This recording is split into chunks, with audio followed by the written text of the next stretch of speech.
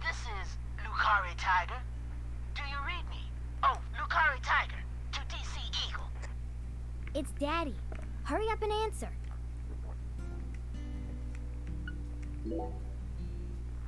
This is DC Eagle. I read you loud and clear. Over. Oh, good. Mr. York, I'm sure glad you picked up. There's no point in using code names if he's just going to say my real name. Mr. York, can you hear me? Hey, Mr. York. Oh, right. Over. DC Eagle to Lucare Tiger. Is something wrong? Over. Mr. York, I got something I need to tell you ASAP. Just sit tight and listen, okay? Over. Roger, Wilco. Go right ahead. Over. I just happened to overhear some of the Clarksons talking on another channel. Apparently, Lisa's mother's been missing since early this morning. I reckon it might be related to the case, so I wanted to let you in on it right away. Oh, over. Lisa's mother. You're referring to Galena, the social butterfly? Over. Another special agent slam dunk. So, you already did a little research on her, huh? That's right. The one who's gone missing is the younger of the Clarkson sisters, and our town's queen of the night. No one can slip one past me, because I'm the ultimate FBI agent. Francis York Morgan! My proverbial hat goes off to your investigative skills, sir. Anywho, Galena used to be an actress, and she's also real pretty in the face. Draws attention wherever she goes. If you happen to spot her while you're investigating, would you let me know? Oh yeah, over. Wait, hey, Mr. York, what do you say we cut this out, huh? Over this, over that. It all seems kind of overblown, don't you think? Besides, I reckon we're the only ones listening to this. No need to be so stiff, right? Yes, Melvin, I agree. There's no need for us to cling to formalities. Glad to hear it. I ain't never been too good with formalities, you feel me? Well, Mr. York, if I hear any more news, I'll be sure to let you know. Good luck out there. Daddy's such a goofball. Patty, do you think Galena is really as beautiful as people say? I don't know, I guess. Men just seem to like women like her for some reason. Who's more beautiful, Galena or your mother? What? Candy Woods. Your mother. Melvin said she was prettiest girl in town. How should I know? That's a stupid question. Why is it stupid? My mom is sick. Zach, that was a bad move. We stepped right into a private matter without any shoes on. But these things are bound to happen. After all, I'm a special agent of the FBI. And there isn't an organization out there that's more well-versed in the art of infringing on people's privacy.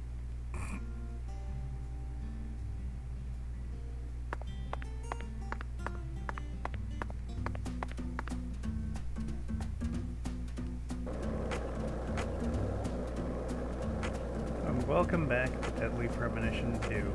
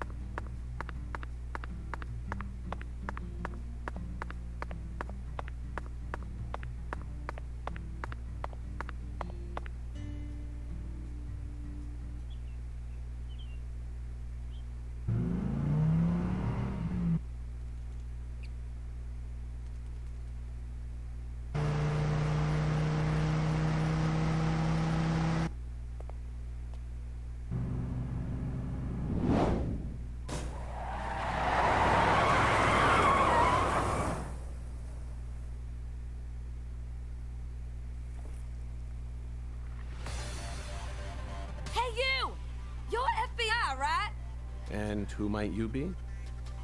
I'm Raven, but around here they call me the Speed Witch.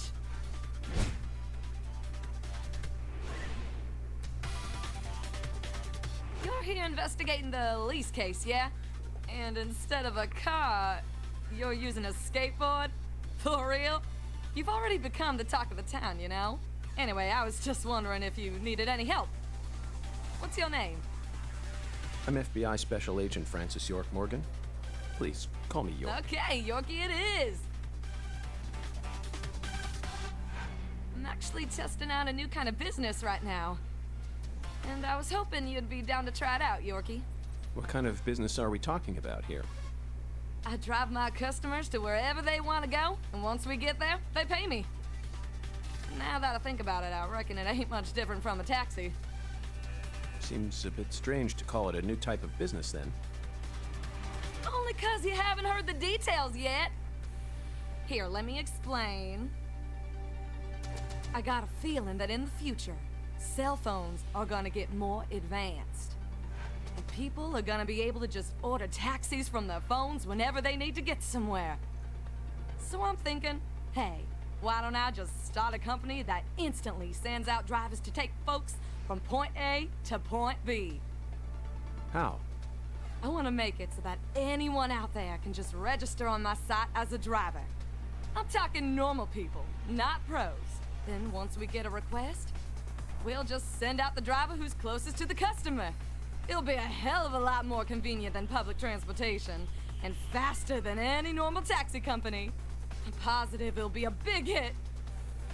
And I'm gonna call it Wyvern. The logo will be a Y and a V. Cool, yeah? Is that legal? Beats me. But if I hire them all as independent contractors, I reckon it'll work out. See, that means each driver and customer will be bound by their own private agreements. My company will just provide them with a platform to hook up. Squeaky clean, right? Now, here comes the fun part.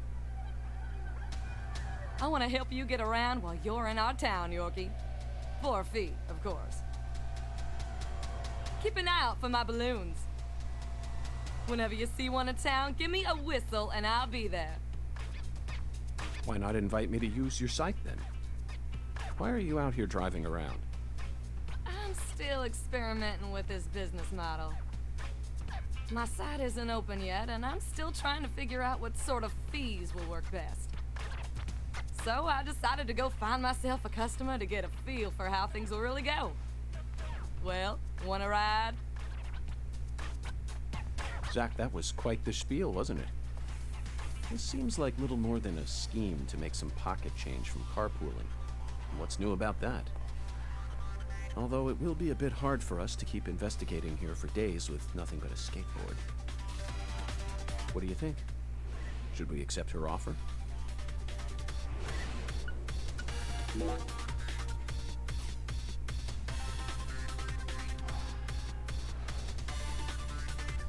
If you don't want to ride with me, I ain't gonna force you to. But if you ever change your mind, just give me a call. I'm always ready to get out on the open road. Sure thing. Why, Vern, the new cutting-edge transportation service. We'll come to you, wherever you are. Bye now.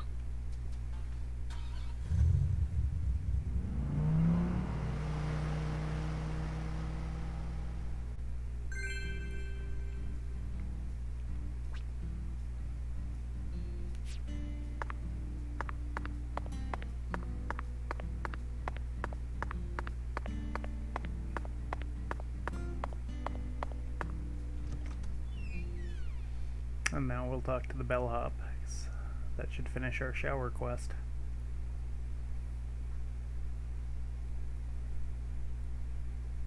This game is weird.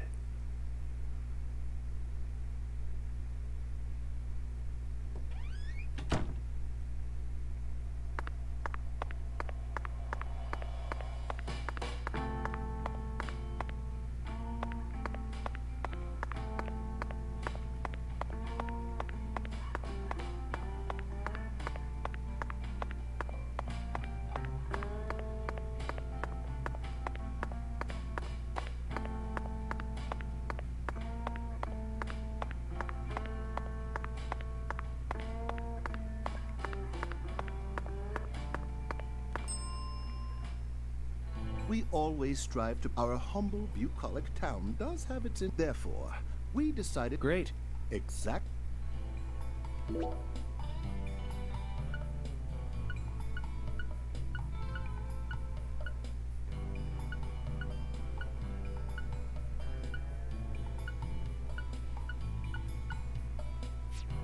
Serving you is my. Please do let me know.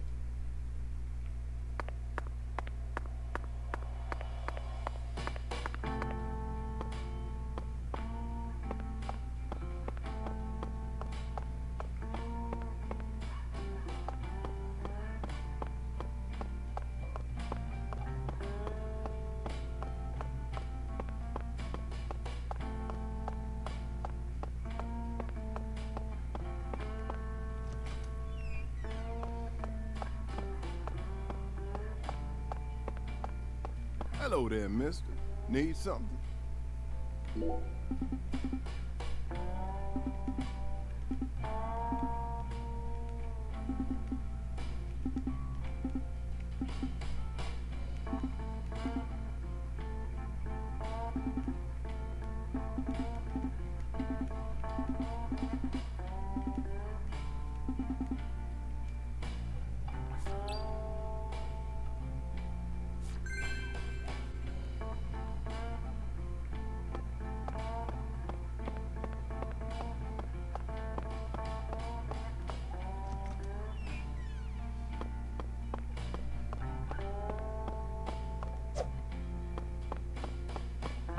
There it is. I knew there was a run button. It's been way too long.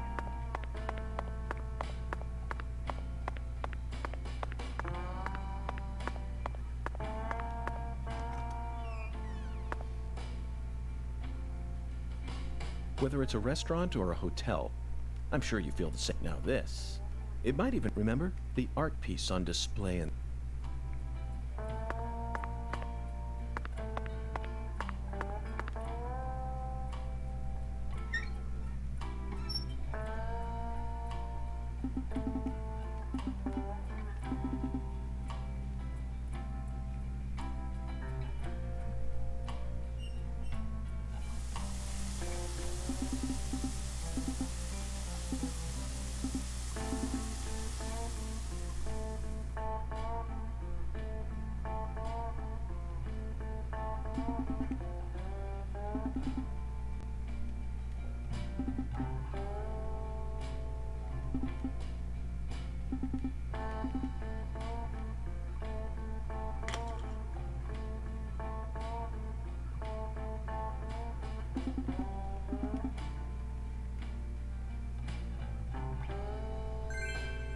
I'll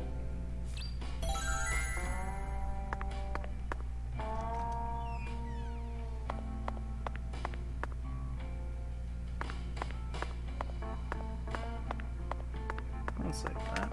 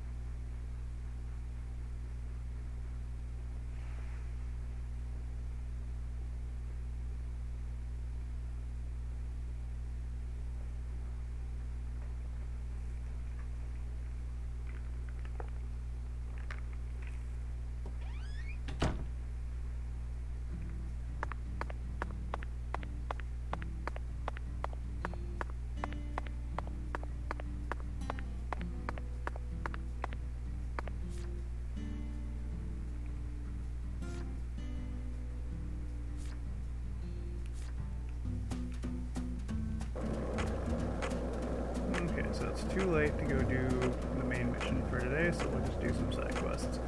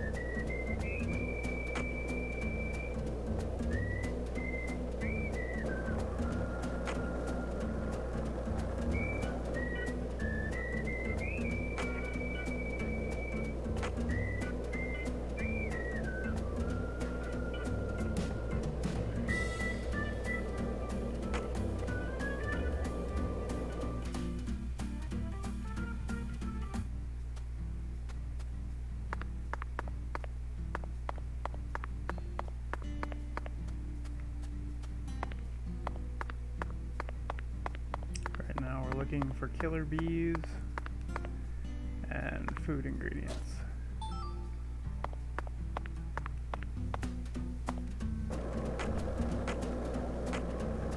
And of course my never-ending desire to punch squirrels. The blue ones are worth extra money.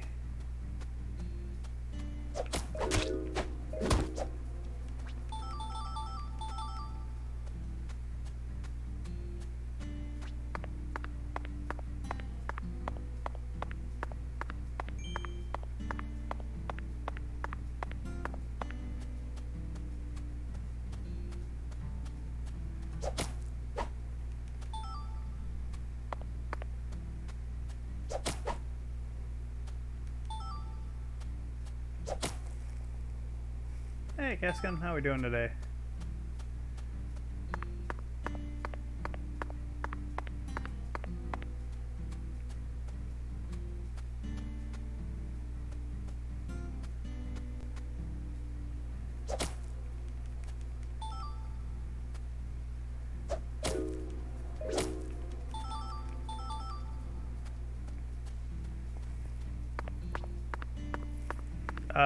Because it's an insane game made by mad people.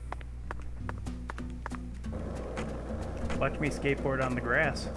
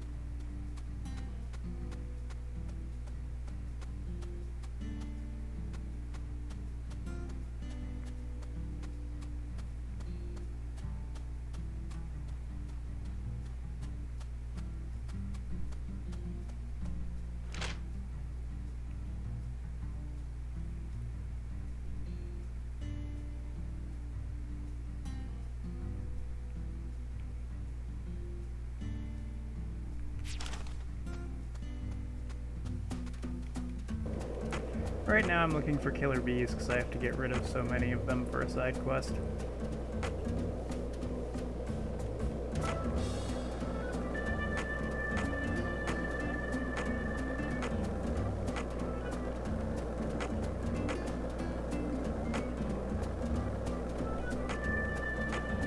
But I'll settle for squirrels.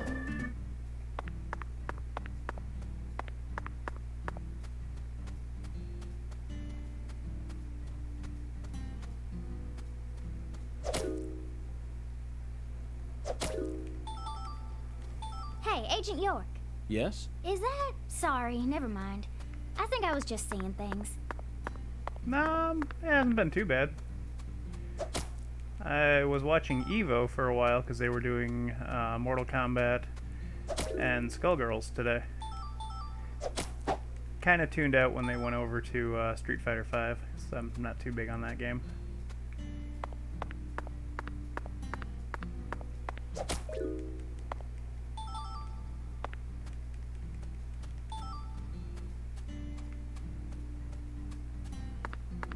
"32 hours is a long time to be awake. I can barely do 16.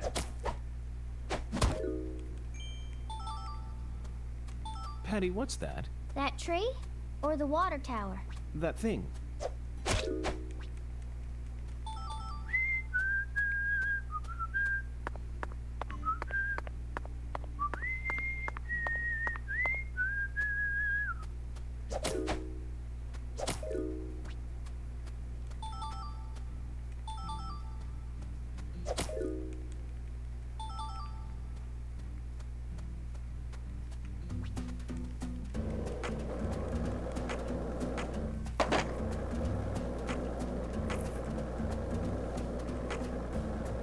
Yeah.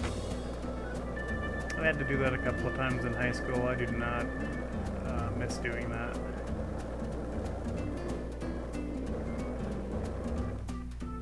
Oh.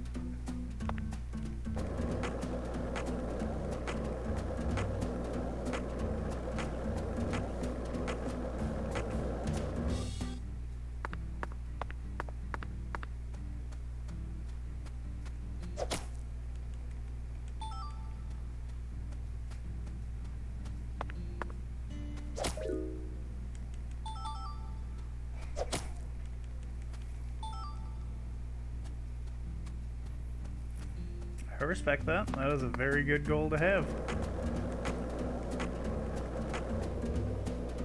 Not a word, there are a lot of squirrels.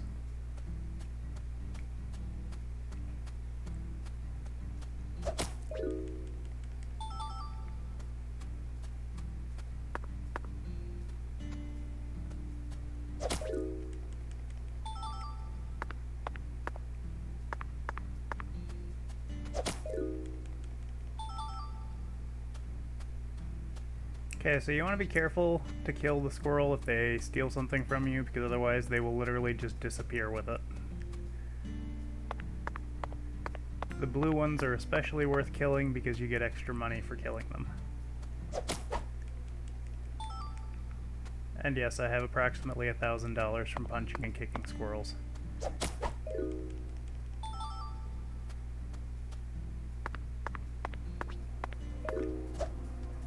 Oh. Got away with it. I'm now one small med kit.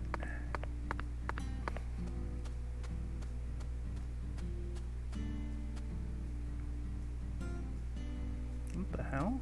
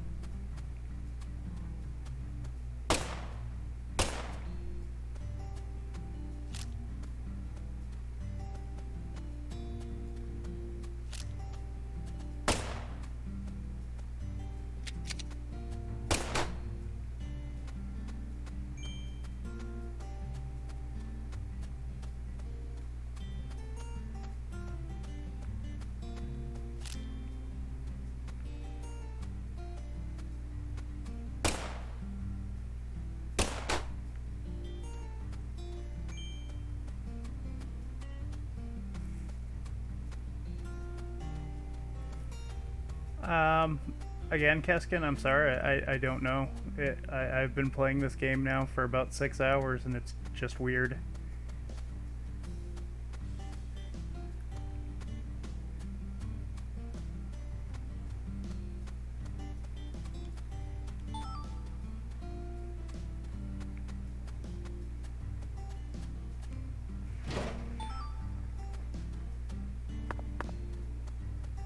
So, here's something that's also bananas that's in this game.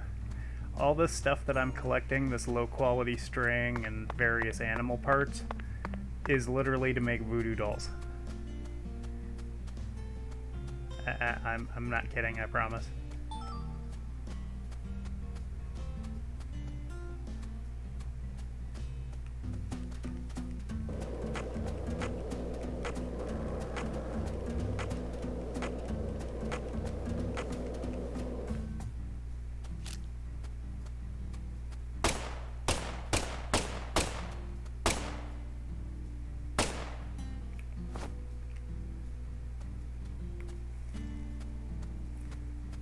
Hey, cool. I'm trying to shoot UFOs.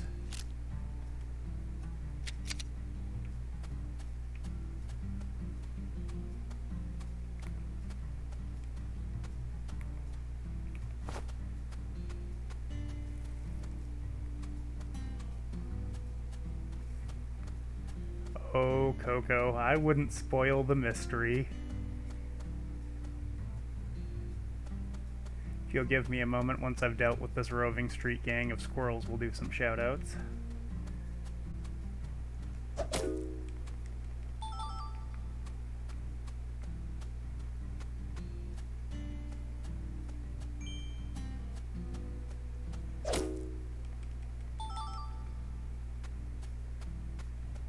Here, squirrel, squirrel, squirrel.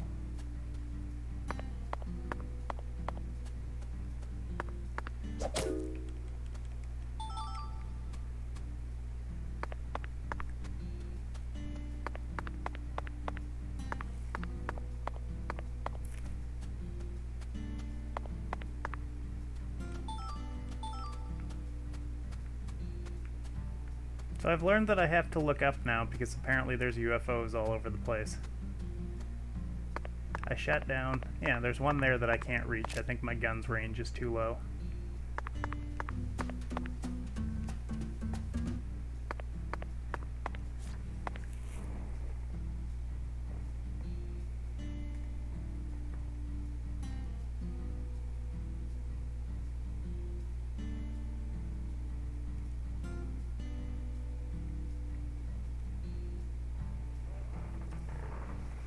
Alright, if you're not following Quill or Bunch of Coconuts, they are both not playing Deadly Premonition, so you should be watching them.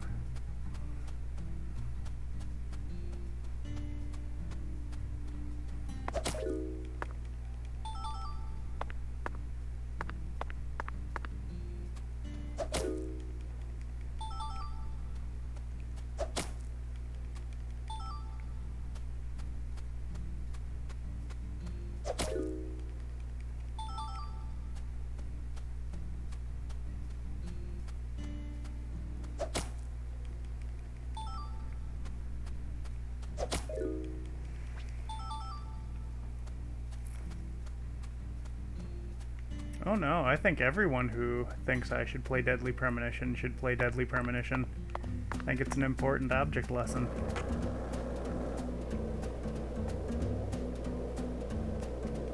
I just don't know if anyone should play this one. This one's just weird.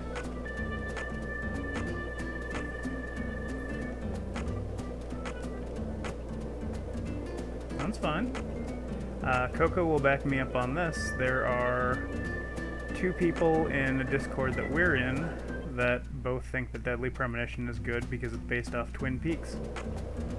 I have no idea. I've never seen Twin Peaks.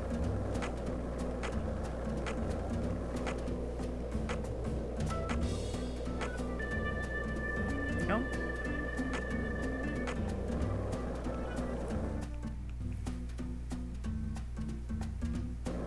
Oh, speaking of Coco, I was kind of sad. I was all excited on Thursday to watch some more Final Fantasy 1. Puck must have had the day off or been busy to do something else.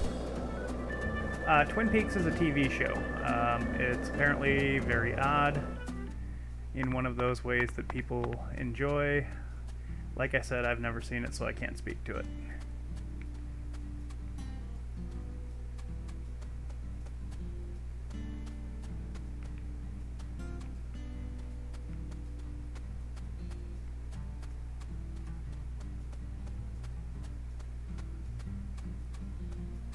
We're here because there's a guy we need to talk to get another side quest.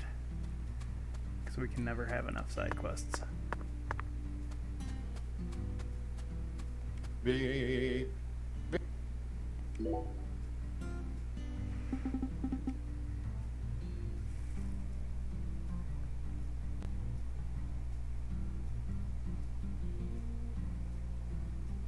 Oh no, that's just fine. I was just sad that I might have missed it.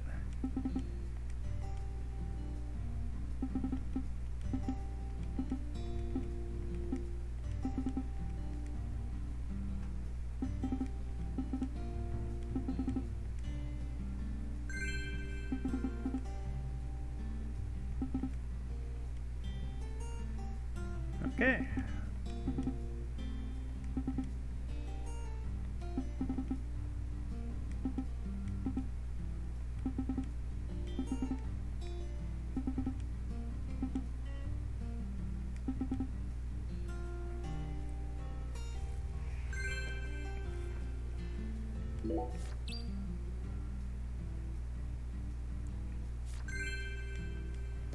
There we go.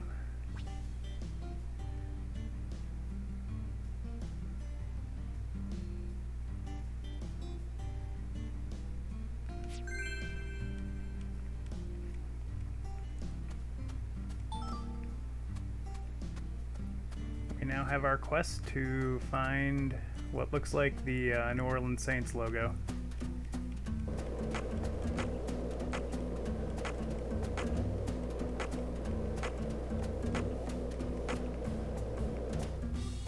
Oh, we were looking for these guys.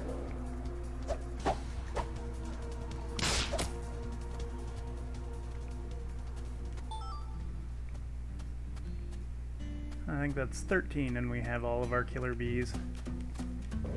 Which is funny, because when I think of that, I think of Wind Waker. Well, this skateboard is. Maybe your skateboard isn't.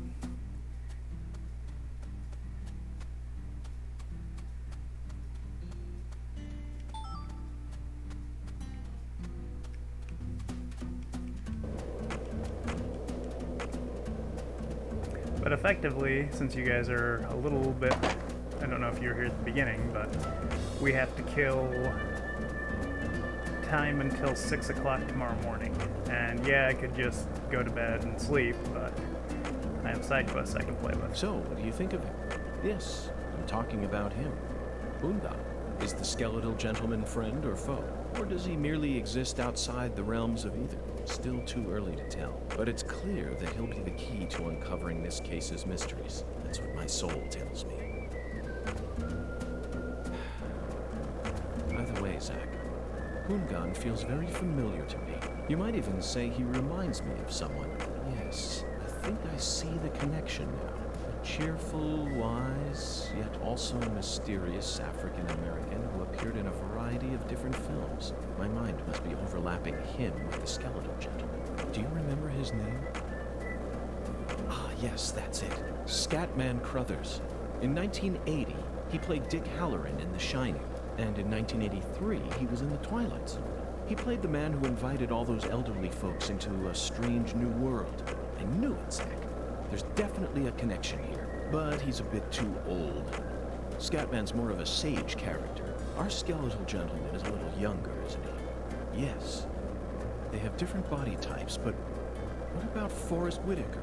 He made his debut in 1982 in Fast Times at Ridgemont High. Then he was in Platoon and The Color of Money, both released in 1986, followed by Good Morning Vietnam in 1987. Oh, but he was in Bird in 1988. What an impressive filmography. Across the 80s, he transformed his rough, young image into a more... Or make some voodoo dolls, because I got a bunch of stuff.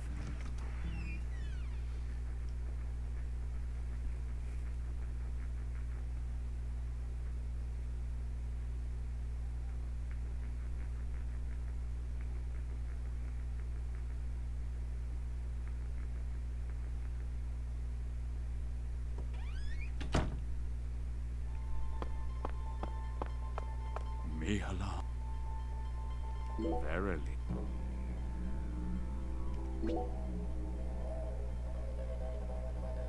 I need another low quality bead.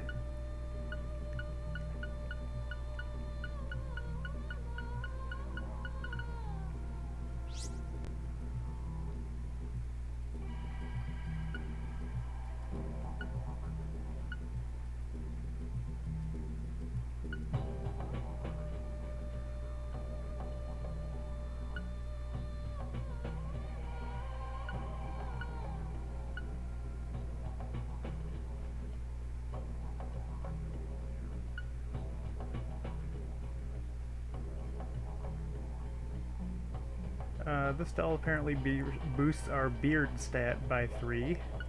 This one boosts our intoxication by 3.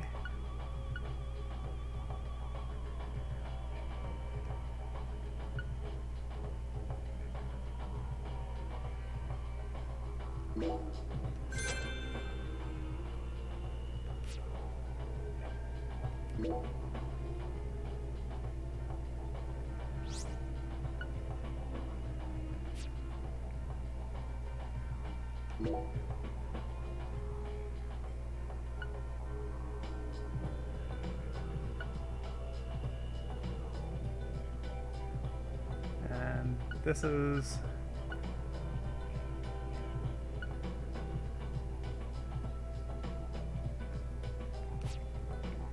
I can see it. Thou hast.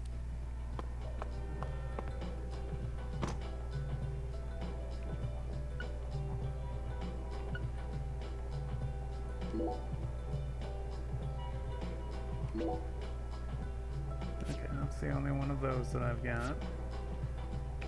But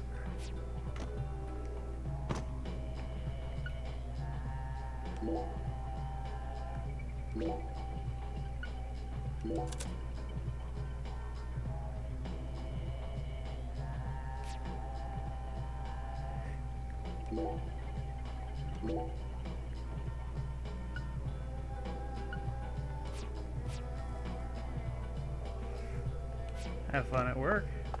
I will attempt to figure out what I'm doing here. But yeah, as far as I've been able to figure out, all of the drops for where things are is random.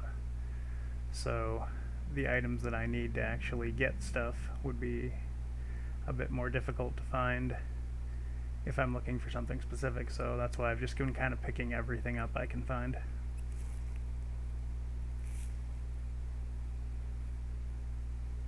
Oh, luck. I'm sure I don't need luck to figure this out. But hey, if we get bored, we can go bowling.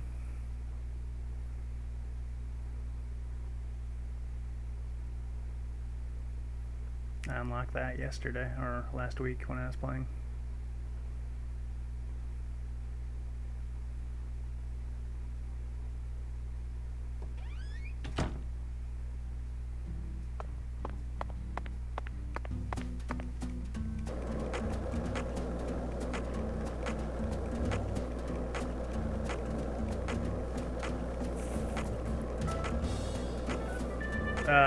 Yes, it does, but you have what's called a toolbox that you can access from specific points all over the game. So effectively, you carry the items that you know you're going to need, and then you can stockpile as much as you want in your toolbox. So like,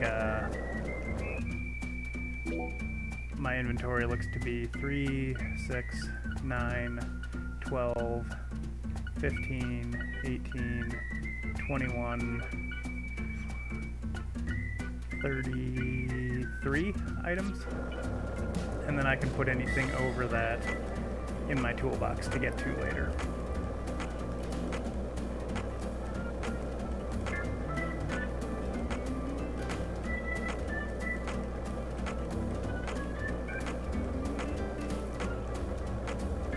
Yeah, it's an inventory system that I'm willing to bet that they, and for this, imagine me doing air quotes because that's how I'm phrasing it, they borrowed from the earlier Resident Evils that have the box inventory. Only, I think Coco can tell me about if I'm in the ballpark on this. You usually only get about 9 to 12 items in the earlier Resident Evil games that you can carry, but your box is much bigger. So I'm carrying about 3 times what you could in a Resident Evil game.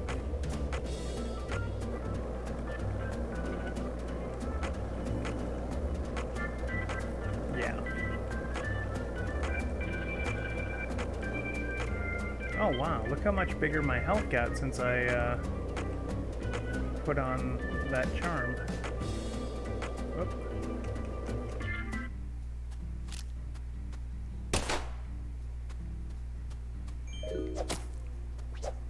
That UFO just dropped a squirrel. That's awesome. It's really stupid, but it's awesome.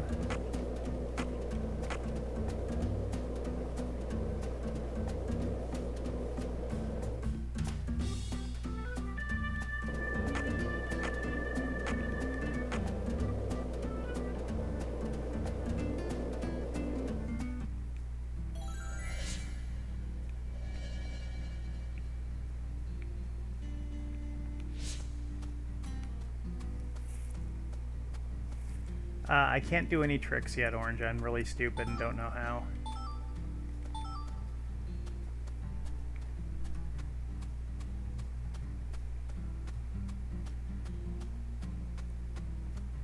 But I made a voodoo doll. Do I get points for that?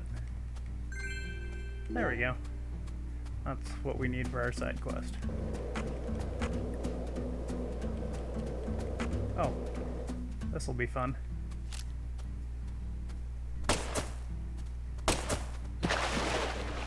Come here, buddy. Yeah. Who's a dumb alligator? You're a dumb alligator.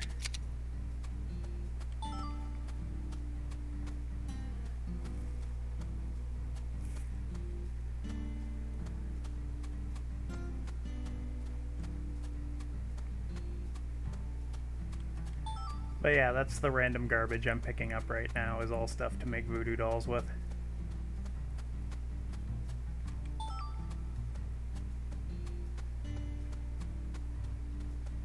You never know what you'll need them for. And it's also important to point out how completely accurate the skateboarding physics are in this game. Zach, we're heading toward...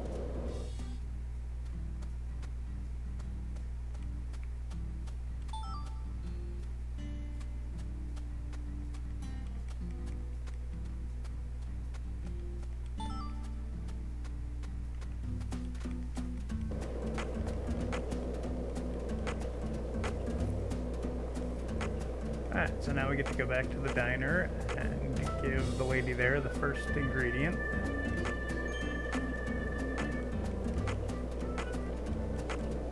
And we are currently still trying to kill time until tomorrow when we can do the next story mission. Oh, and this we just unlocked. The little balloons are a lady who will drive us around for money. She had an idea in the far-flung year of 2005 when this takes place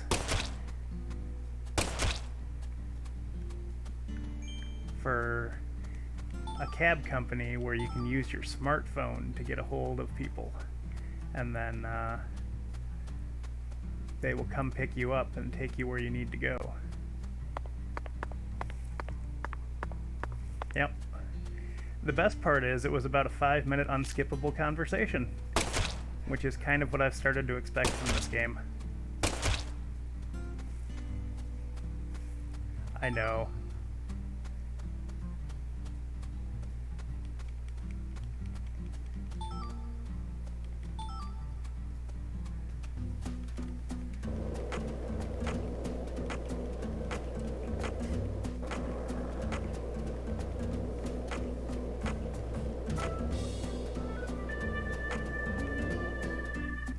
fat alligator. Let's get him.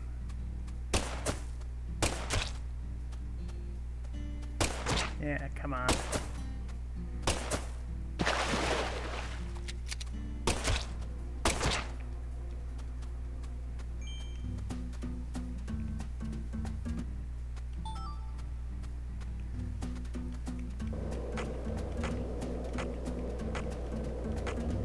Gotta make sure we're killing all the alligators. Don't want their population to get out of control. So yeah, at the moment, our side quests currently are, we are needing to kill 13 killer bees and collect symbols for the St. Louis Rams. And I haven't even looked and seen how to do that yet, but with any luck, it's one of those. Oh. And this is my favorite side quest.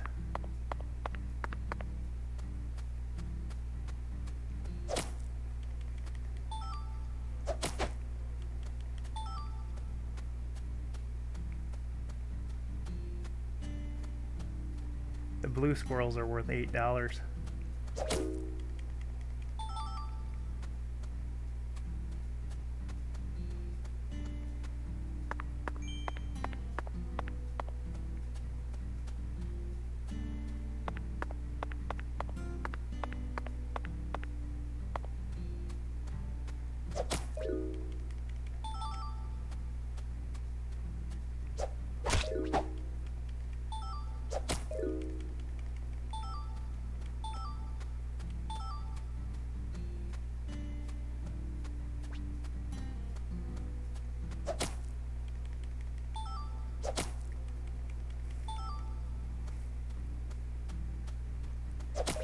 Technically, I could punch the alligators and the dogs if I wanted to, but they actually will hurt me. The squirrels just try to steal my stuff.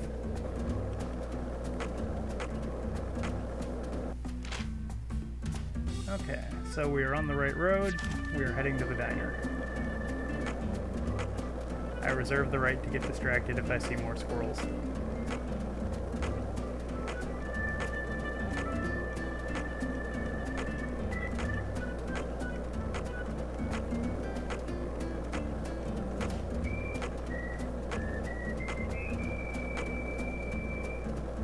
And we will probably do some bowling just because it's a nice change of pace for what we're currently doing.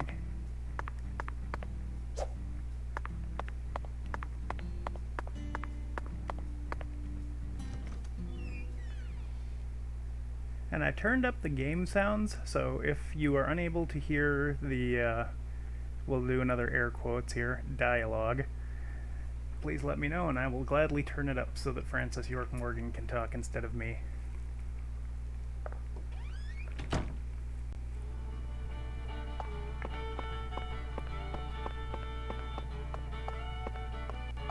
What'll it be, honey?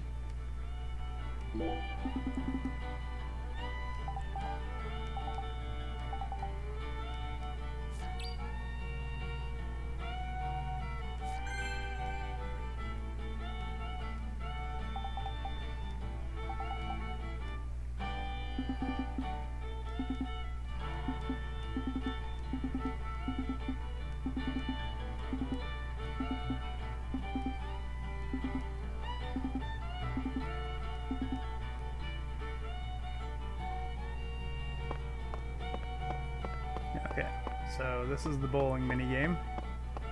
Hi there, handsome. Hello, ma'am. Oh, Mr. Special Ed, after all. Yes, that's right. Therefore, I'd like to test my mettle on this lane. The bowling. Well,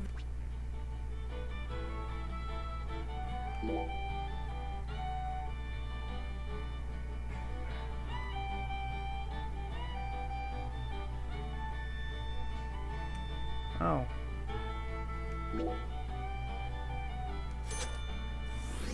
I need 9,000 points because that's a...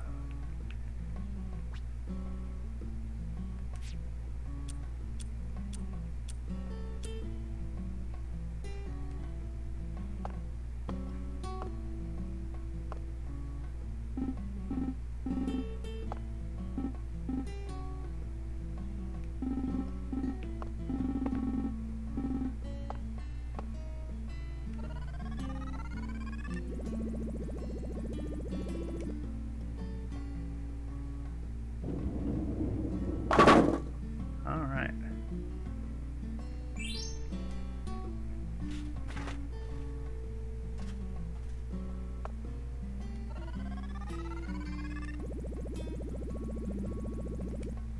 Oh, that one probably won't do it.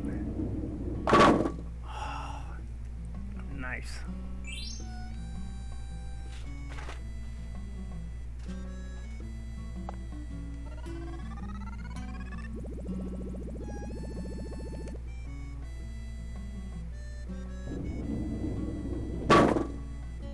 What?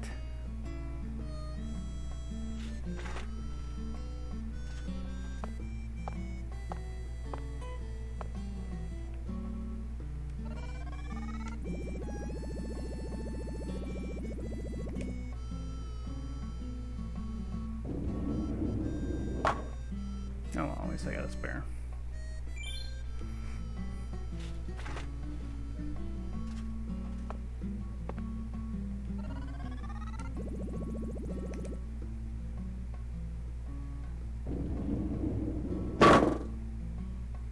Okay, that's just weird.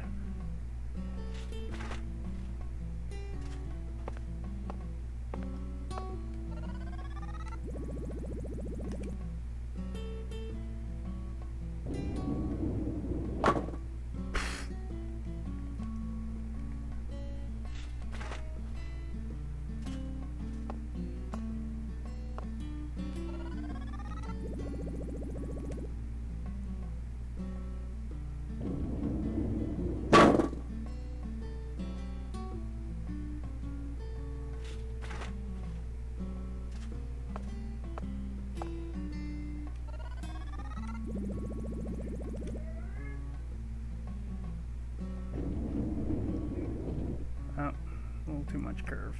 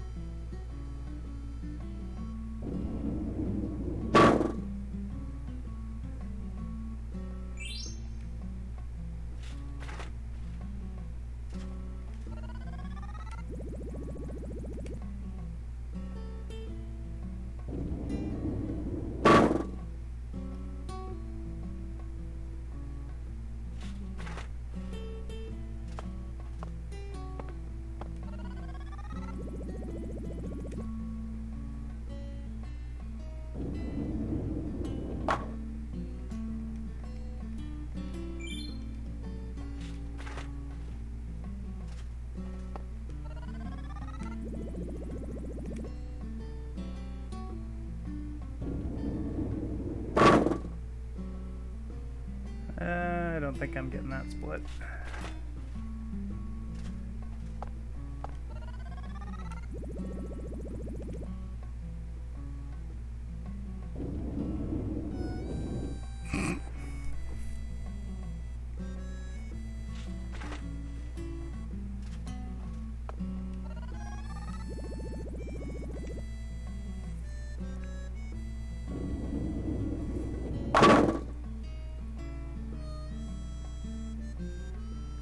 Well, I'm on the Switch and on a Pro controller, so I've got all kinds of input delay. So even though I've got it wired for power, it's gonna go off the wireless signal.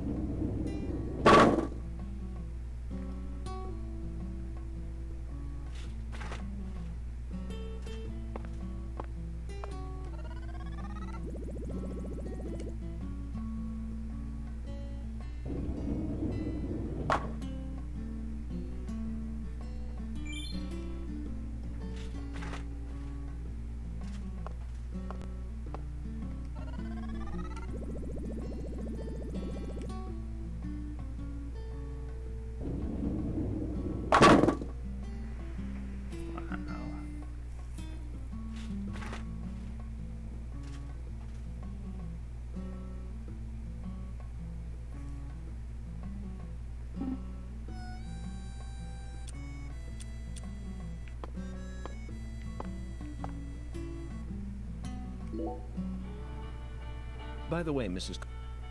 Remember the first time I bowled for you? Was there any special reason? The truth is, and as a result, Meaning? I told you crime, Intriguing. when he was in good health. Only when, oh, that alligator figure. Alligator? Oh, but so I put up then. When he went up to heaven. You threw? Yes, the more I thought, I couldn't. Then, one day, the big hand did. I was right there, so then I heard. Who said? He did, my husband. Well, it's then he spoke. Sudden, that's when this. Oh dear, what was I thinking? I was right. Go on, shoot! Eternal love. But why do you... No, we bet mysteries are fun. Especially mysteries.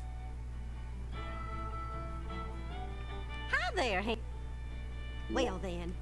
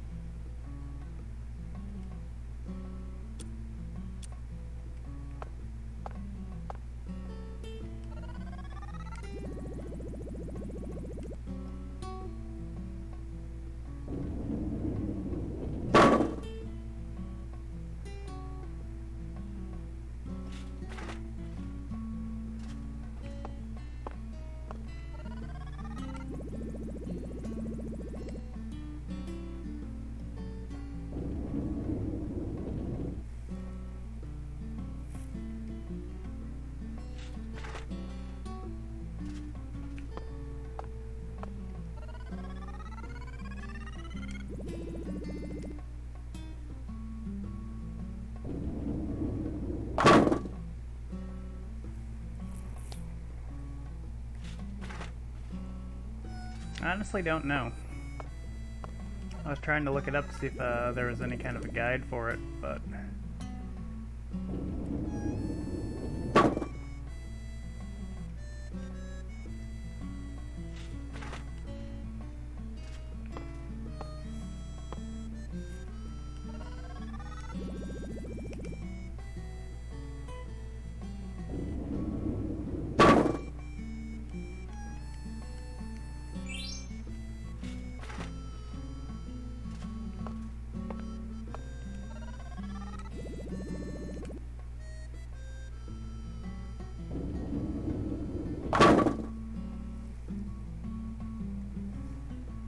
Oh, we'll see.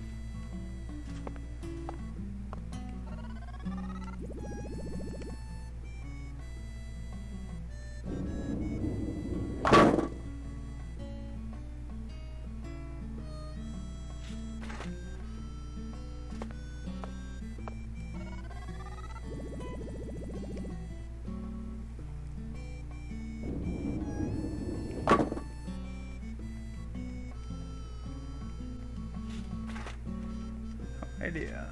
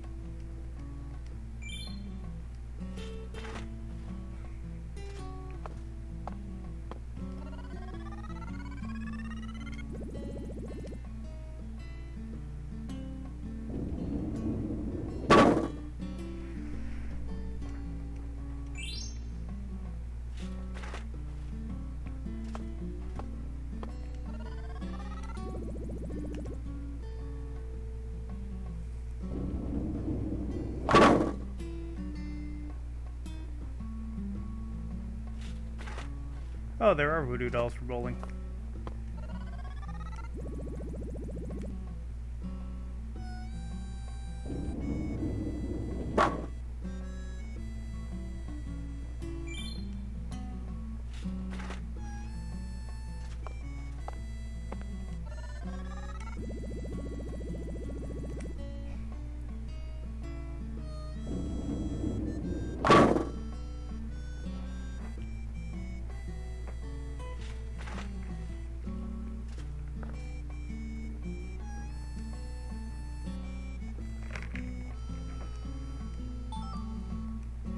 Yep, it's cumulative.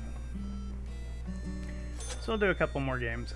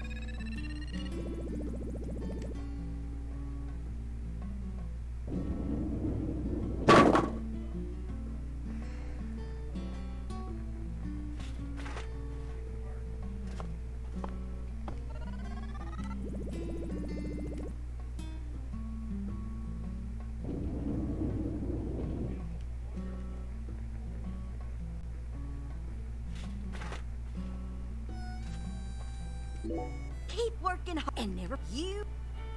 Hi there. Well then.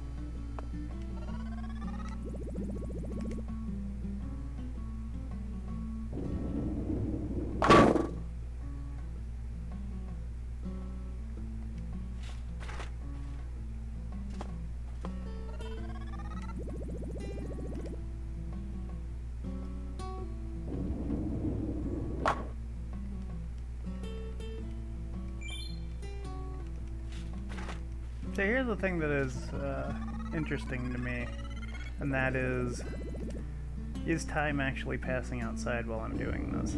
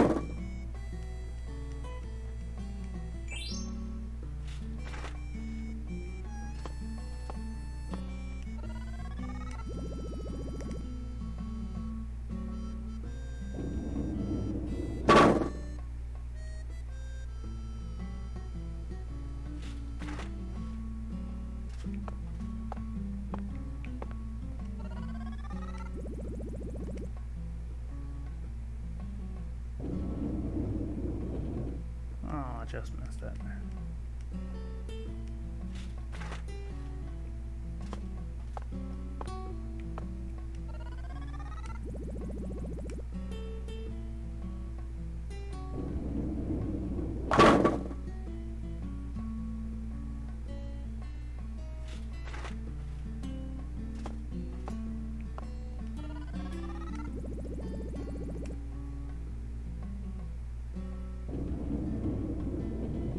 Ugh. That's my highest score yet.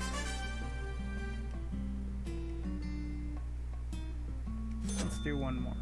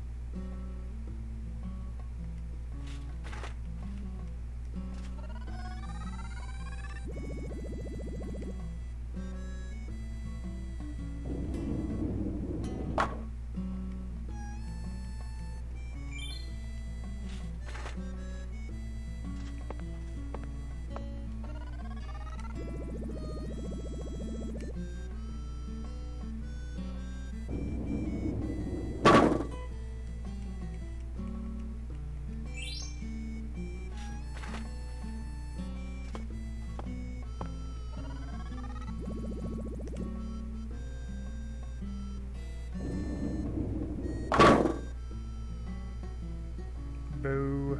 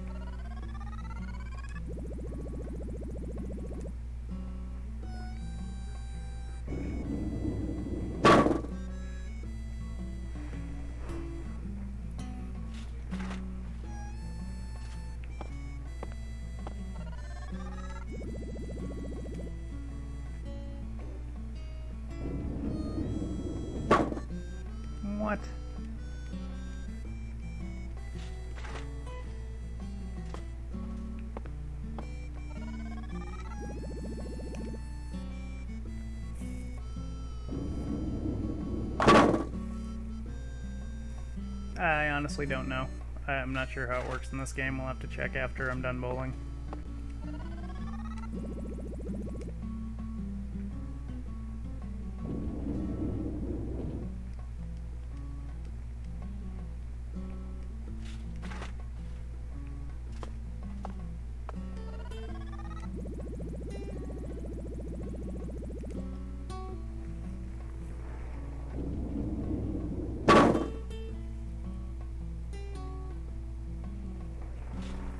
Yakuza 0? How you liking that game, Orange?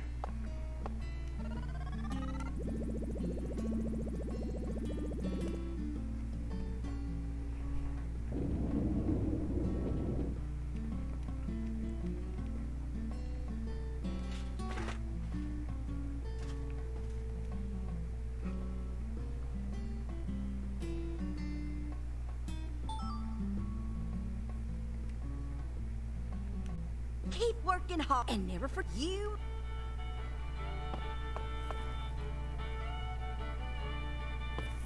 Nice. Since I don't see a clock, I do not believe the time is currently passing. But we'll make sure to save this because bowling is something I can grind off screen. And then when we come to watch me play this next time, we can all go, "Jeez, Mal, you ground up 9,000 points bowling just so you could be done with it? That's crazy."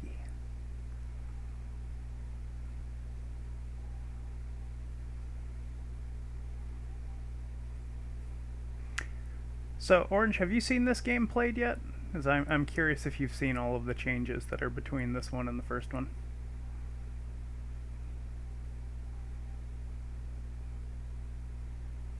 I don't mean to call you out on this. Okay, so I'm going to show you something insane that you can do in this that you could not do in the first game. You ready?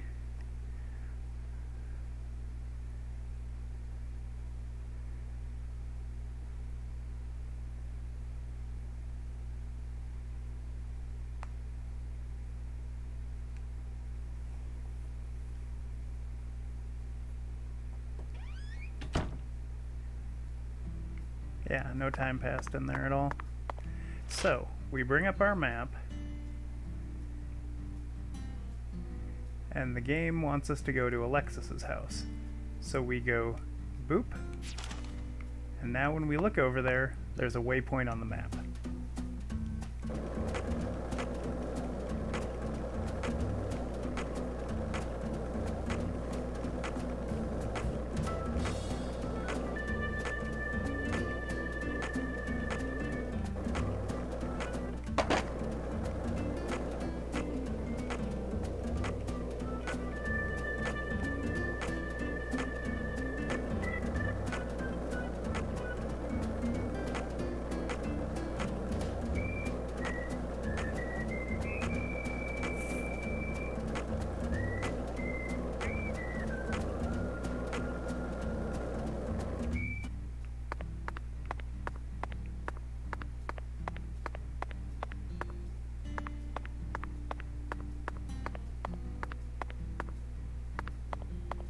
Okay, so this is Alexis's house.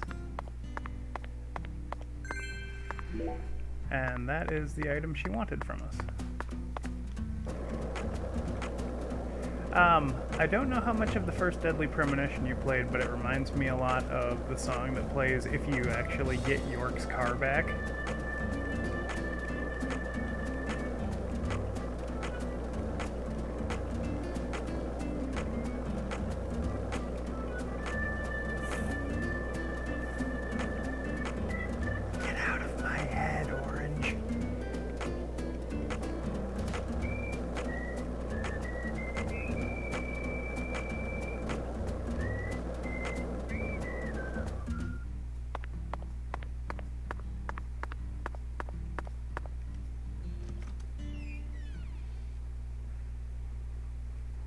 If you're listening to this conversation and have no idea what Orange Arcade and I are talking about, feel free to watch 40 hours of me playing Deadly Premonition to figure it out on my YouTube channel.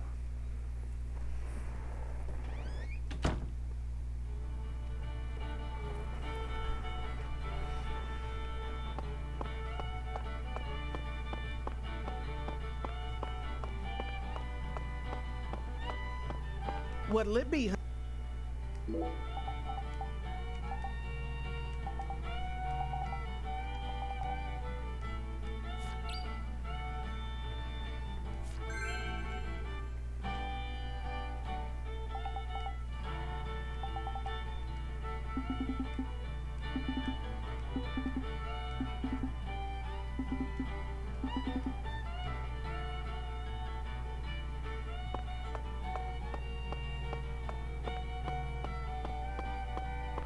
Alright.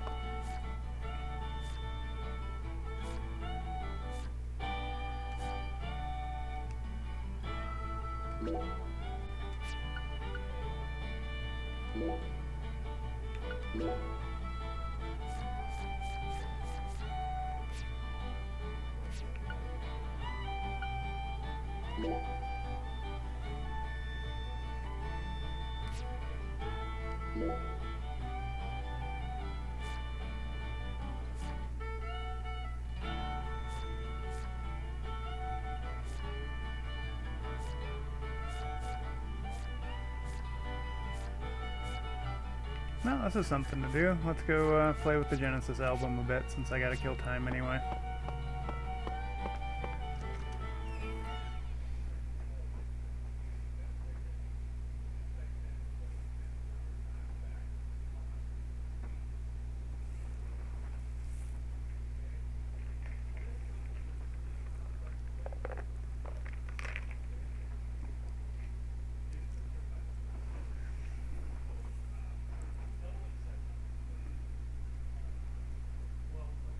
We'll do a few of these and then probably go to bed for the night so I can get up and go check out the next story quest.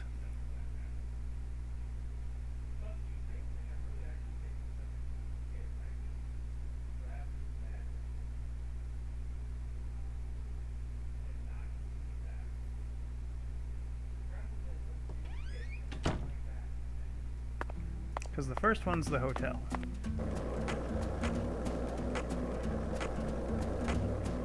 And from what I've seen, they want us to go to the place and then activate our special supernatural vision.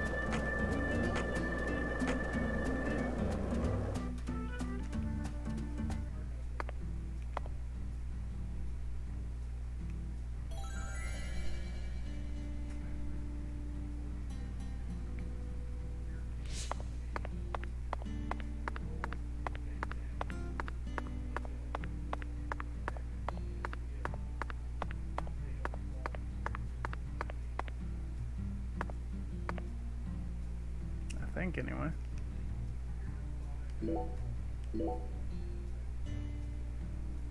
Yeah, that's it.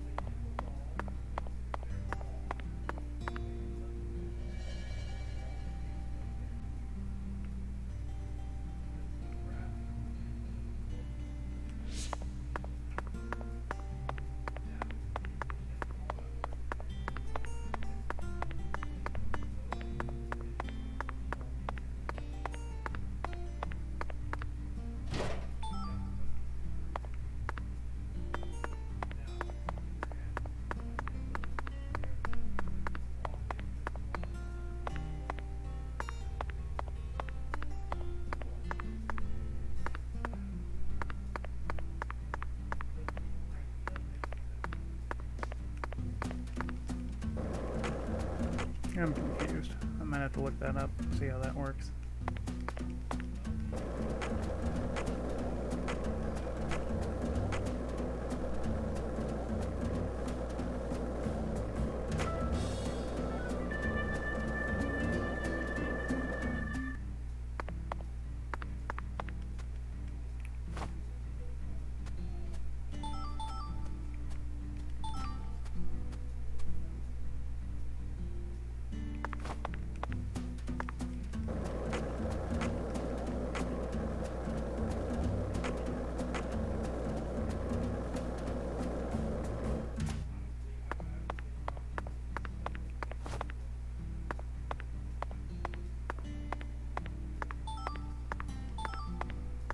Oh, low quality bead. I need one of those to make a necklace.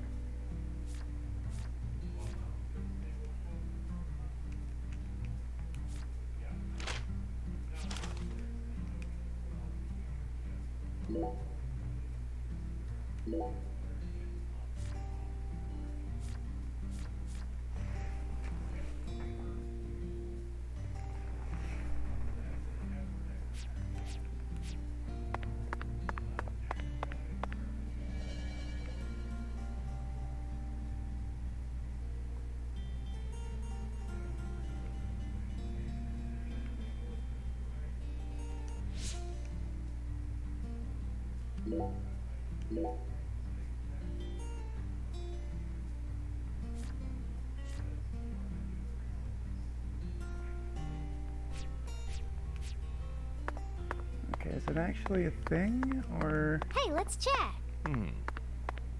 Want to hear about all the depraved serial killers I've encountered so far? No, thank you. I get what I said.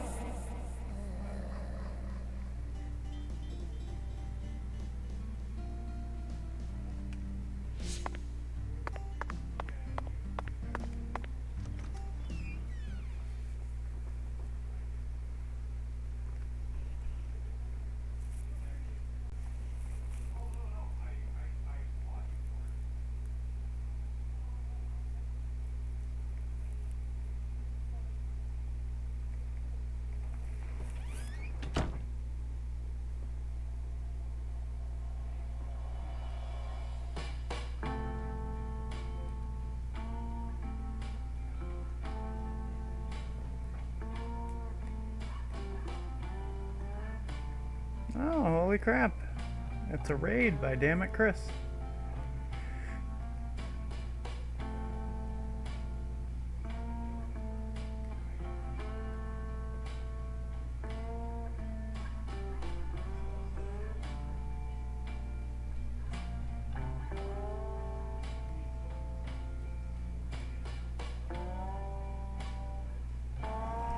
No. That's a lie.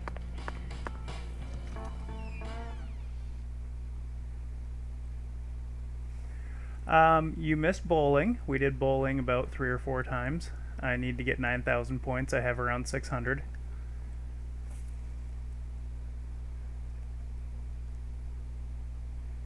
Hello, Eric. How are we doing? Let's throw some shout outs here.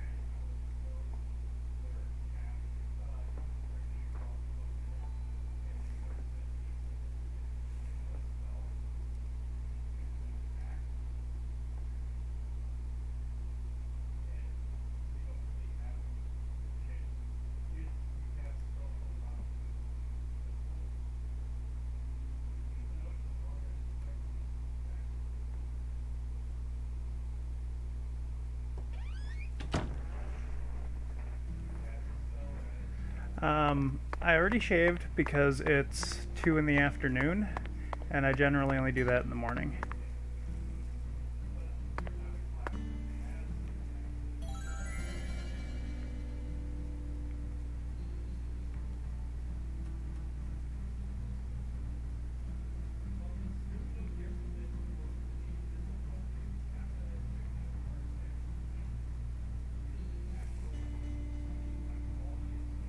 Yeah, no problem.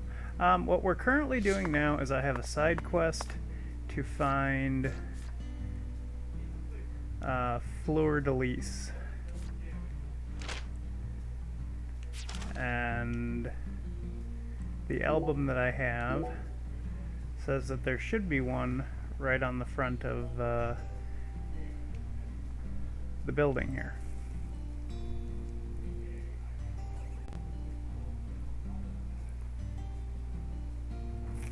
Oh, I'm sorry, Mrs. Dammit Chris. I do not know any kind of sign language whatsoever, so I wouldn't know where to go about finding you an interpreter. I apologize.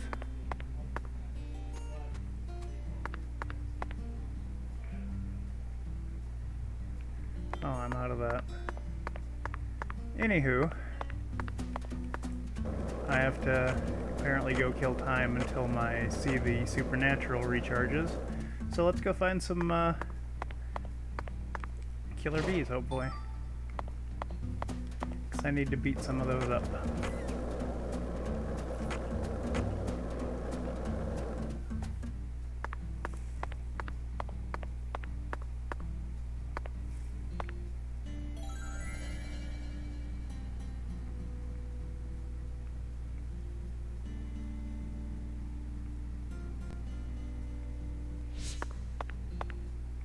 Yeah, no idea. I'm gonna have to look up how to do this quest.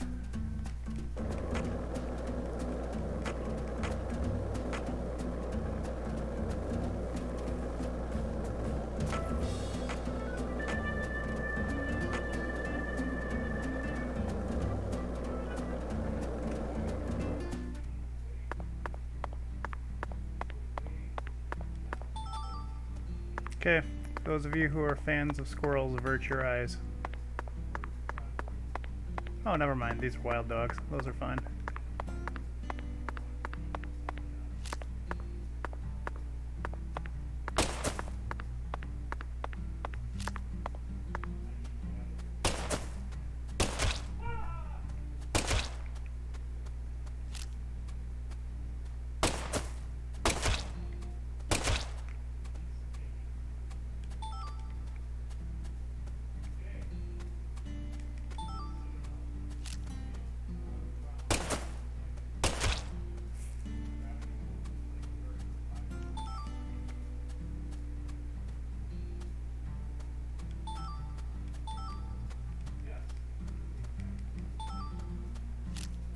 This is an important mechanic in the game.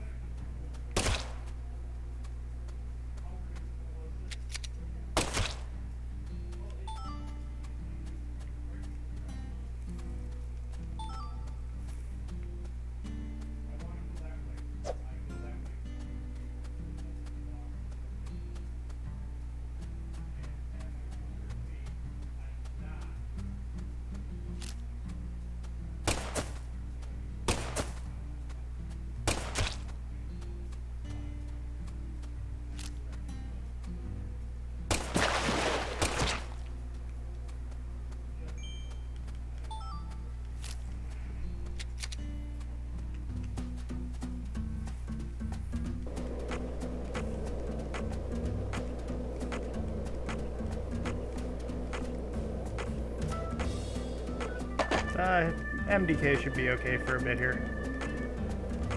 Unless I find some killer bees.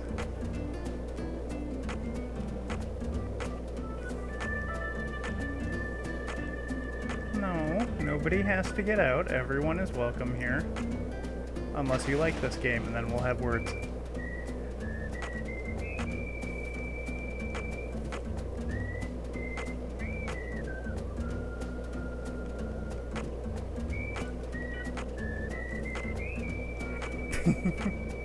We'll have words, Chris.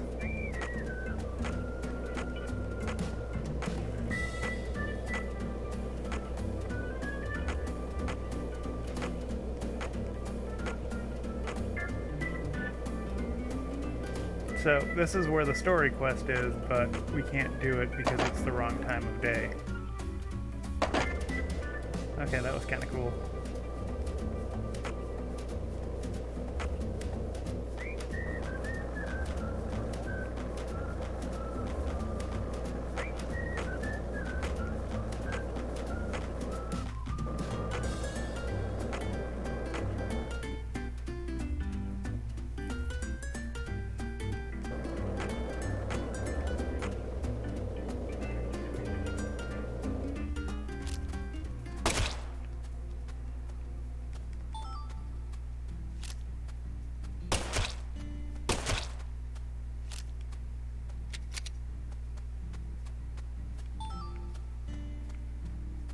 We're an important FBI agent. This is part of our duty.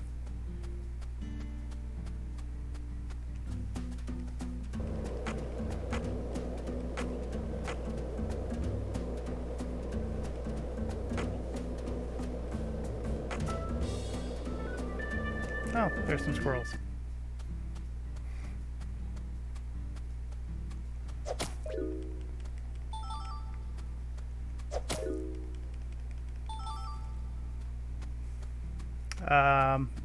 His name is Francis York Morgan, but he prefers that everyone call him York. He has an imaginary friend named Zach, and Zach is explained again in my playthrough of Deadly Premonition 1, which you can find 40 hours of on my YouTube channel.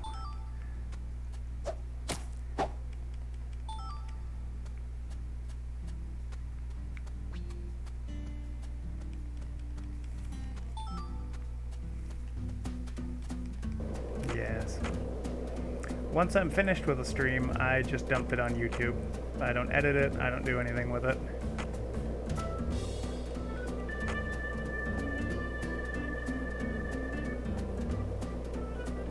But currently I'm looking for killer bees because there's a quest for me to kill them.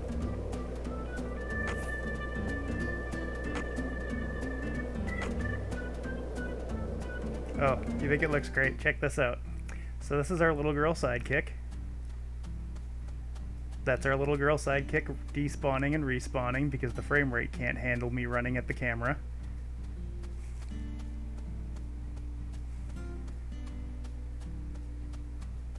Eee. Making games is hard. Oh yes. AJ made a lovely clip of me. See, we got our little girl sidekick about the same time we got our gun, and I wanted to see if there was any correlation between the two.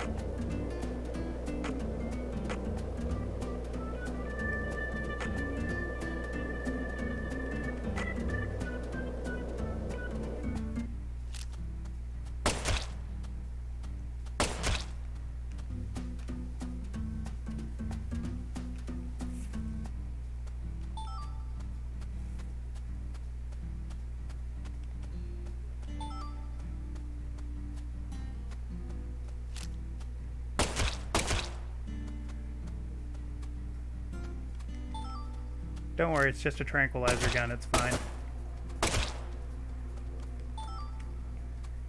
And if you ask him very nicely, I'm willing to bet that Dammit Chris will tell you what it's called, since he finds it very funny.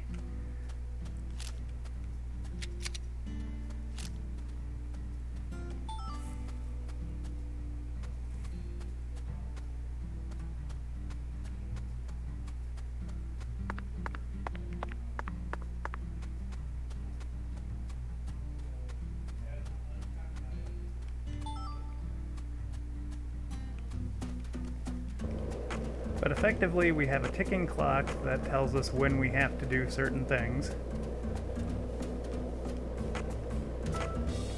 Such as the quest that we're currently on is only available from 6 a.m. until 9 a.m. You forgot, Mr. Alligator. You know, like the alligators we shoot.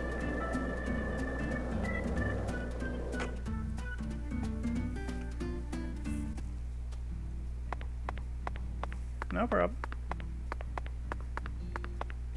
Always run it at the camera so we can watch the little girl despawn.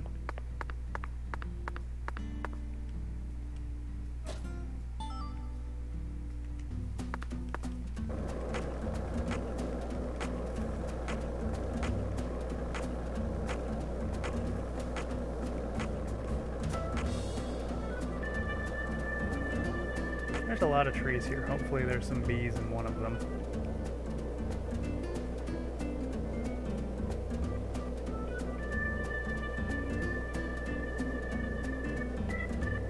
Oh, and at the start of stream,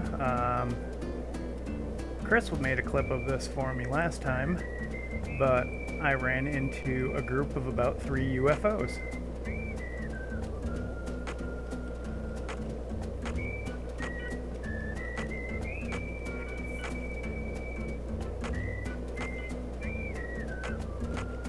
Oh, anything in this game is a prime source of low-quality everything.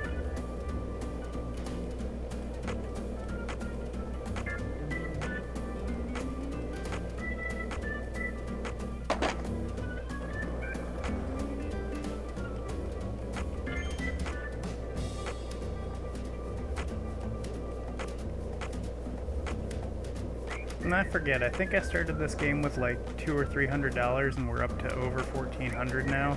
That is entirely from punching squirrels.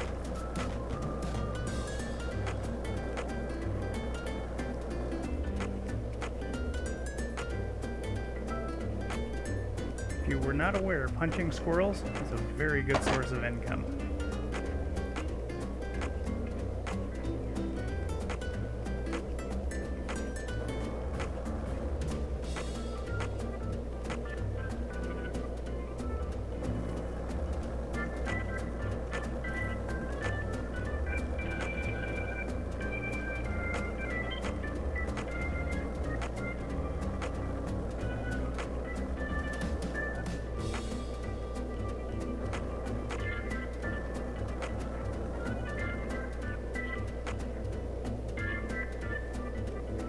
I have no idea where we are at the moment. I'm just looking for bees.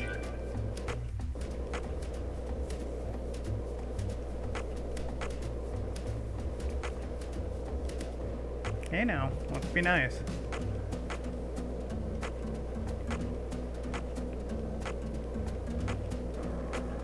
Or not.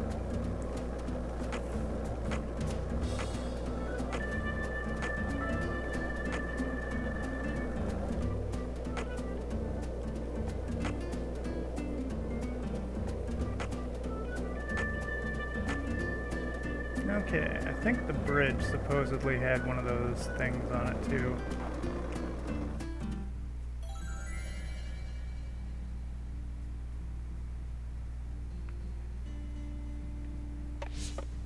Oh, we've got more UFOs.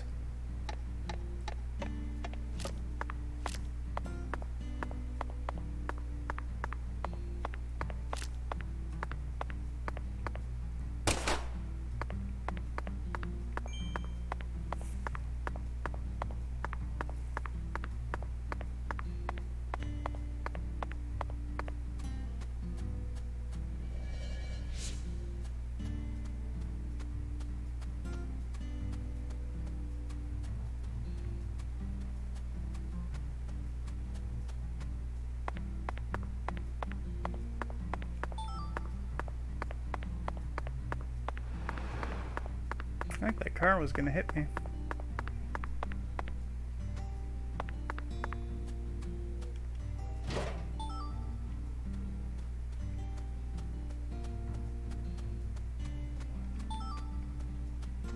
Ooh, an anaconda skin.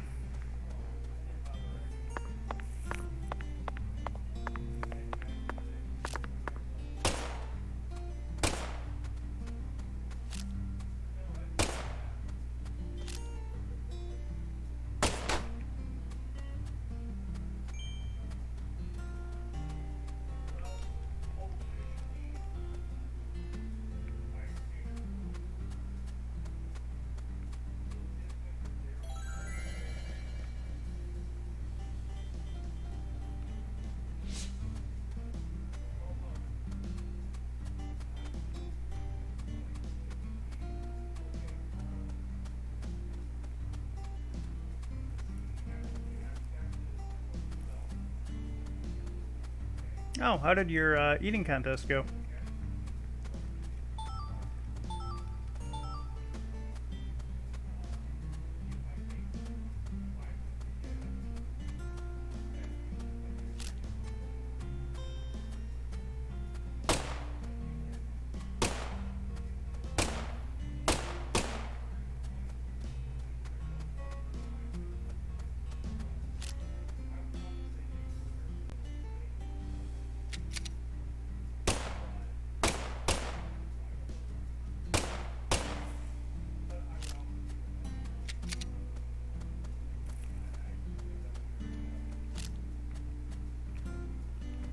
No, that's just insane.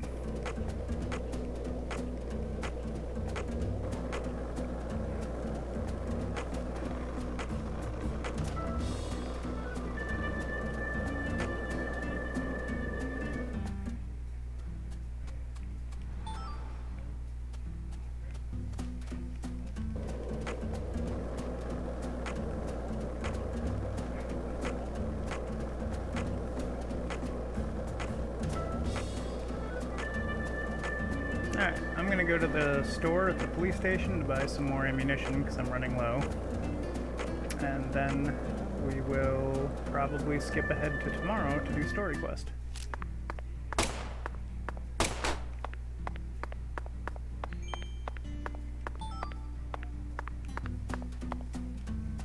Where are we? Oh, nice. We're almost there anyway.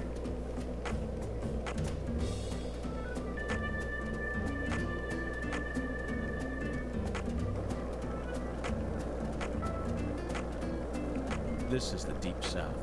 I feel it every time that molten hot sun pours down on me. Don't you, Zach? I don't know when this store closes, but I know I missed it a couple of times.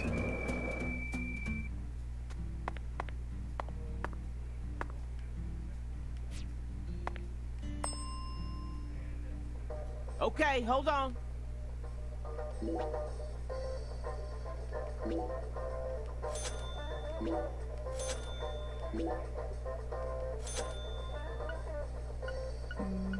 Don't need any of these.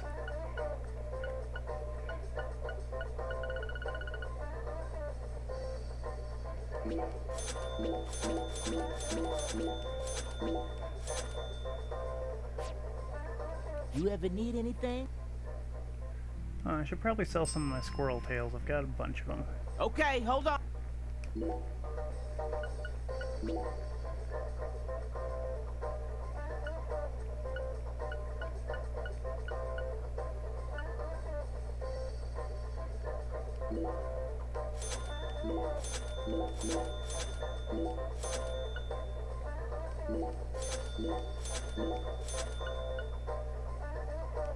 I have 75 of these.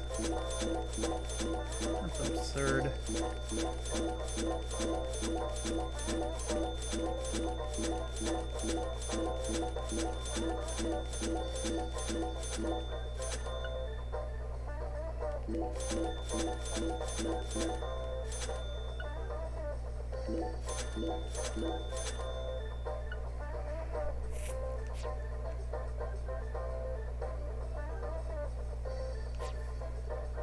You ever need anything? Seizure mode. Uh-oh.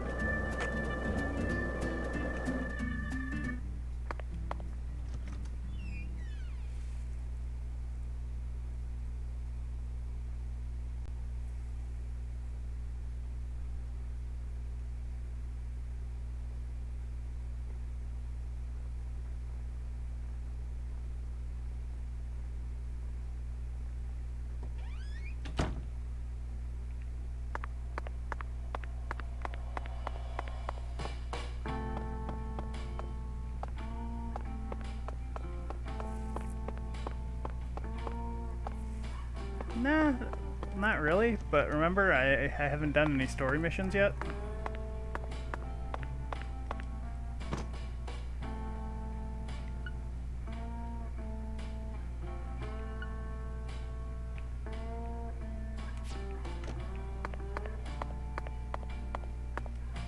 Okay.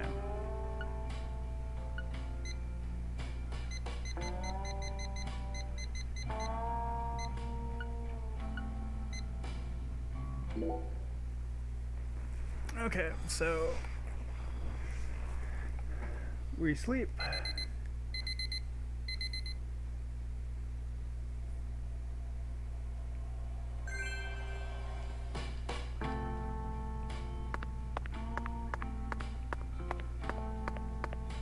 And now for those of you who haven't played Deadly Premonition before,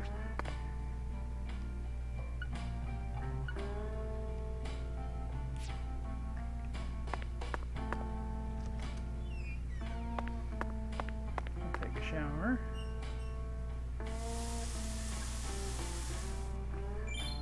Oh, we finished the side quest for the shower today, Chris.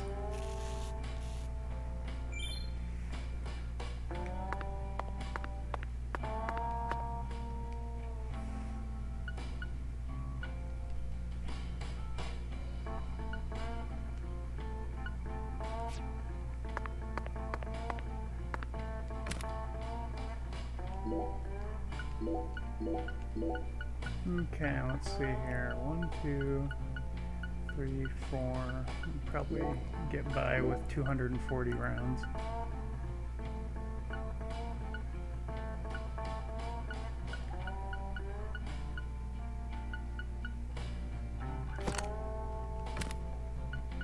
We don't need gum.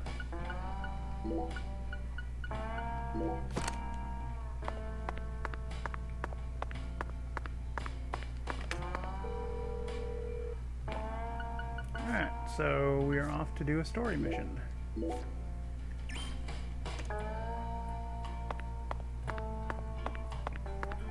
Oh no, we don't shoot the squirrels, that's a waste of bullets. We shoot dogs and we shoot alligators.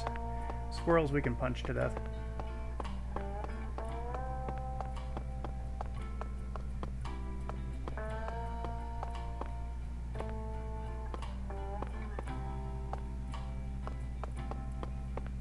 Need some breakfast.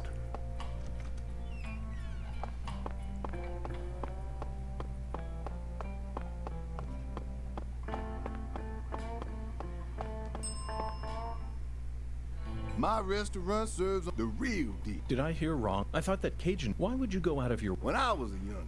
A famous restaurant? That's incredible. Was it Arnaud's? Antoine's? No, don't tell me, I got it. Brennan's, right? None of those, actually. But that place taught me how to really cook. Go on and try something, you'll see. Very intriguing.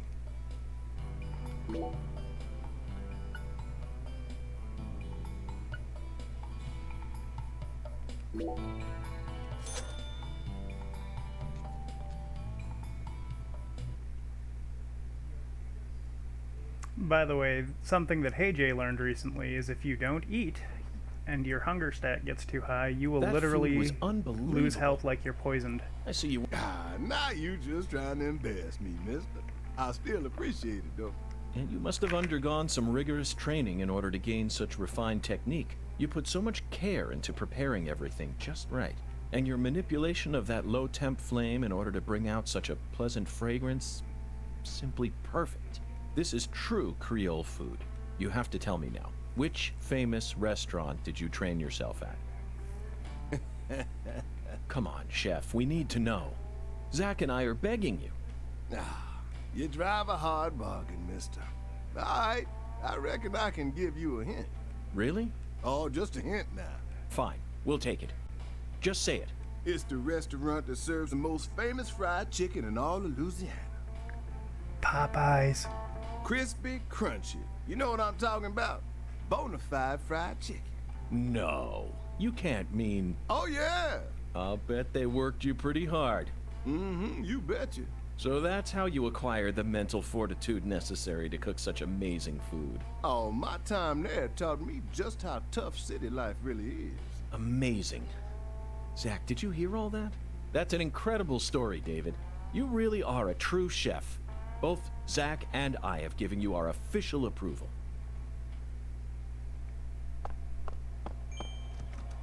See, what's funny is they give you a $10 bonus once a day for maintaining your health, and it only costs $11 to eat food.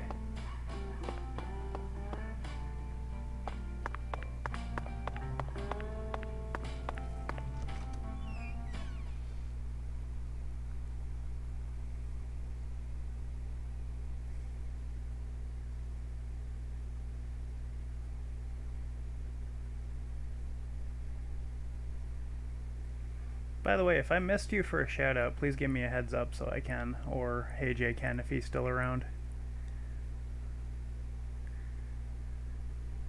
Chris, who won your eating contest? If you're still here or have come back. It's possible somebody told me and I missed it. Oh. That's fun.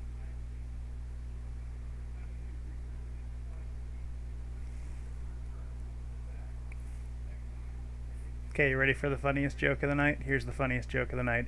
It's okay, Chris. At least you can fall back on your video game skills. Ha ha ha.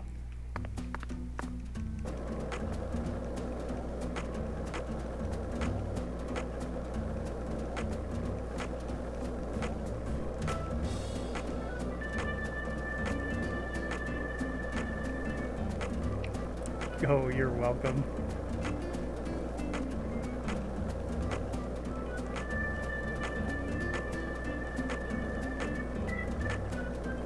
Alright, so this will be the first story mission I've done today, and I have no idea what to expect from it because it's Deadly Premonition and this game is bananas.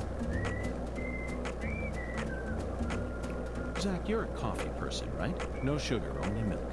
Yes, I'm completely with you on that one.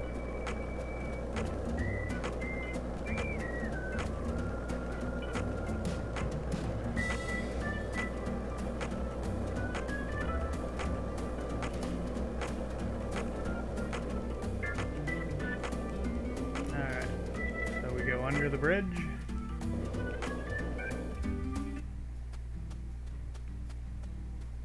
Oh, the little girl's not with us.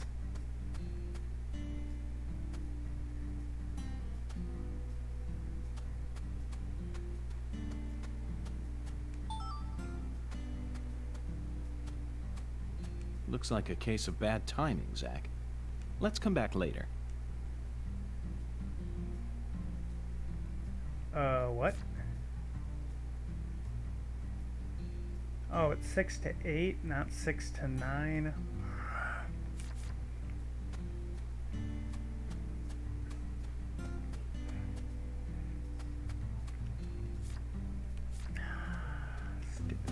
Stupid.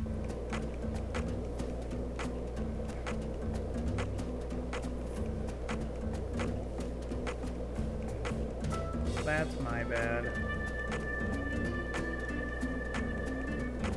Did you notice it yet? The streets in New Orleans were a mess. All busted up and undergoing maintenance. The city was built on a swamp, so the ground is soft. All it takes is some heavy rain to cave it all in.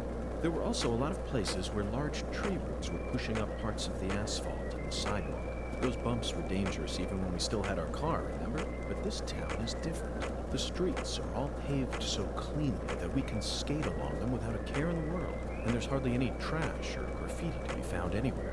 The Clarksons truly do control this place, for better or worse. It's a good example of how allowing certain people to rise to power can have positive effects as well. Also, don't you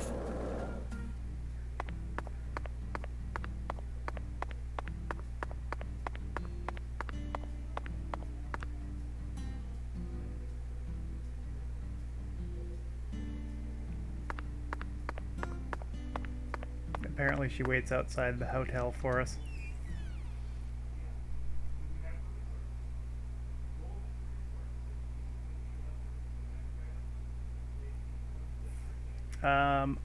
As far as I am aware, this is a real game.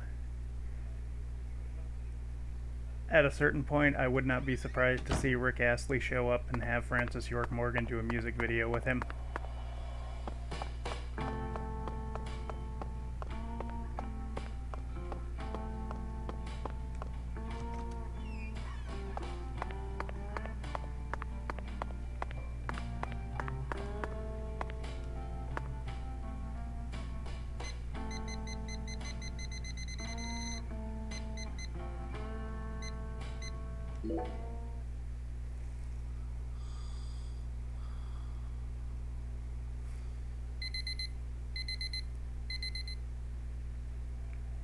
Alright, so now we have 2 hours to get there.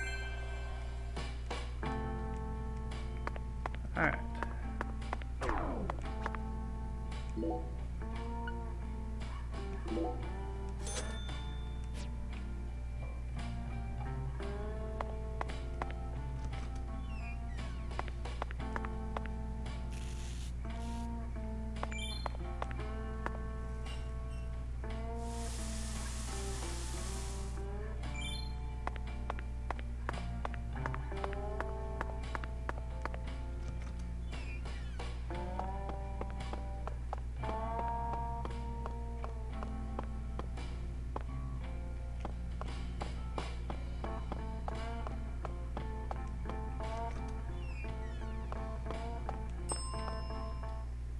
Now that's what I'm. You can't get. So make sure.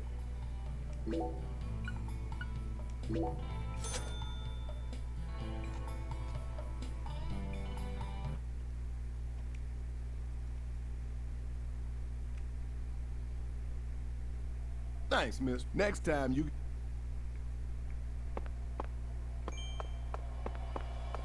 Alright. So this time we will attempt the story mission, now that I actually know what time I need to be there.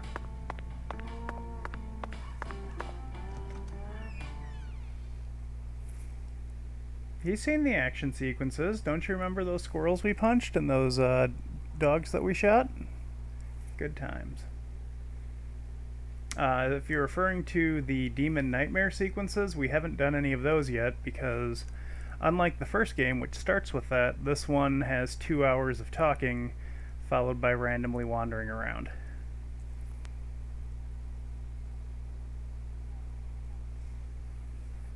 Oh. Noise. You haven't even seen the original one.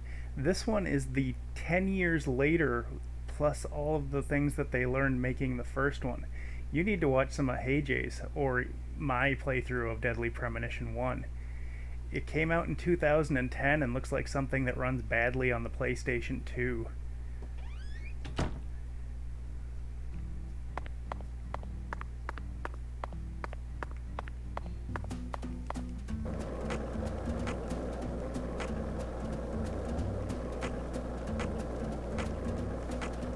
Hey, this game hasn't crashed yet.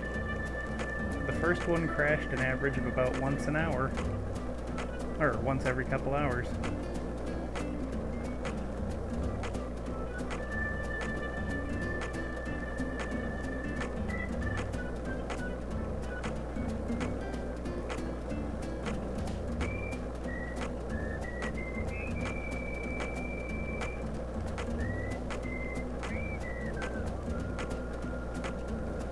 Okay, so we're gonna do the story mission and then I'm gonna take my 5-minute break because it's about 7 o'clock and I take about 5 minutes or so every couple of hours just to get up, use the restroom, walk around a little bit.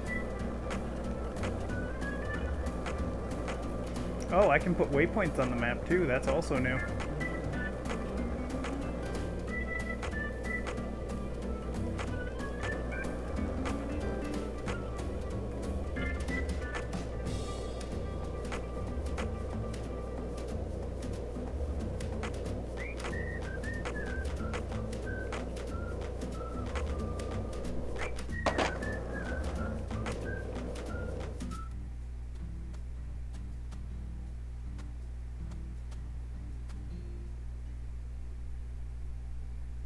Lise Clarkson Discovery Site.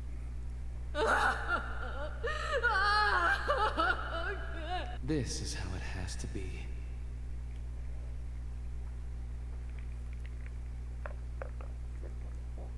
Why did the perpetrator decide to enshrine Lisa's body here?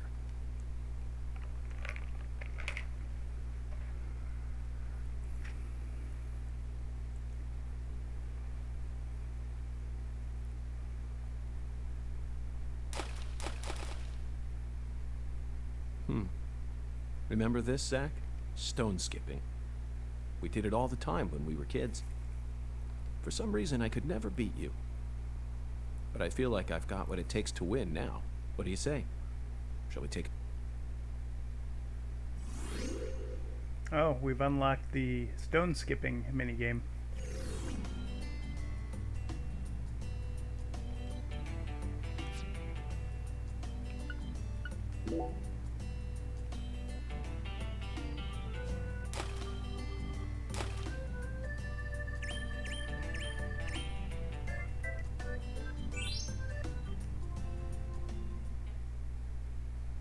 Not bad, Zach. That was just as fun as when we were kids.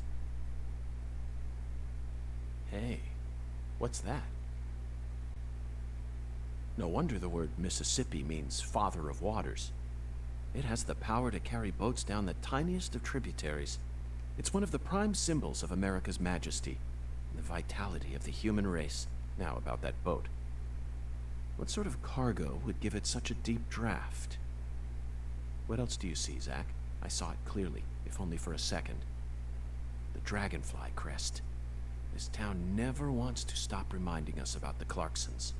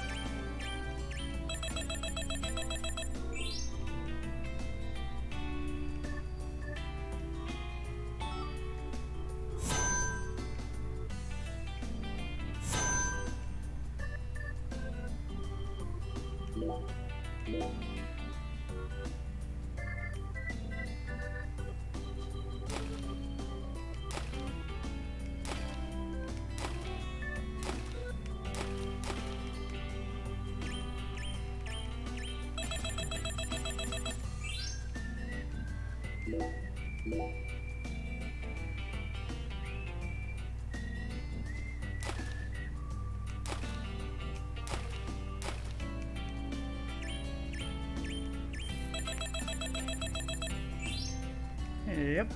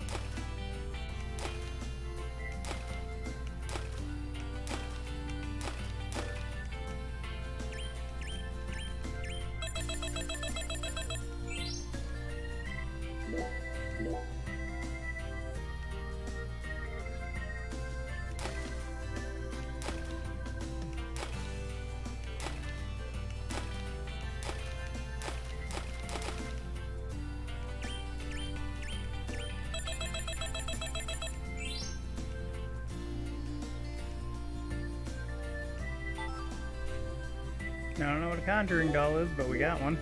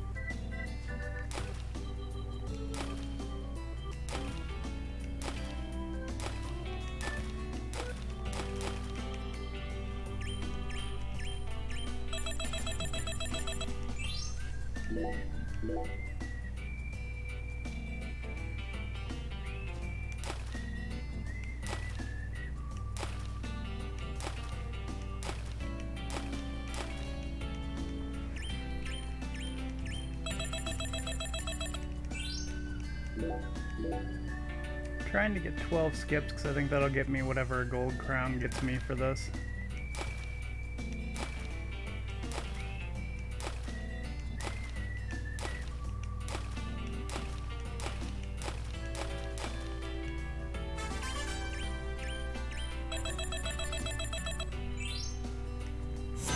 Woo!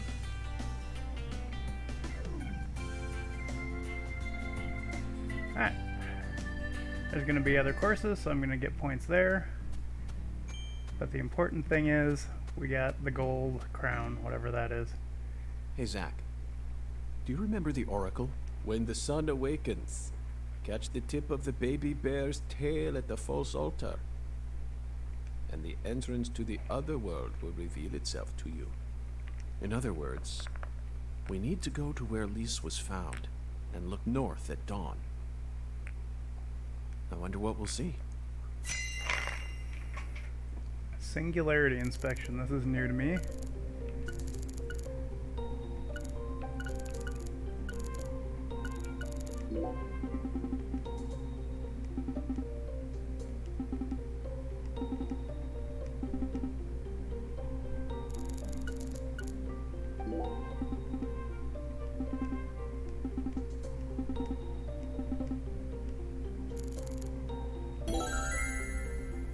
It's a skull, Zach.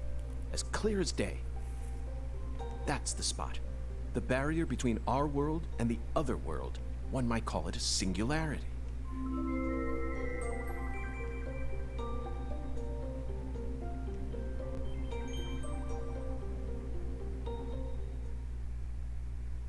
Now, what do you say we go inspect that cabin? Why did you leave me behind? You're not supposed to investigate without me. Oh, I'm sorry, Patty. You just missed a special moment. What moment?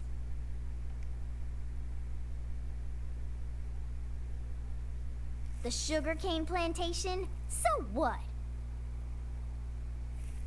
You can't see it? All I see is the Clarkson's plantation and that gross silo. There you have it, Zach. Patty, Zach and I will take it from here. In the meantime, you need to head home and wait for us. Wait at home? Alone? Yes, but only for a while. Once I make some progress, I'll contact you again. Hey, hold on! Also, would you mind telling Melvin that I'm heading to the sugarcane plantation? I'm sure we'll need his help later. Whoa, Agent York! Wait! You're really gonna leave a little girl like me here all alone? Act like an adult for once in your life. I promised to protect you from all the evil in our world. You promised! Protect me! You'll be fine. You made it this far alone, didn't you?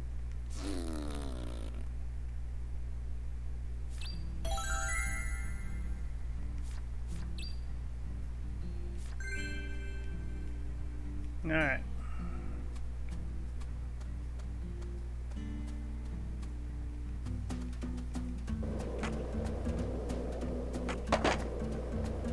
Because everyone likes to watch me ride around on grass on the skateboard.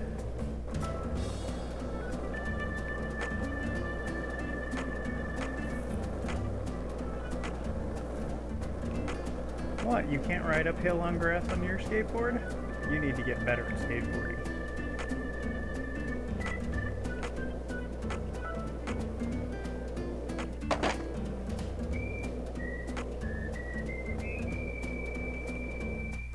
Why, hello, UFO.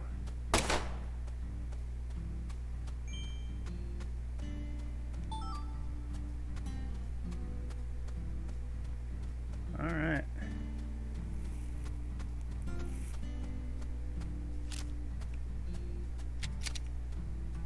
Okay. Now we will leave this as the cliffhanger while I go and take a quick 5-minute break.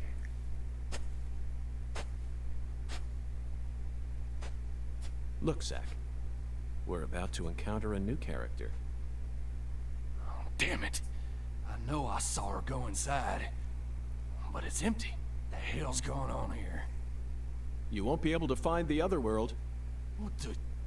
Who in the hell are you? What are you doing on our plantation? I'd like to ask you the same. Well, Hey, shut up. This ain't got nothing to do with you. I see.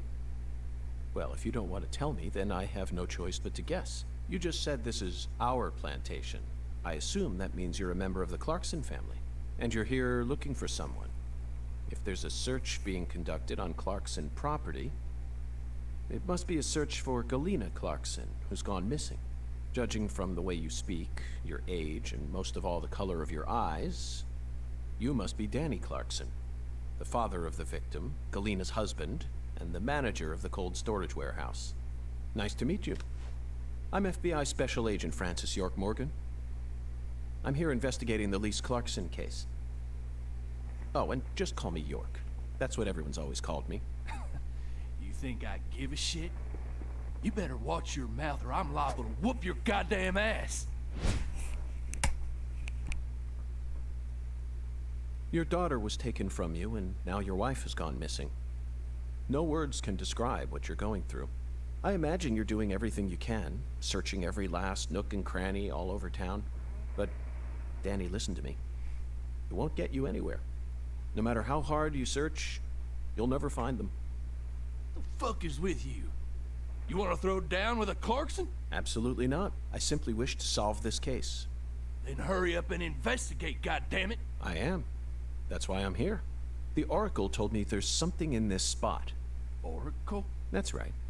Zach and I are following oracles given to us by a skeletal gentleman. If you wish to find the person who killed your daughter, you should cooperate. I imagine that not even the Clarksons want to start a feud with a federal power. I've had enough of your bullshit.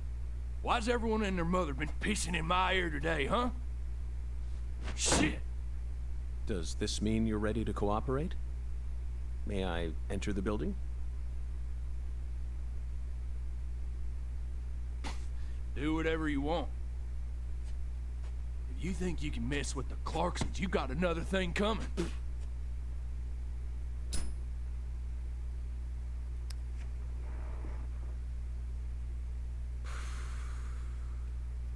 Zach, it appears that the Clarksons have no idea where Galena is either.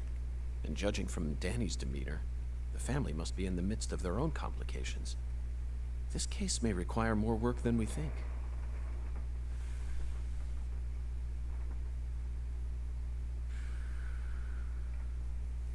Zach, Danny married into this family, didn't he? Yet he's acting like he's a full-blooded Clarkson.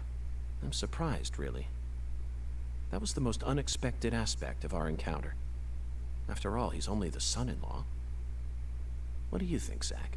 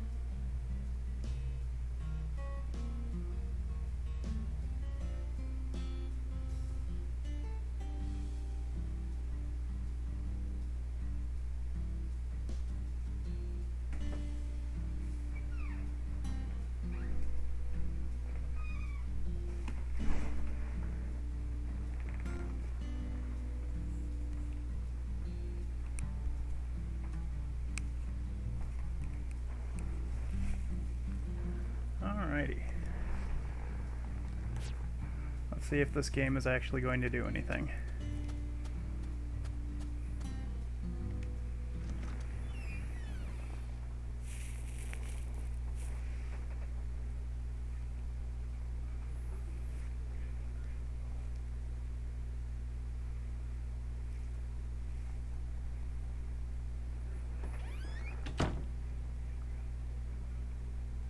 Aww. Look, guys, it's a swirling purple void.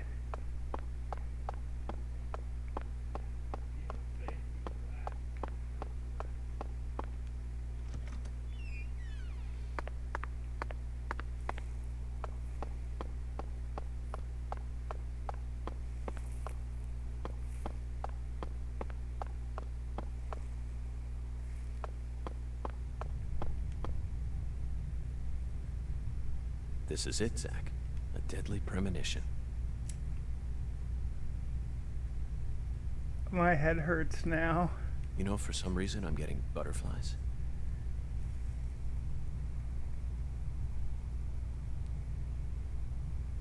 How about you? It's time we went and saw this other world for ourselves.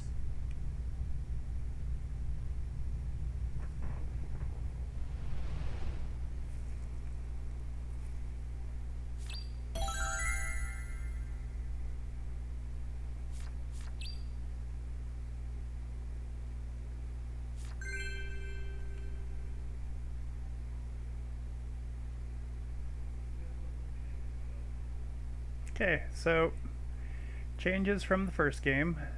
They never actually had a physical way to get in or out of the other world. You were just kind of there.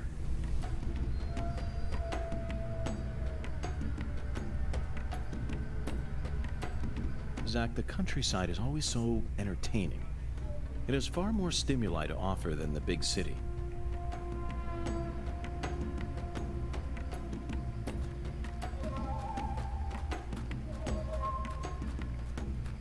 Those movies from the 80s were all predicting the future. Life's simpler than what philosophers make it out to be.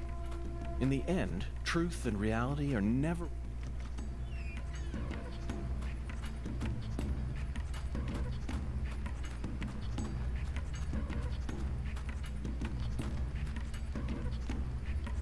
Mr. Alligator, I'm not sure how much help you'll be in this situation, but I guess you're better than nothing. What? What the? Zach, I don't even need to say it, do I? This is right out of that movie. Videodrome, 1982, directed by David Cronenberg. At the time, it was seen as a hard movie to digest for normal moviegoers, but now it's become a cult classic. I always just saw it as another weird Canadian movie, but this changes everything. My arm and my gun have become one. Now I can really understand what Max was going through.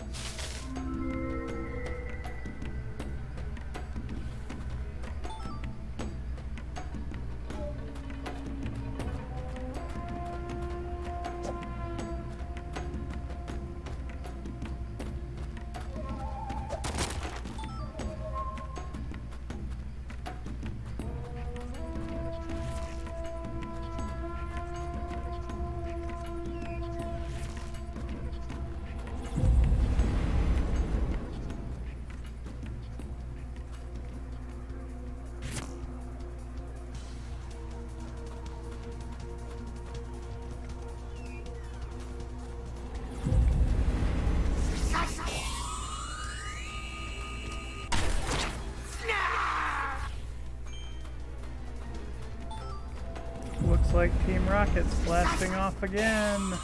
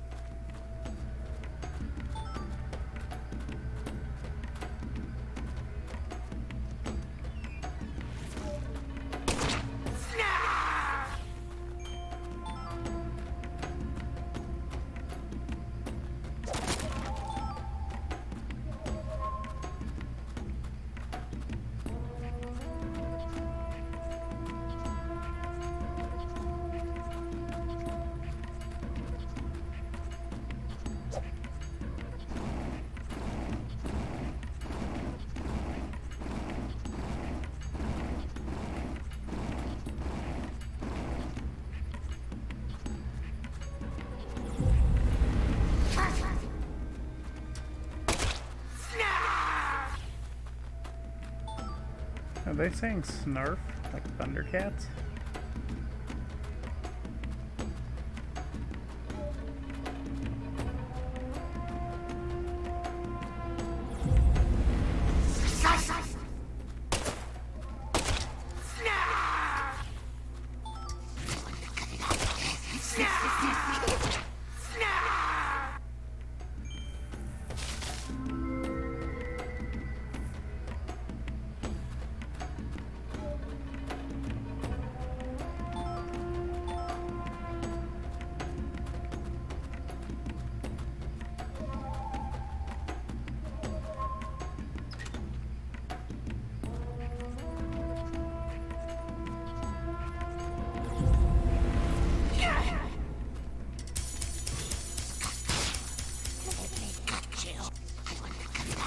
Oh no, it did 15 of my 450 hit points.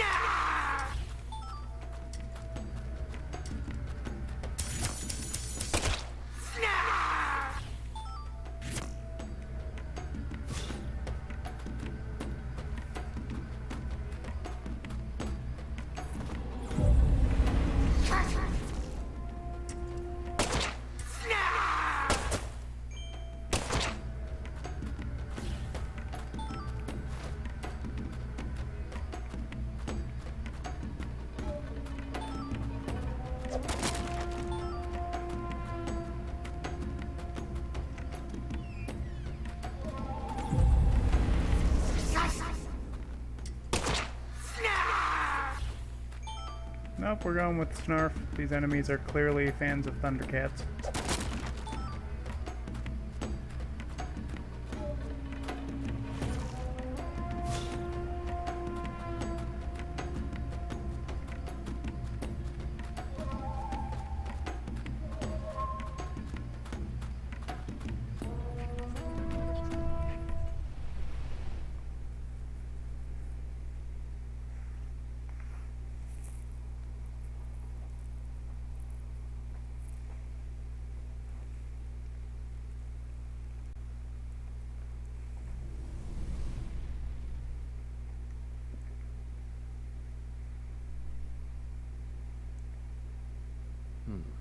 Zack, I sense something here.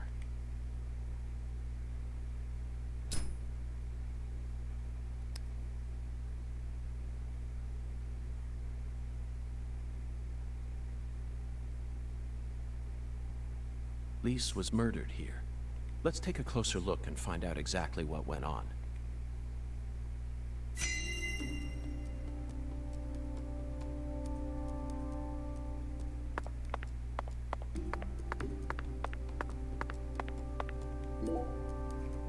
Red powder. This must be Sang Rouge, but for some reason, it looks more vibrant than all the specimens we've gathered so far. No, he can just see things. Zack, there's a tall woman here. Very stylish. She'd stick out like a sore thumb in this town. Is she watching the murder? No. She's clearly more than an innocent spectator. She must be deeply entwined with this case somehow. Wow, it's amazing.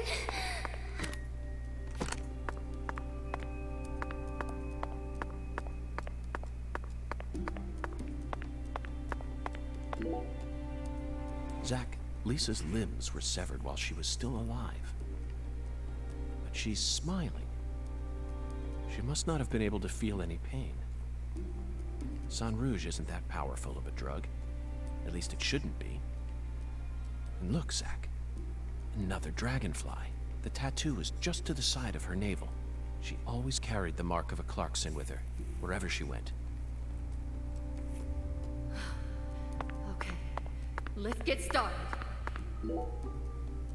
Zack, the murder weapon was an axe. Lise must have been dismembered while she was still alive. And the woman holding the axe, flashy clothes, beautiful face, and that dragonfly ring, this must be Lisa's mother, Galena Clarkson. Look, Zack, she's crying. It's the polar opposite of Lisa's euphoric expression. Galena is brandishing an axe while tears stream down her face. What was going on in her head?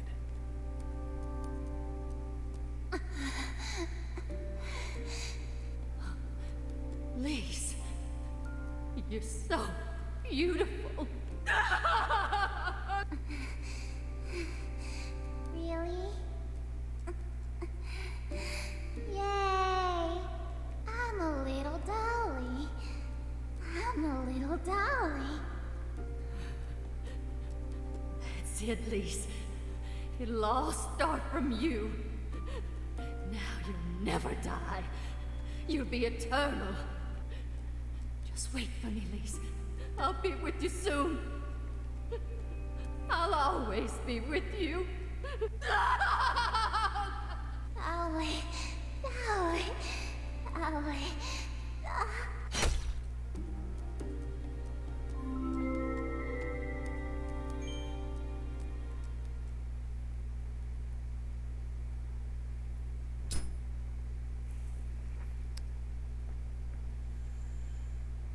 Lise Clarkson was murdered here. After she died, she was carried to the spot underneath that bridge. Why did the killer feel the need to move her? Bodies are usually only moved to cover up evidence, but this is different. Lisa's body was enshrined. She was being shown off to someone.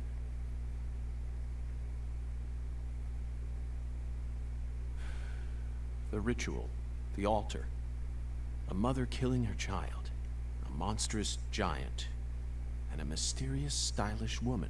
There's a real demon out there, and it's got its sights set on the Clarksons. But Zach, this is exactly the kind of case we FBI agents are here to solve. Isn't that right?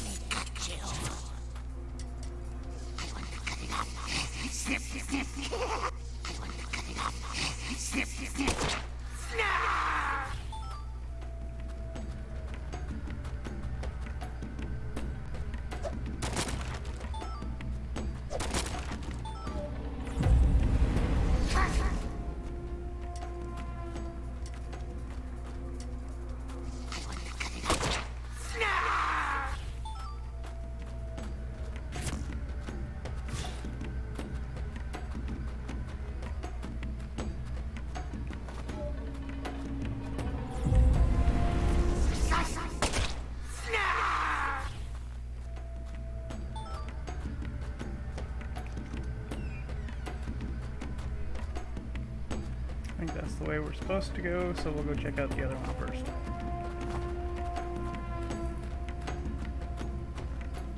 There seems to be special nonsense in these we can get to make voodoo dolls.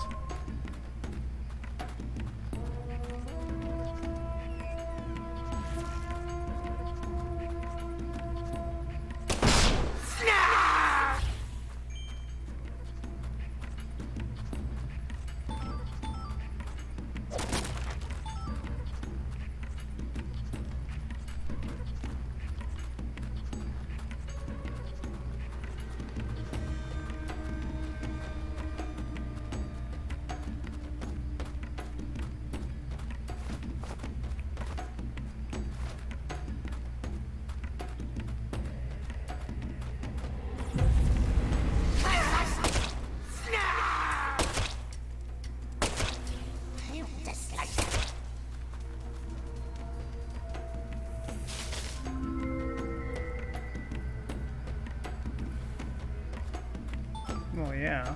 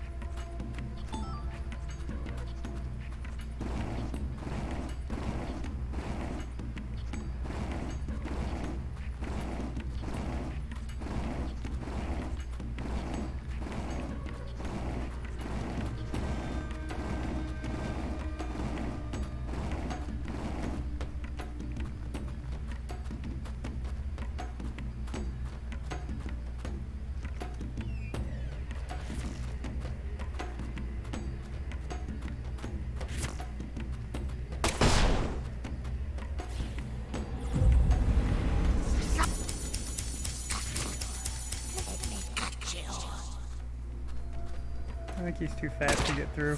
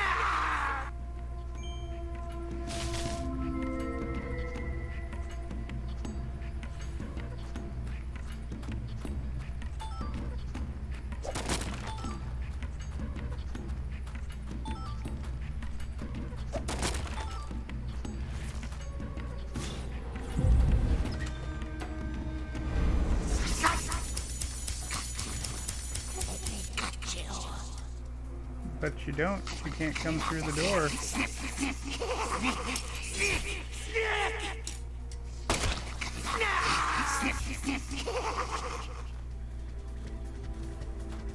Oh no. Oh, if I could have somebody clip this, that would be kind of awesome, because he's not having a good day.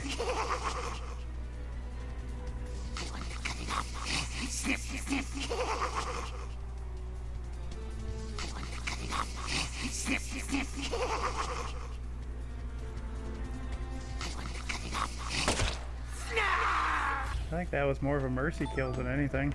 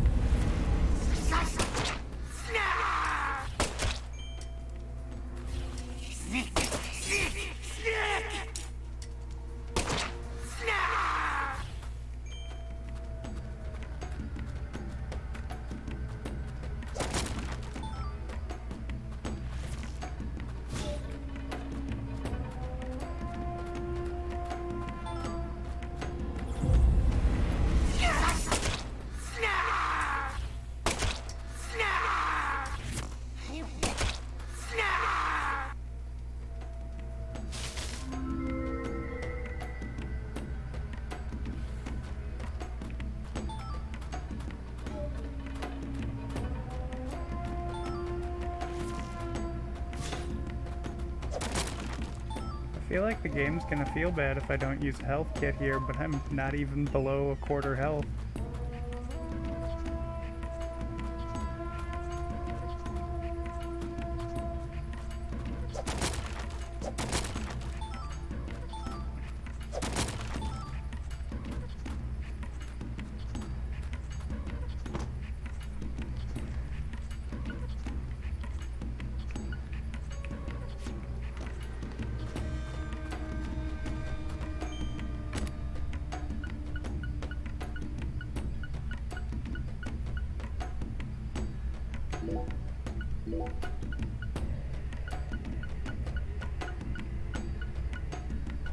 Okay, so I want to keep 5 small.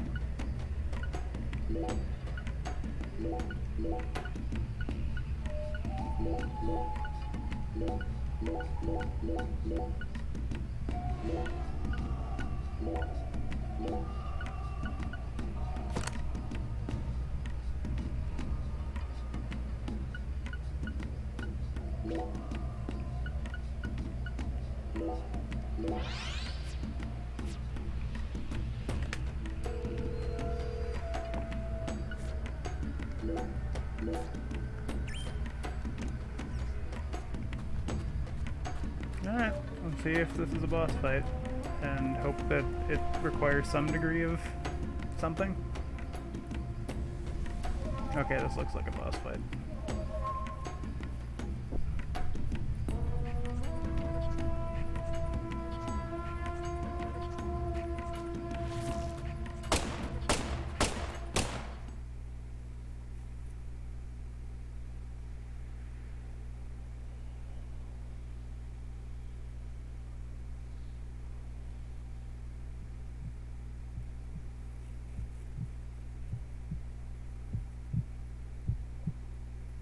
Oh, it's a weird fetus thing.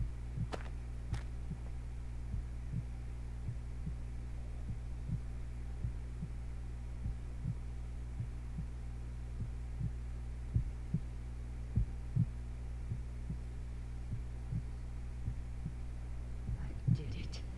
I really did it. I finally completed the first ritual. Now the plan will begin. The Red One's plan will begin. Zack, this case is going to be a labyrinth. I certainly didn't expect to run into a monster like this. Honestly, I'm not one for violence, but I'm not just going to stand here and die. What do you think? Should we read off her rights? Now, it's the Red One's turn. The Red One. Soon. And in the end, we'll be together. Together.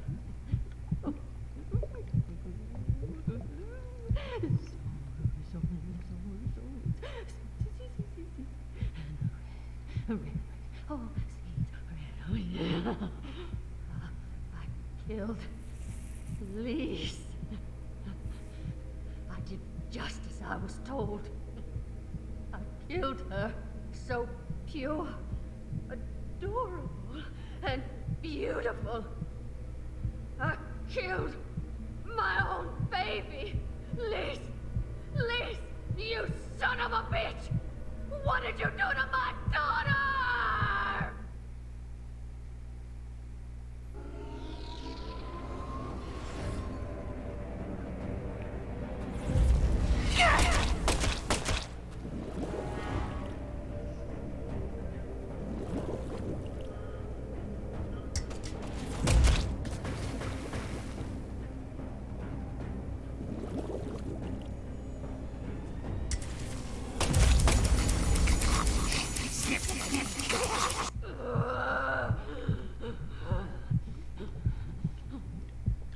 I think we won.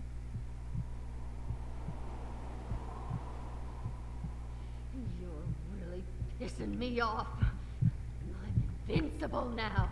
Holy red seeds protect me. So then why? What are you? No, it can't be. Came here to stop our plan? You can't stop us now. We already made our sacrifice. You don't know how much we sacrificed. How many tears of blood we cried. All for the Red One's plan. We've come so far. The Red One gave me the honor of lighting the flame. I'm not gonna let you stop me here!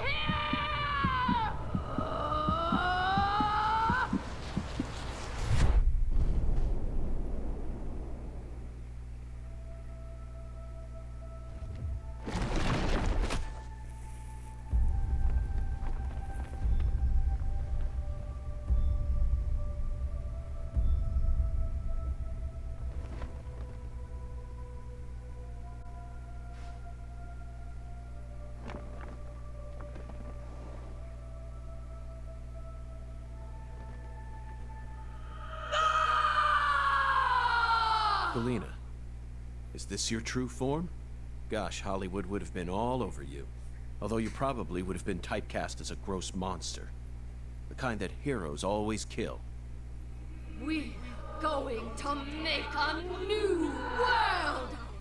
And no one's going to stop us!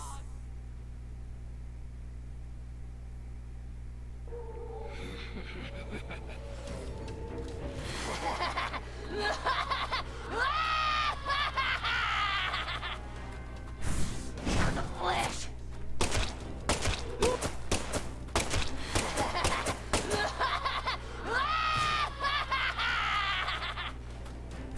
Snap the tendons! Why? Why? Would I?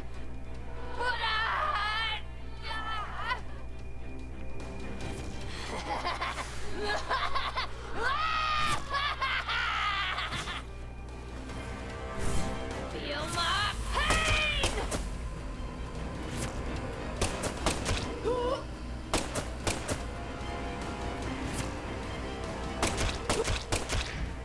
No!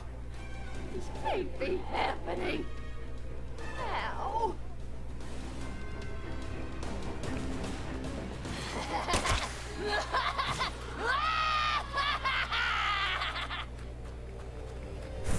Feel my pain!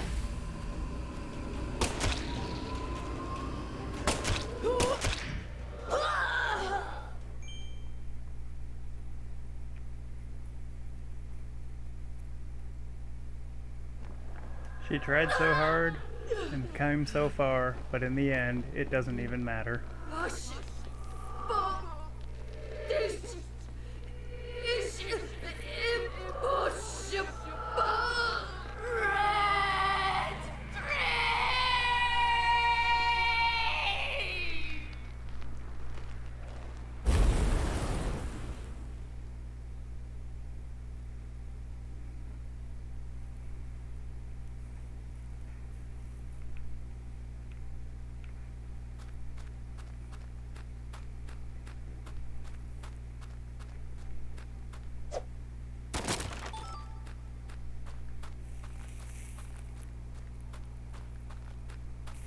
Don't forget to throw that in DP2, Chris. That way people can just watch clips and have no context and probably have about as much understanding of what's going on as people who are watching me play the game.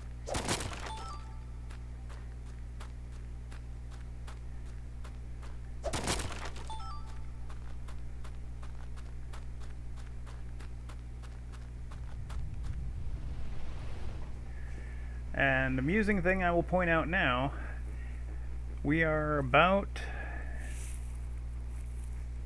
granted me screwing around and doing side quests, 8 hours into the game and have found a boss.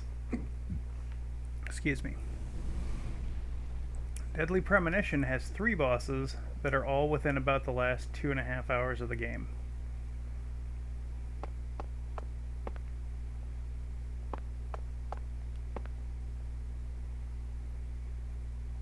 Lise. Our new world. My Lise. My sweet little Dolly. Galena Clarkson, you are now under arrest on suspicion of the murder of Lise Clarkson and the illegal disposal of her corpse. You have the right to remain silent. Anything you say may be used against you in a court of law. That's enough, Zach. She can't hear us anymore. Zach, pardon my language, but this case can go fuck itself.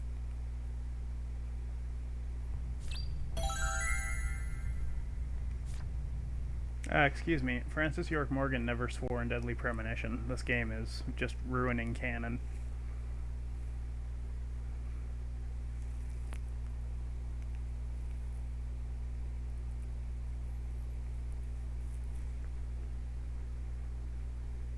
I owe you one, Mr. York.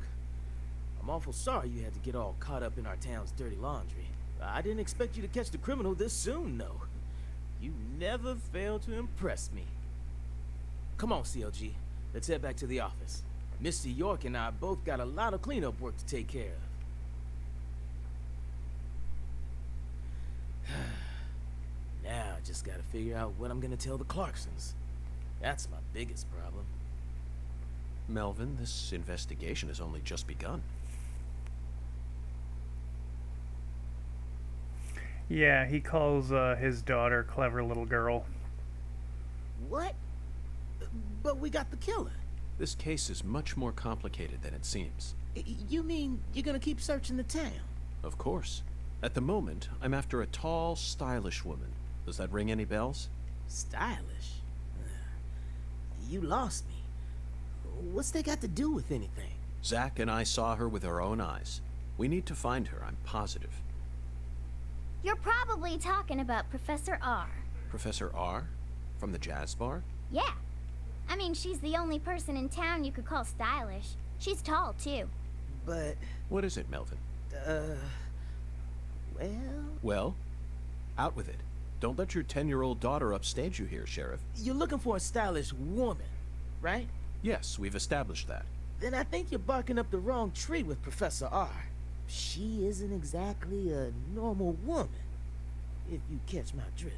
Okay, so if this is what I think it is, the game is about to swerve off into weird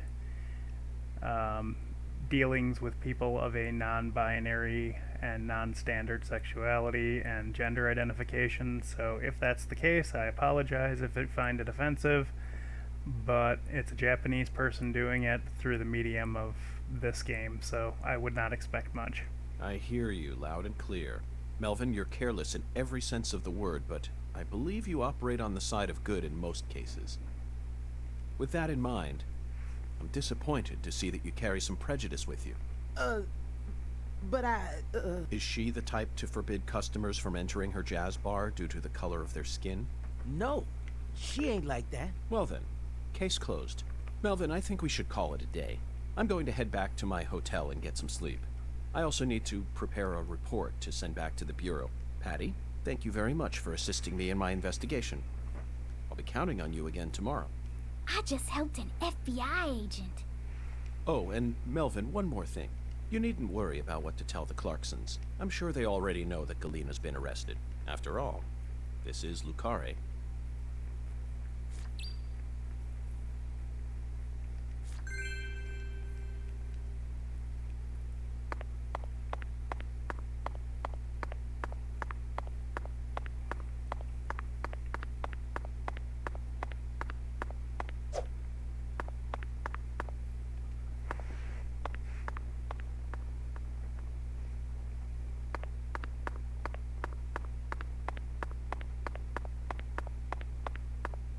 Hey there, Mr. York.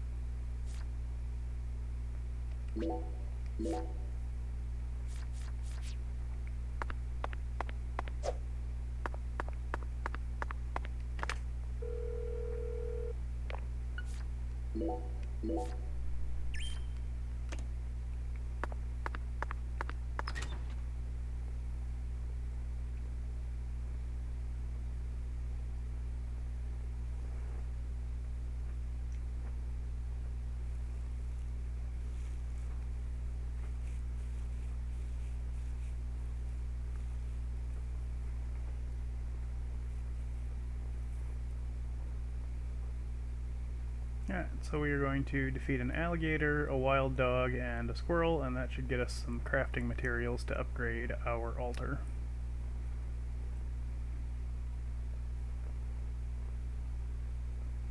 And hopefully find some more killer bees.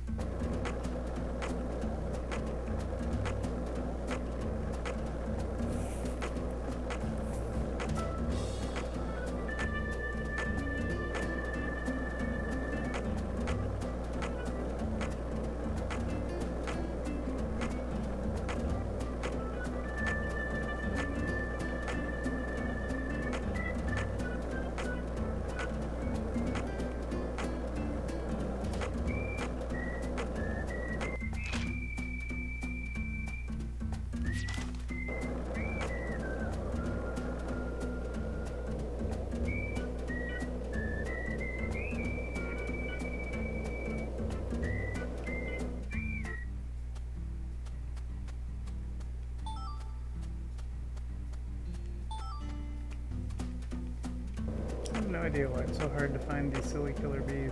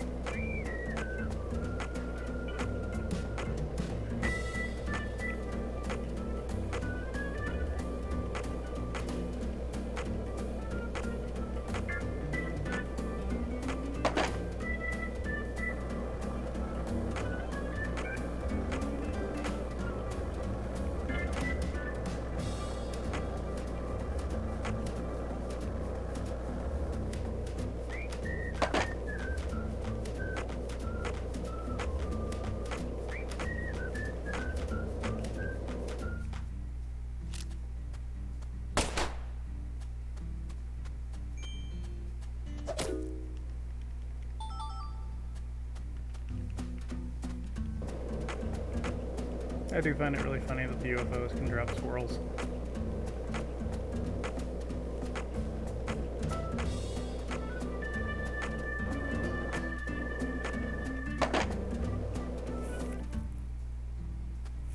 No, it did. That's where the squirrel came from.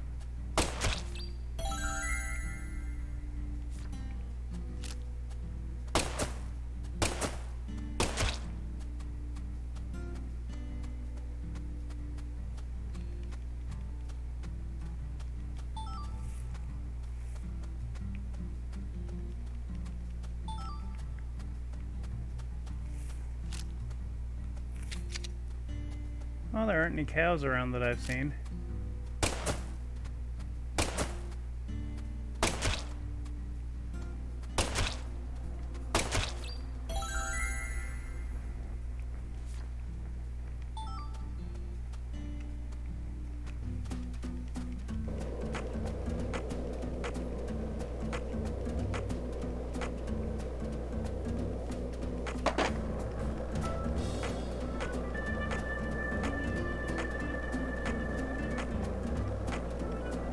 I'm looking forward to the UFO that drops an alligator.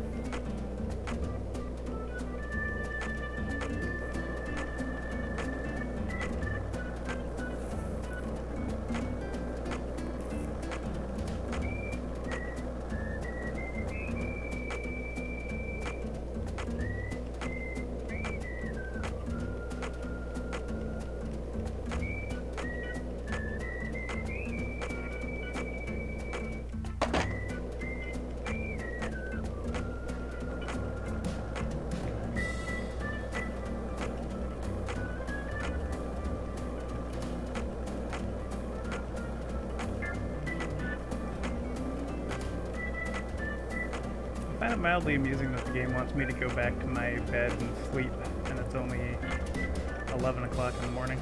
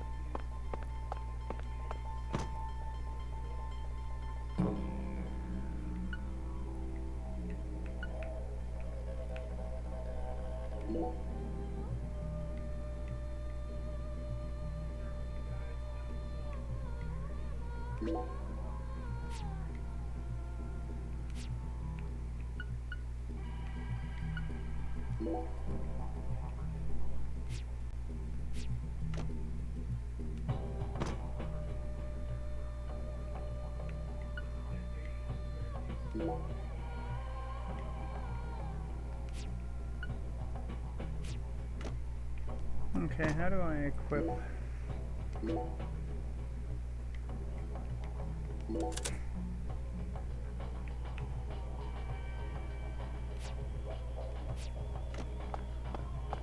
Mihala.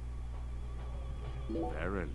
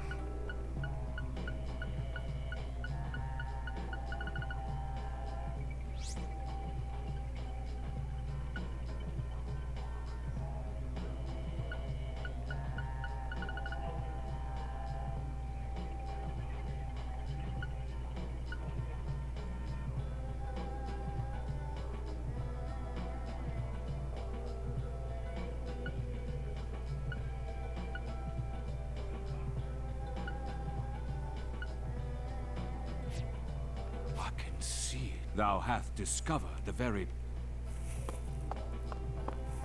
Hey, good night, Juneville. Thanks for stopping in. Hopefully you have a good rest of your day.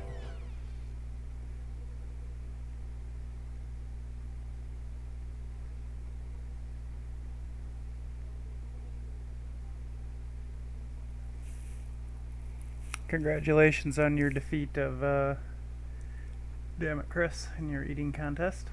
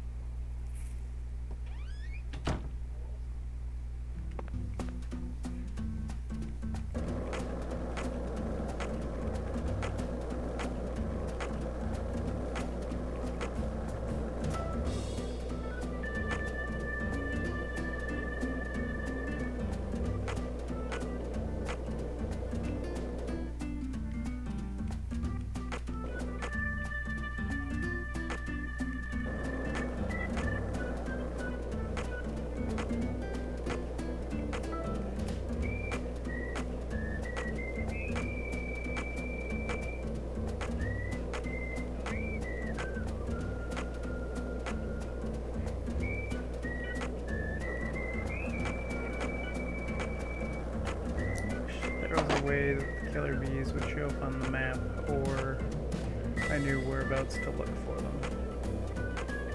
I don't need that many more.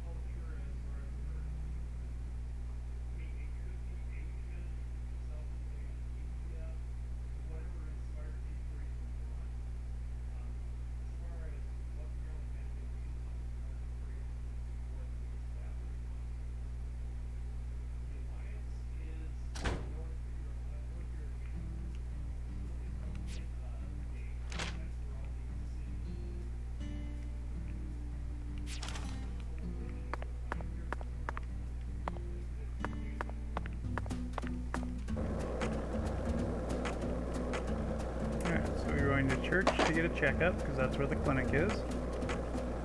And then we have to go to a restaurant and eat food. And go to a bar and get drunk. Typical FBI business.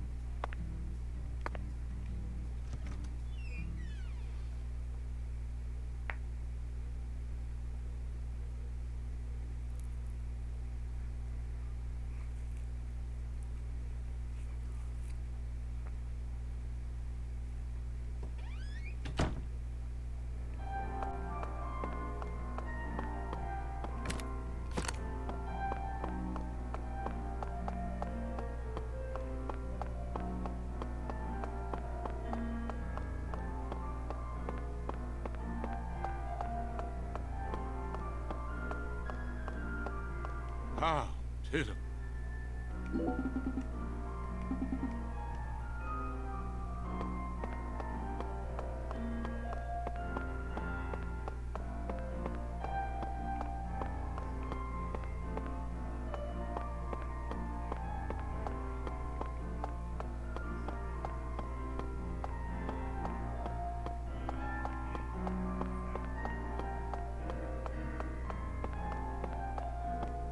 How?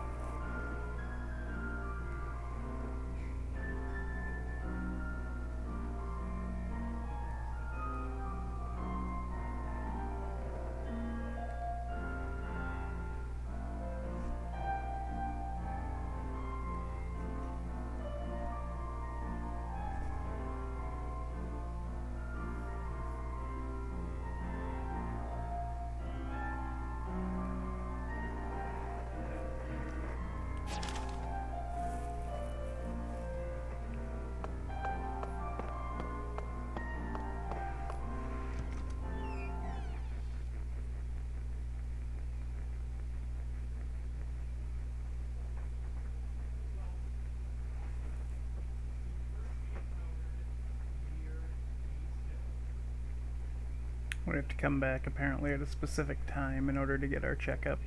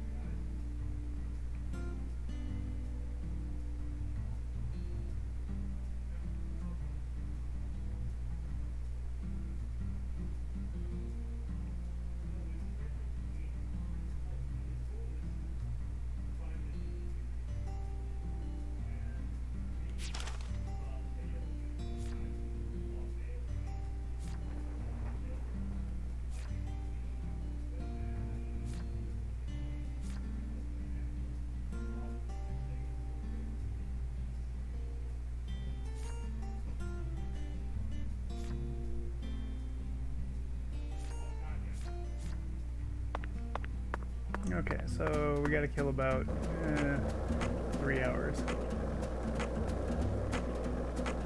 So we'll go get a meal from the restaurant. And then look around for killer bees for a while.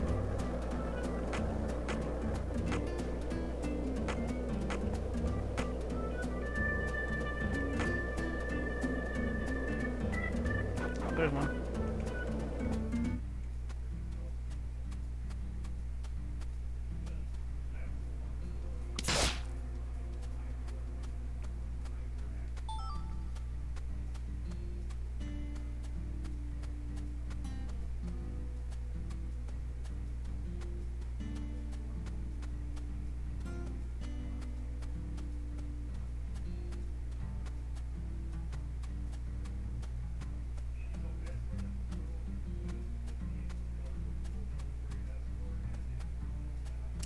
Another one.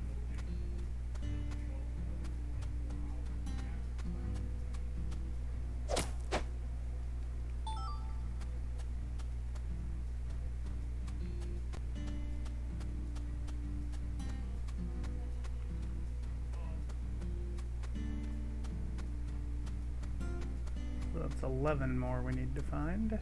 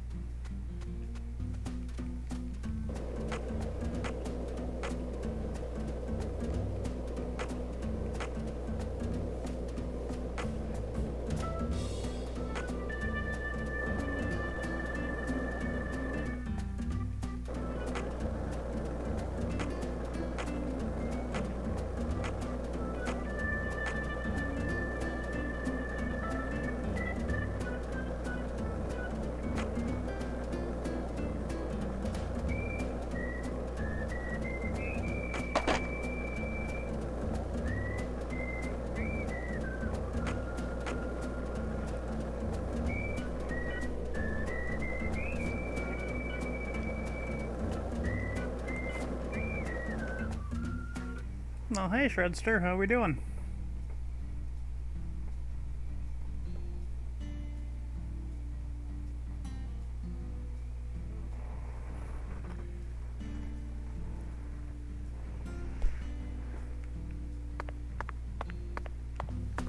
I'm looking for killer bees to finish a side quest. Because all the side quests in this are either find a thing or kill a bunch of a thing.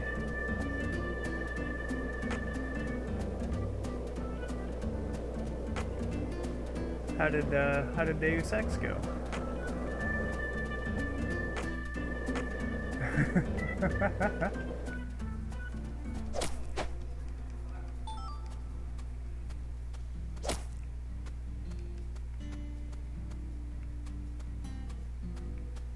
Now see, I haven't played it in a very long time, so I remember enjoying it, but then again we go back to I haven't played it in a very long time.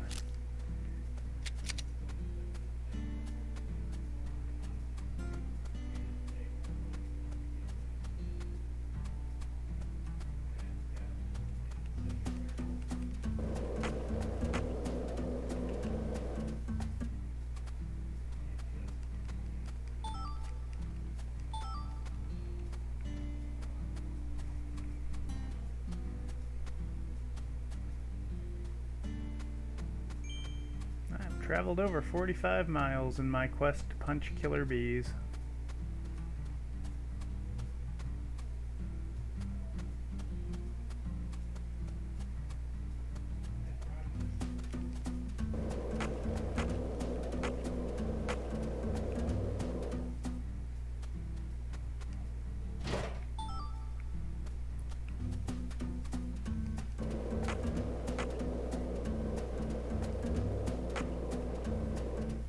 There's two more.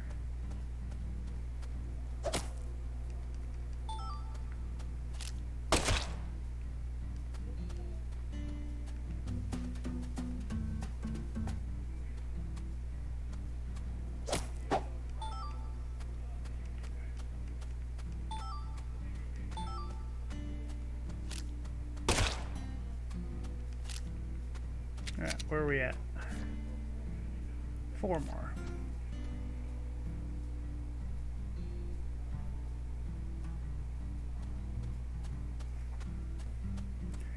Yeah, that was one thing I remember, is they pretty much threw everything they could at you at the end.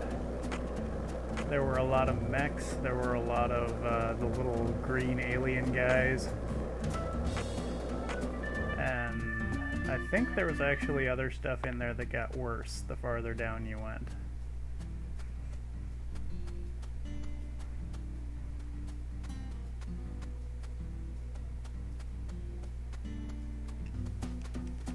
But to be fair, I also remember cheating hardcore at that game, because you could get infinite skill points if you had a full inventory when a guy was trying to give you an upgrade module.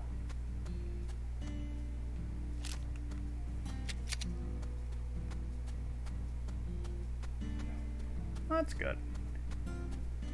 I'm a firm believer in games that should be fun, which does not really explain why we're playing this, because this game is just weird.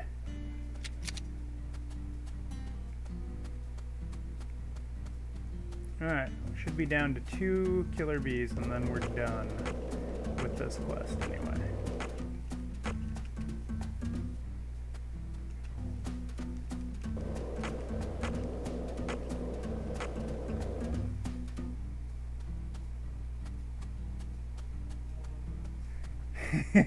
Yep. There are some really fun glitches in the first Deus Ex. I really like the fact that the lamb mines, when you place them on the wall, have collision, so you can actually use them to climb and go places you shouldn't necessarily.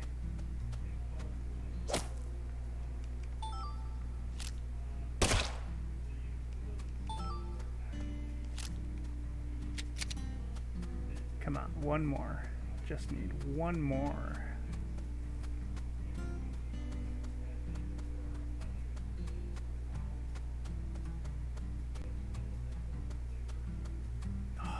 We win. Come here.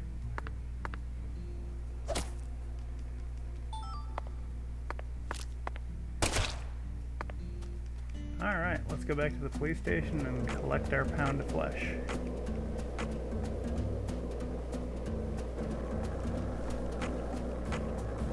Throw the waypoint.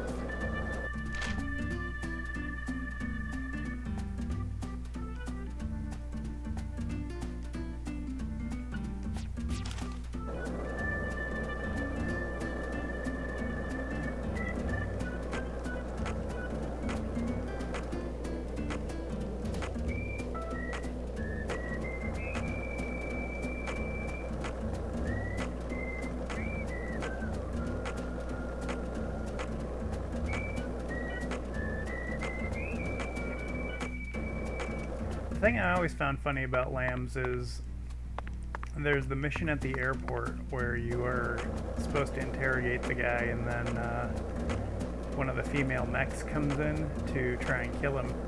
But if you plant lambs on the inside of the airplane, she'll blow herself up getting there.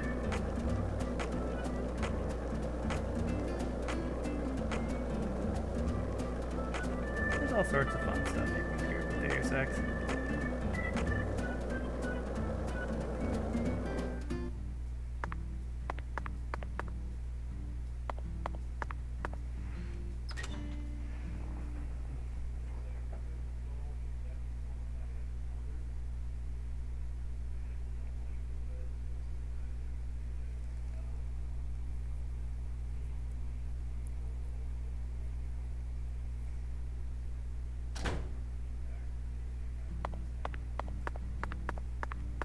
Hey there, Miss.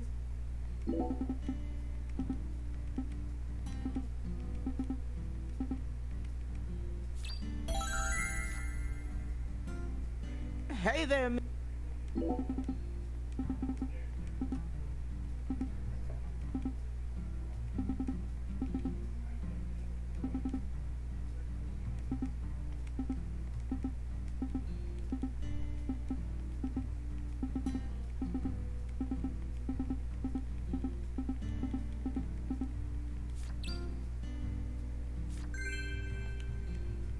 Okay.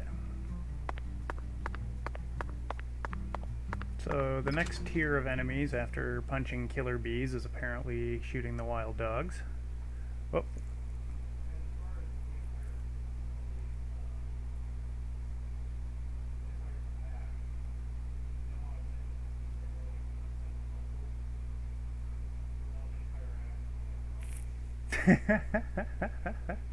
I think you told me about that, and that sounds really funny.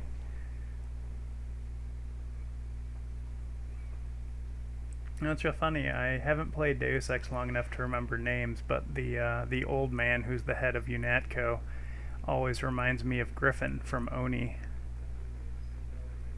And the fact that there's multiple choices for how that game ends depending on what you do. That's another game it's too bad that it never got any kind of real audience or appeal or a sequel, because I really enjoyed it. I thought the combat in it was a lot of fun to figure out. For those of you who've never played it, Oni was a beat 'em up that Bungie, the people who made Halo and Marathon and a few other fairly well-received games, put out. And I think it made it to consoles, but I don't remember. It's been a long time.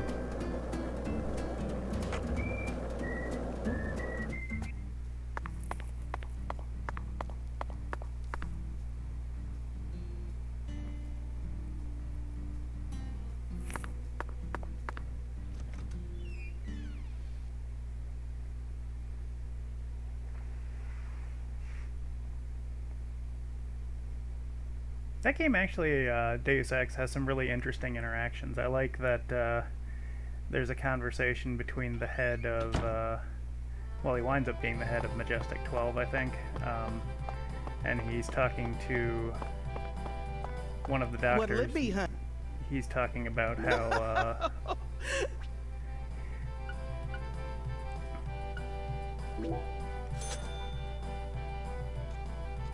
he keeps his energy levels really high so that he's always in top form, and they actually talk about how if you do that, he'll lose his 0 point and he won't be able to recharge as well. I thought that was kind of funny. Come, you ain't.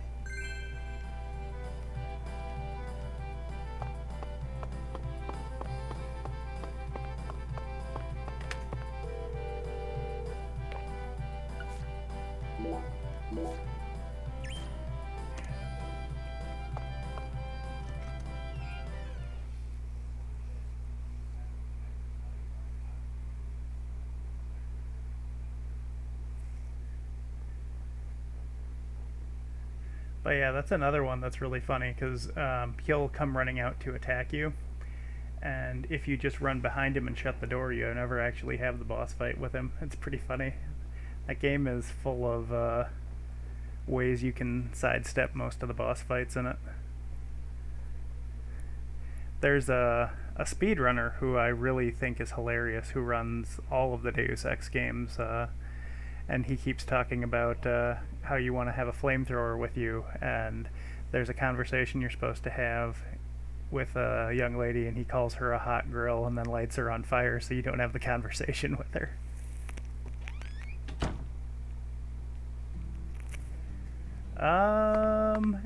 There is a veiny guy at the end of the first game, and we won't go any further into Spoiler Town than that, but he is one of the 3 boss fights in the game, and he has a lot of weird veins, but I think they're gray and not blue. So I don't think it's because his power systems are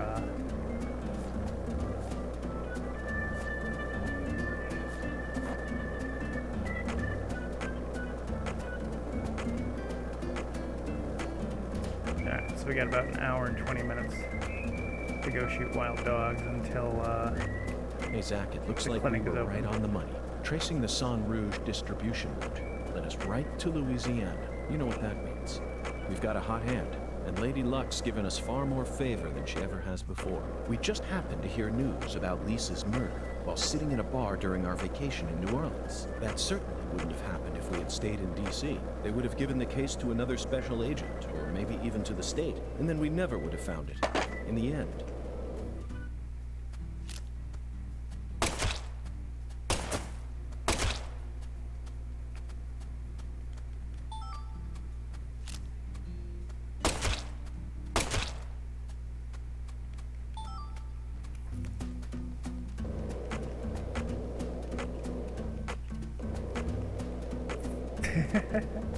See, I like stuff like that. I like when the game lets you be clever and do fun things. And it just doesn't seem like a lot of video games do that anymore. It's just, yeah, it's time for this boss fight, so you may as well just do it.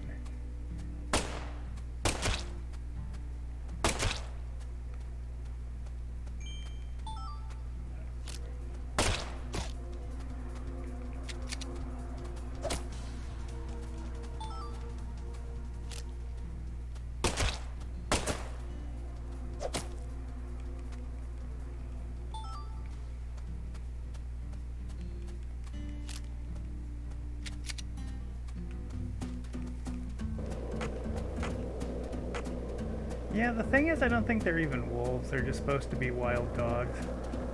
So a lot less interesting than that.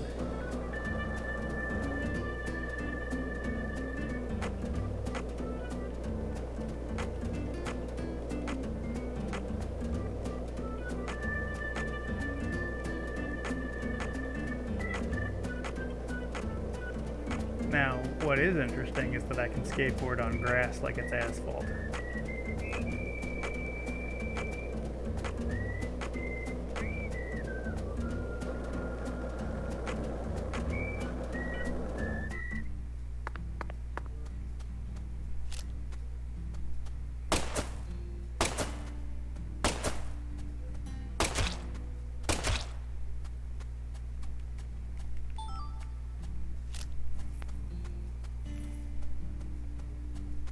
Perhaps.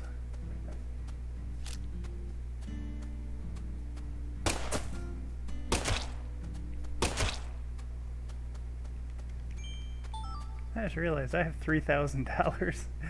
That is entirely from punching and kicking squirrels and shooting wild dogs and alligators.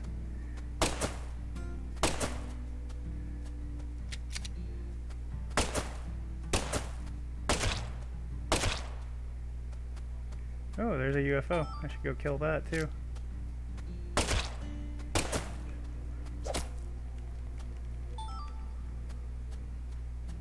Oh, there's a bunch of UFOs. I should go kill all of them.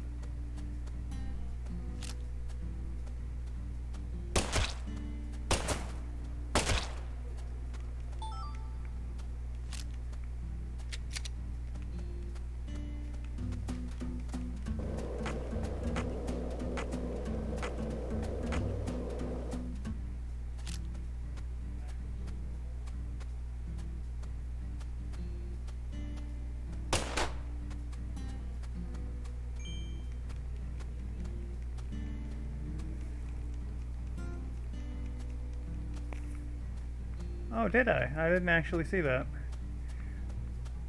But yeah, apparently I got money from killing a boss.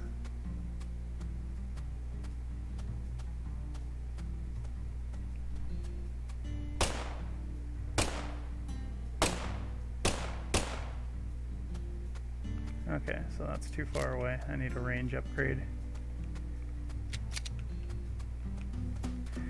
Oh.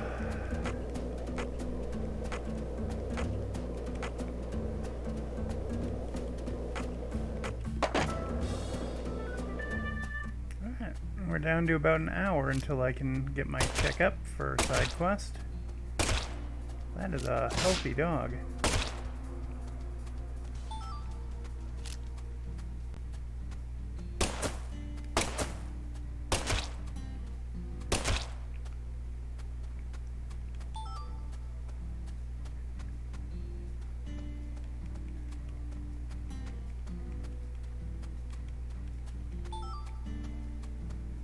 Oh, awesome. We actually need some of those low-quality beads.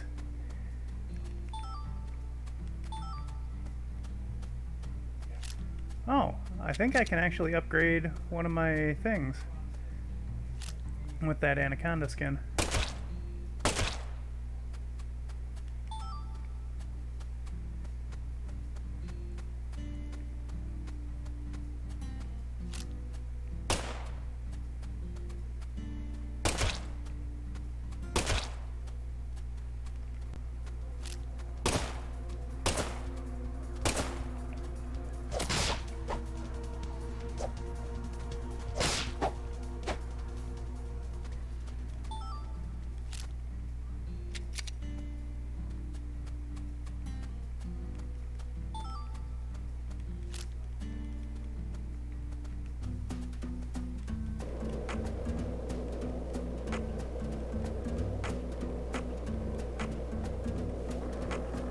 Oh, I think I also got like $300 for like saving the universe or something silly that the game gave me credit for, that I definitely don't remember doing.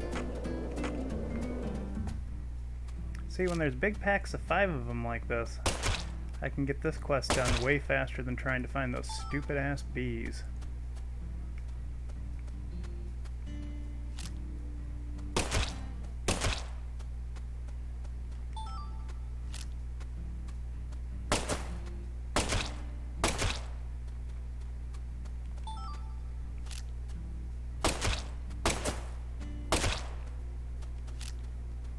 I'm down to 120 bullets. I should buy some more.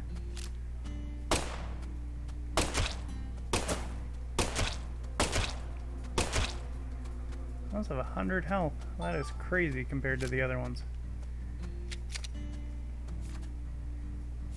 I only need to find 10 more wild dogs in 40 minutes.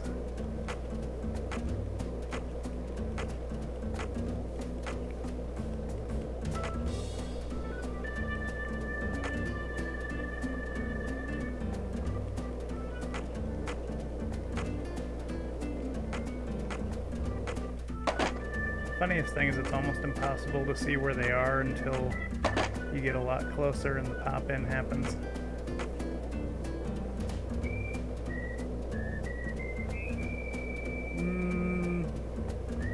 I cannot argue with that assessment of it.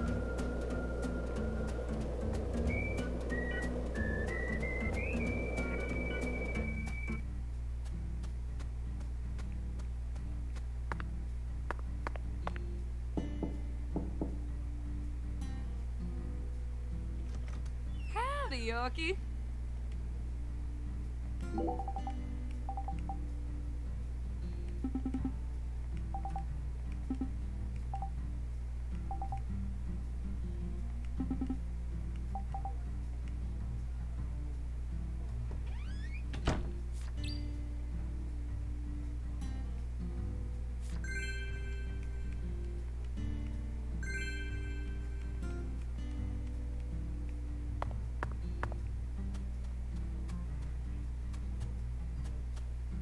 Huh.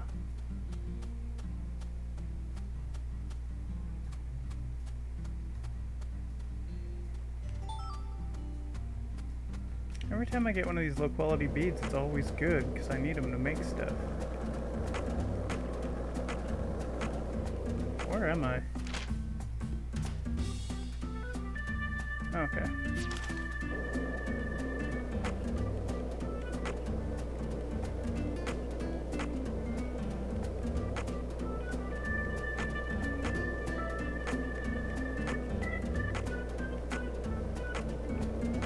Okay, there's some wild dogs. Like I said, we need 10 of them.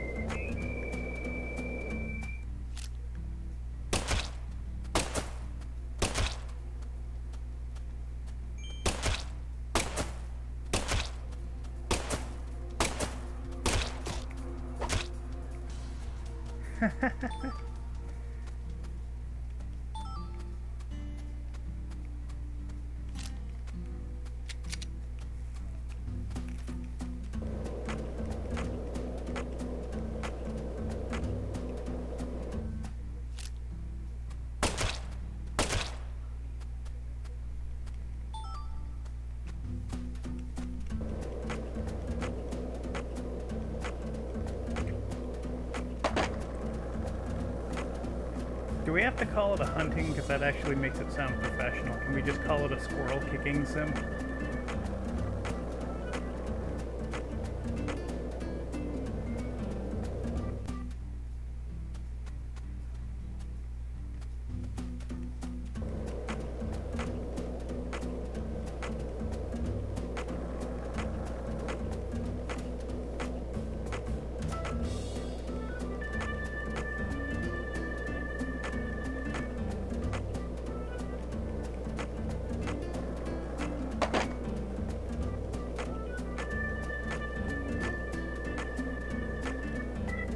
Because you can also skip stones and go bowling in this.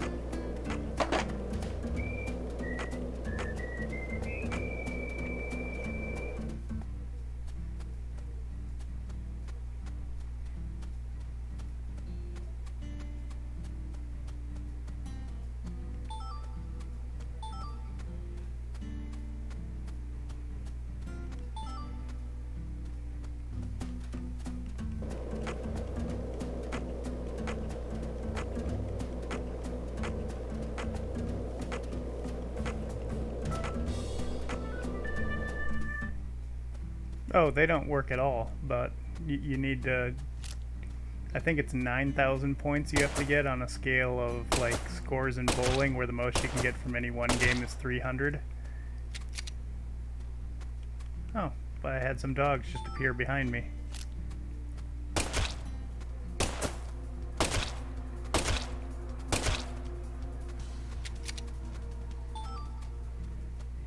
Clever girls using the game's load-in to mask their approach.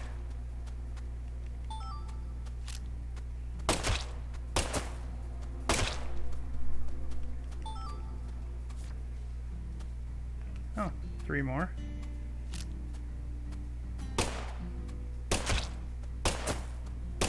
Two more.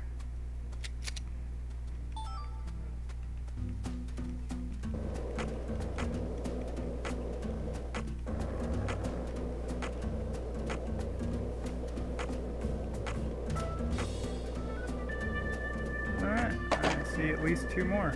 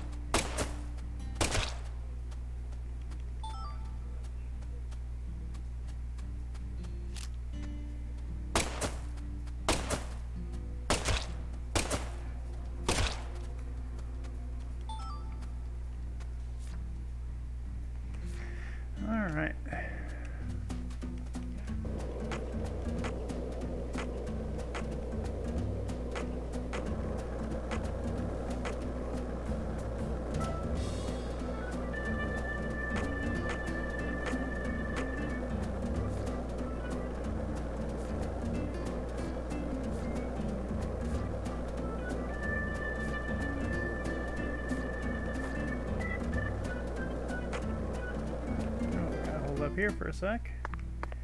I see a rare doggo.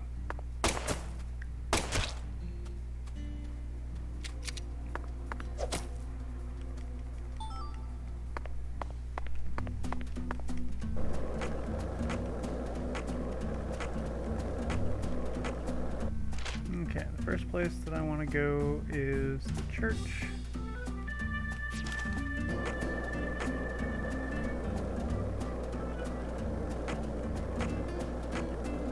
But I think I need to buy more smokes.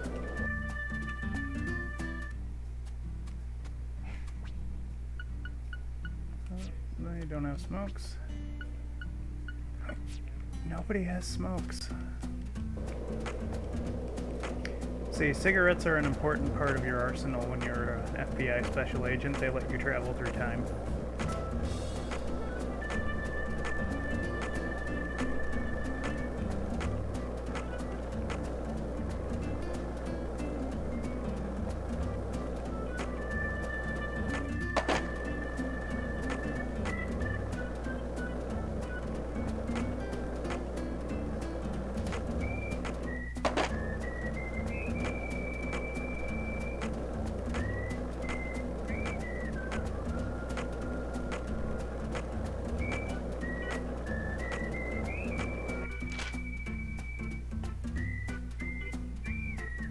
Okay, so next one we take a left.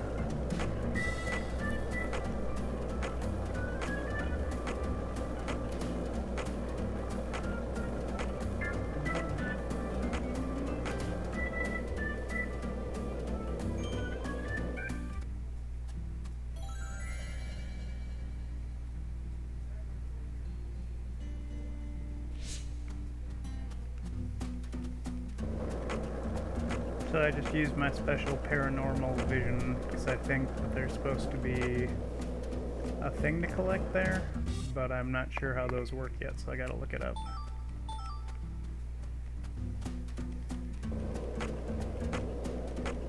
But it's also possible I'm looking in the wrong spot. So yeah, this looks almost exactly the same as the other one.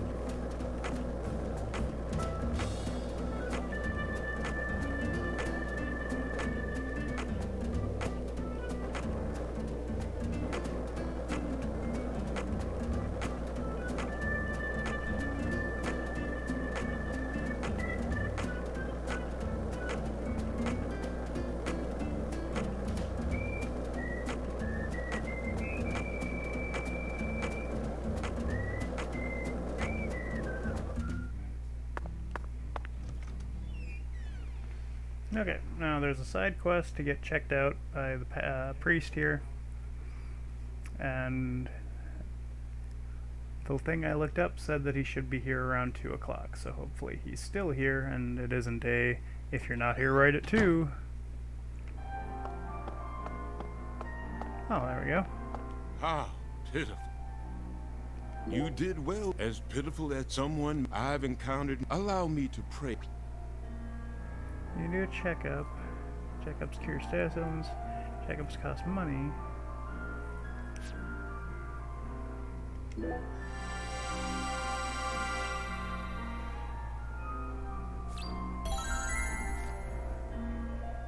$10? Yeah.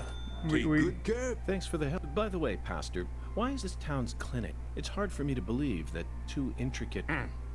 Don't you find it convenient that one... True. That's being able to... Do the coughs? Doesn't the smell of... Pit of the will of the... You see, besides, back in the day... You've got a point. Aren't you? If, would you stop this? Or would you... I would focus on... After all... Then, during what if they... I'm not trying... Answer me, Doc. Regard not as... And I'm... Besides, I may... I see. Well, Whatever. How do you... They aren't... I'm just... Oh, Lord.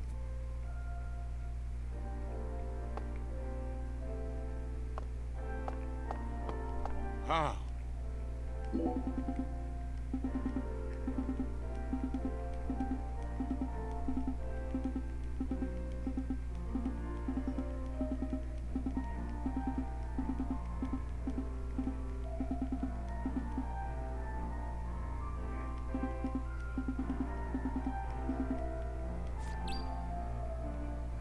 Alright.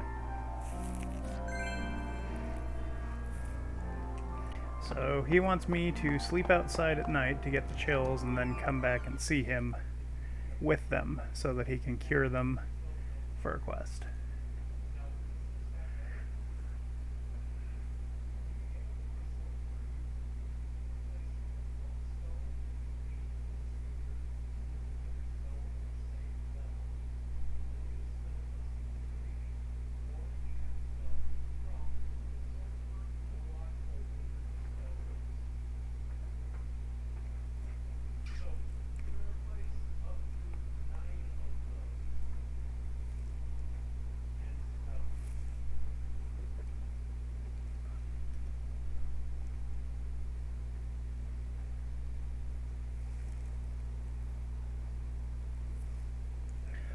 No, this isn't Wasteland Survival Guide. The next one, I believe, is he wants me to get beaten down to about 10% of my health and then get poisoned.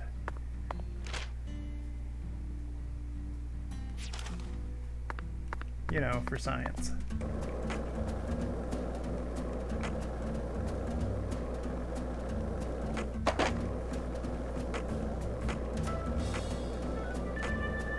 I don't know what it is about this game. Whenever I'm playing it, it always wants me to go do story quests, and I'm like, those are kind of dull.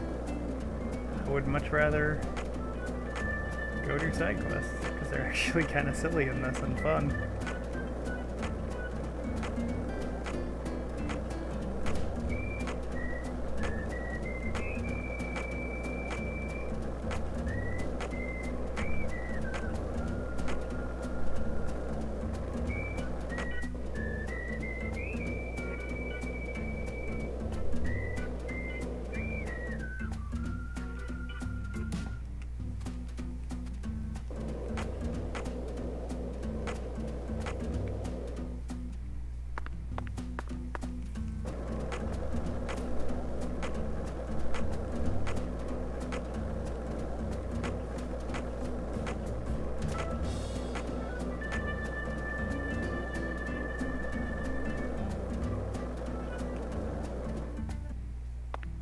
Oh, this is perfect. I can do all three of the things I want to do next.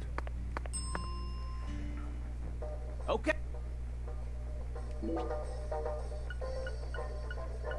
Cigarettes.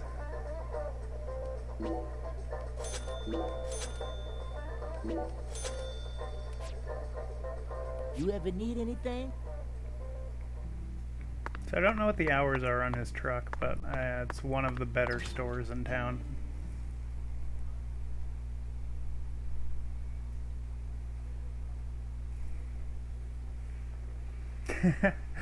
It reminds me, there's an episode of The Critic where Jay goes to Hollywood and they ask him to write Ghost Chasers 3, which is a spoof of Ghostbusters, and Hey there.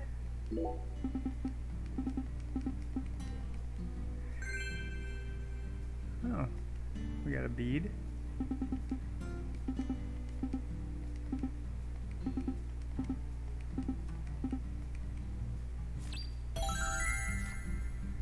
Hey there,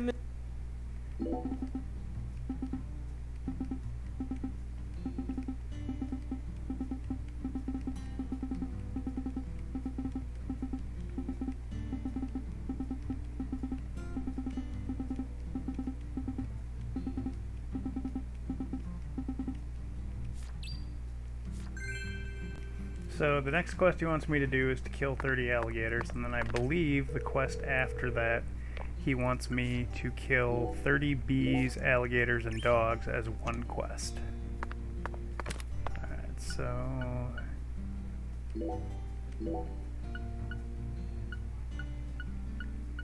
I need to have... 1, 2, 3, 4, 5. We'll put 2 away.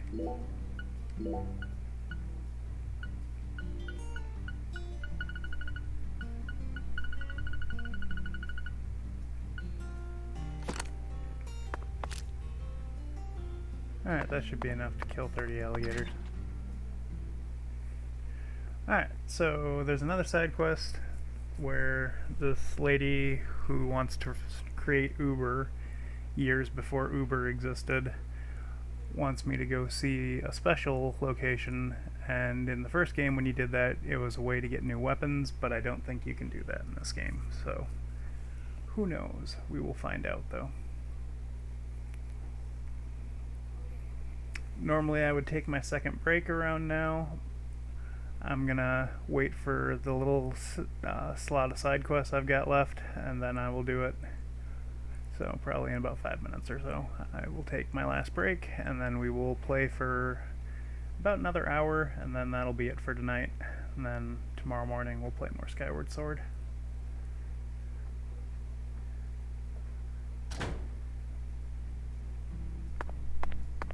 But this little exclamation point over here on the tires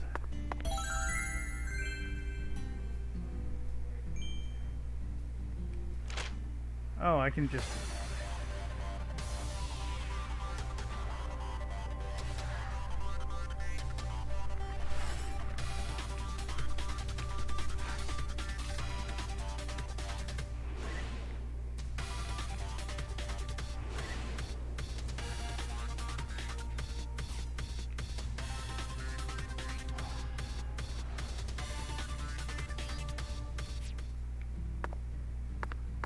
Huh.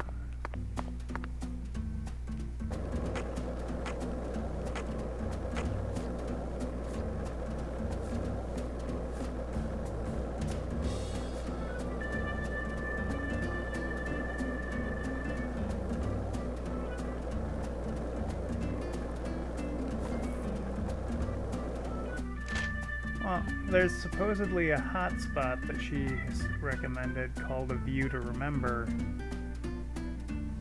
and I thought it was somewhere she would take me.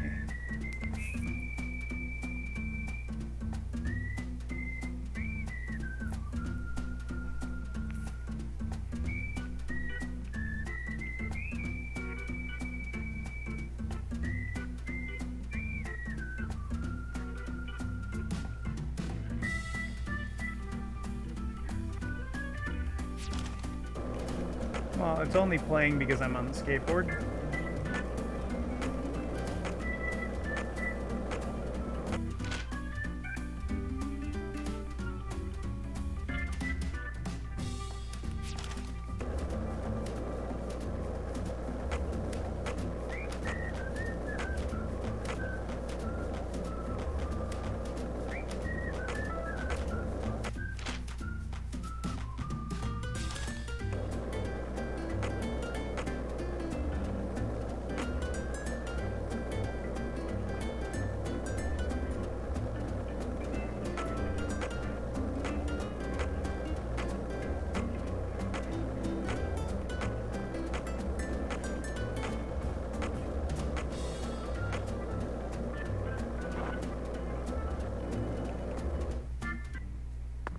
This is the voodoo shop. We're here because I think I can upgrade one of my voodoo dolls.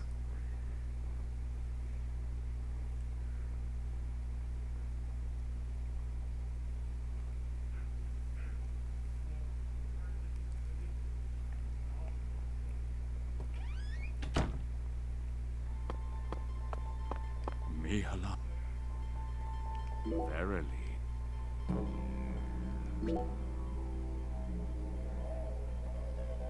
Yep, it reduces the penalty on my firing speed by 1.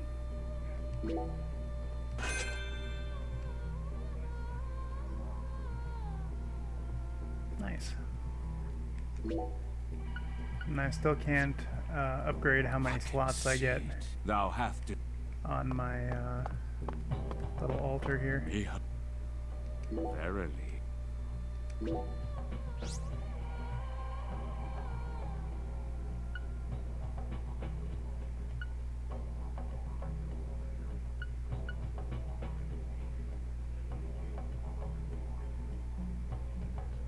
Holy crap. Yeah, that'll be a good upgrade when I can make it. See, Thou hast.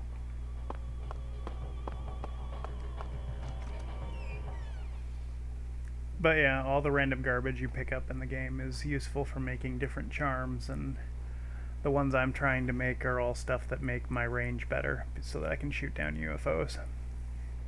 Because that seems like a fun thing to do.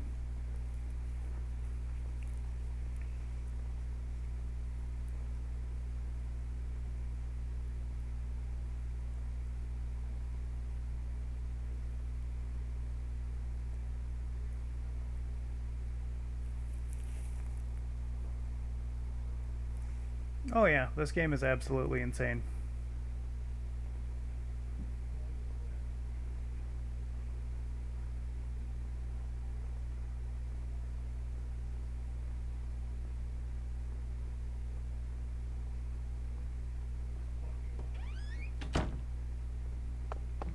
And to be fair, I haven't even done any of the goofy stuff in this since you came in.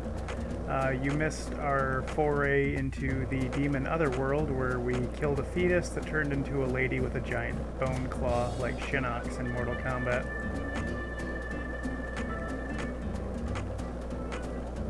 As you do.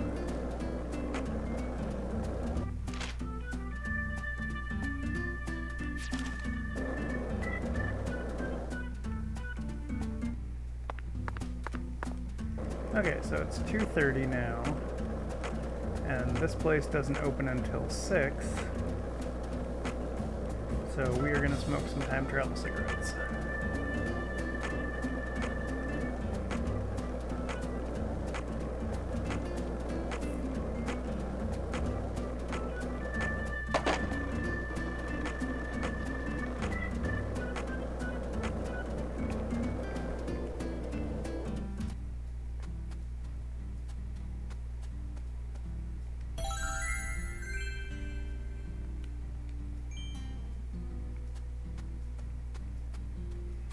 Oh, and the fast travel is called Wyvern because the lady who runs it has a dragon on her car that she calls a wyvern.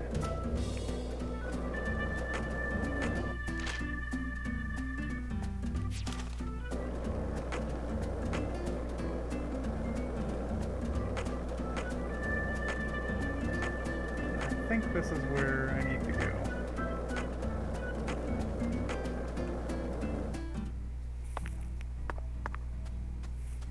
No, it's not a criticism, I'm just pointing out what it's called.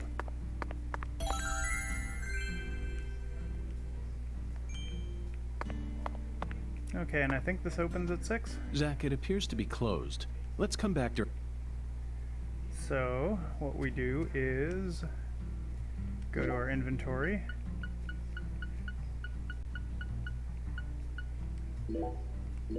And pull out our time travel cigarettes.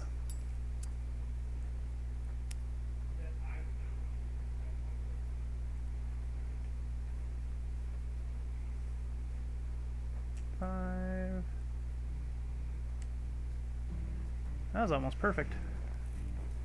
Good job.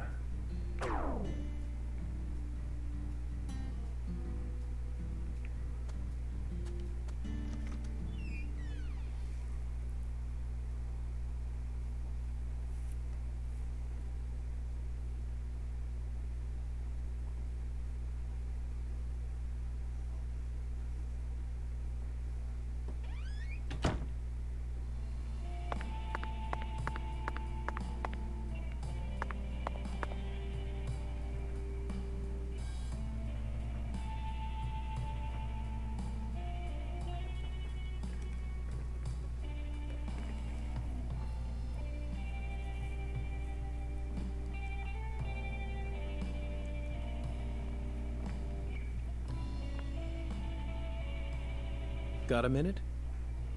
I'm the bartender here. I ain't gonna stop you from talking to me.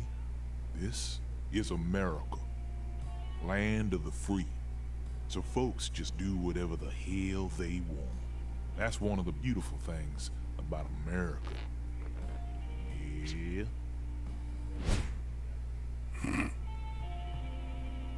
FBI Special Agent Francis York Morgan.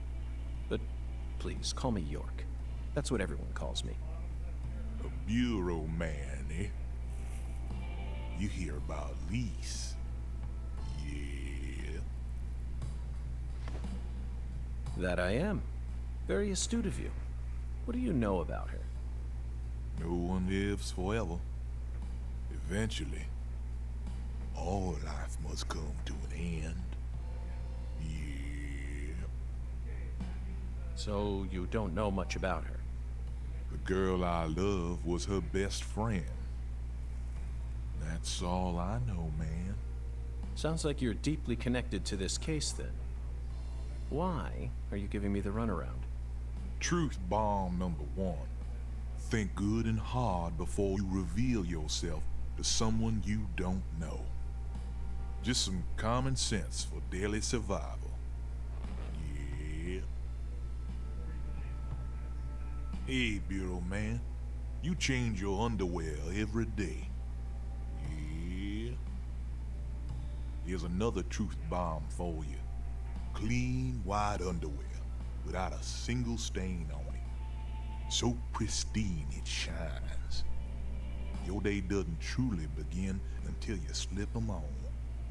Yeah. Our world's filled with truth bombs. And that's about all I can really tell you. Zach, this man has got a very unique style to him. I reckon it's about time we stop flapping our gums here, Bureau man. Don't give up the good fight. Yeah. Later. One last thing. Do you always dress this way? I'm not quite sure how to put it, but you're practically naked. This is America, land of the free. I'm simply exercising my freedom. And as my fellow American, you need to respect my freedom. Yeah.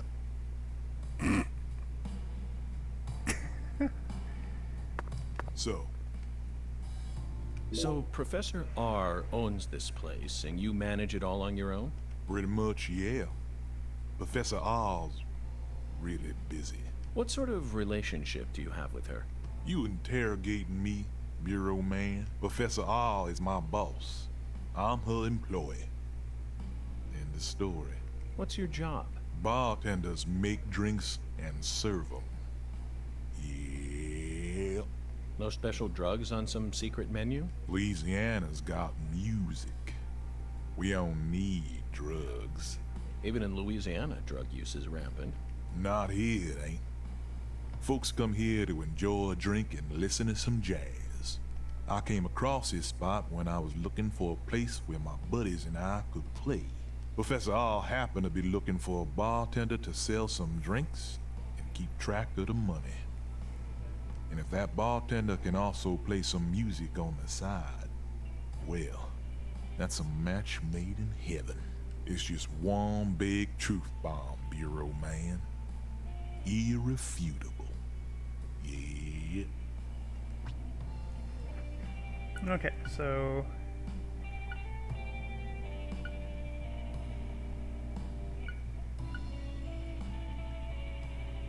need to order a drink from here.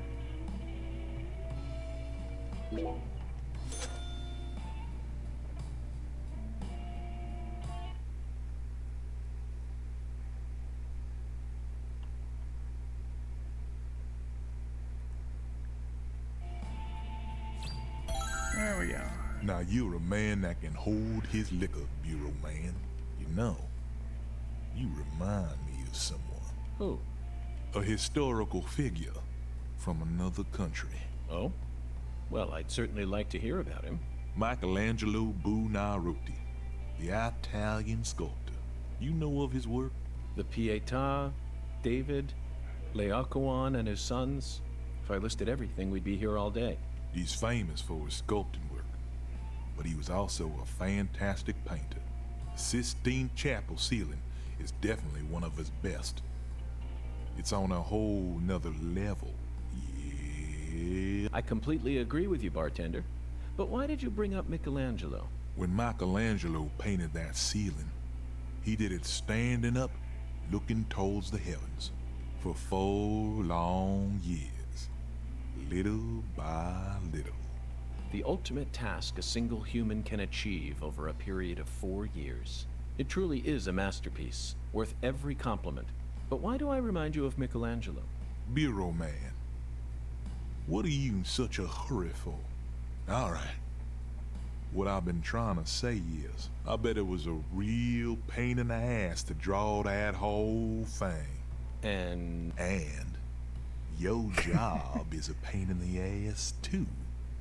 Yeah. Yeah, I guess you could say that. Well, there you have it. Have what? Just another truth bomb. Zach, he really got the jump on us back there. After all that dramatic build-up, I never expected him to reach such a vapid conclusion. Perhaps he's nothing but atmosphere. I'm completely outmatched, that's for sure. I could never hope to exude as much sheer atmosphere as that man, especially during such pointless conversations. Okay.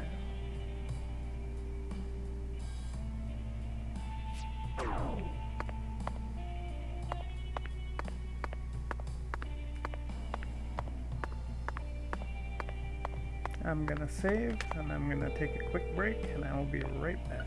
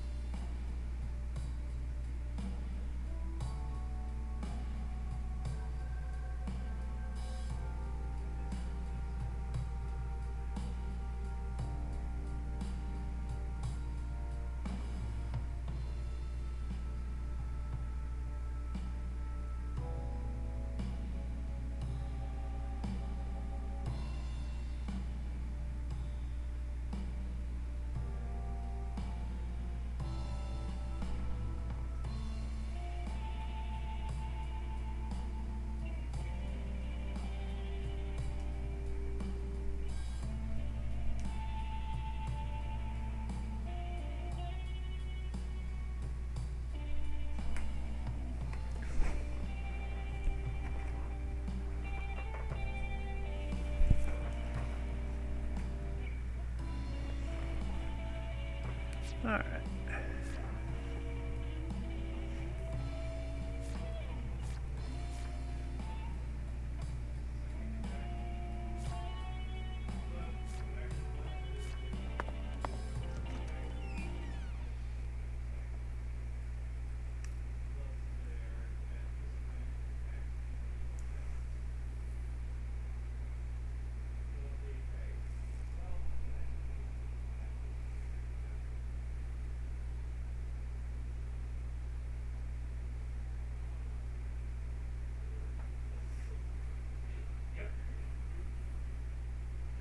Just because I haven't used it yet, we will use Wyvern to get back to the hotel. And then we will do our little spiel there, get set up for the morning, and I think that'll be it. We'll find a friend to raid after that.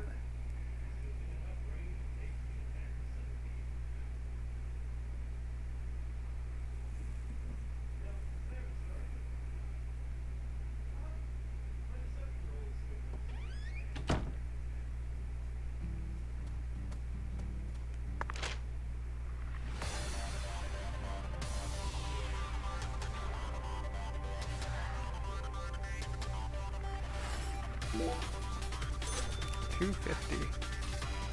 Outrageous.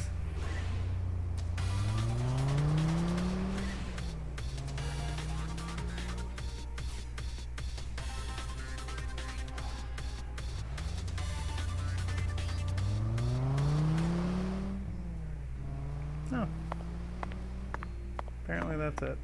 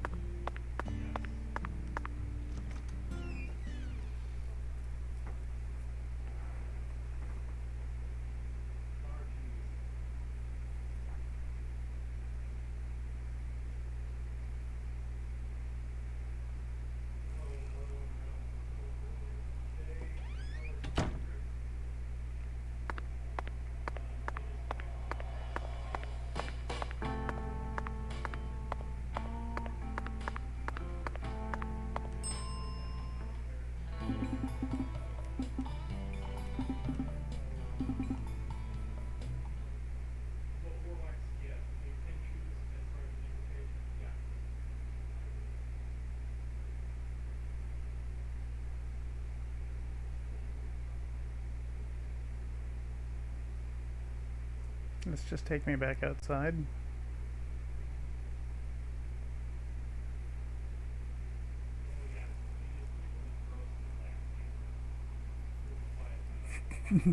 Yeah. It's the funniest part is I keep getting more and more money just because I get obsessed with collecting and selling garbage that I don't need.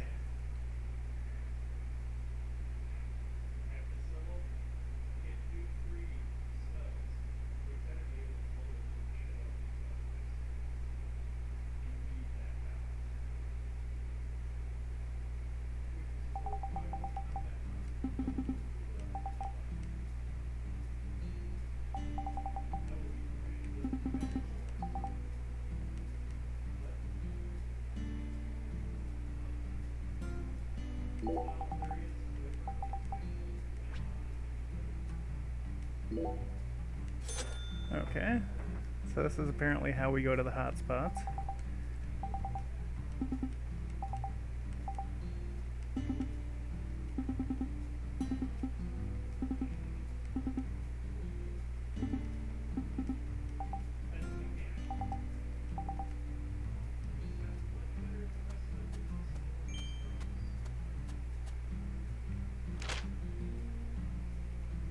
Oh, okay, cool. So I don't know that there's a way here aside from the hotspot.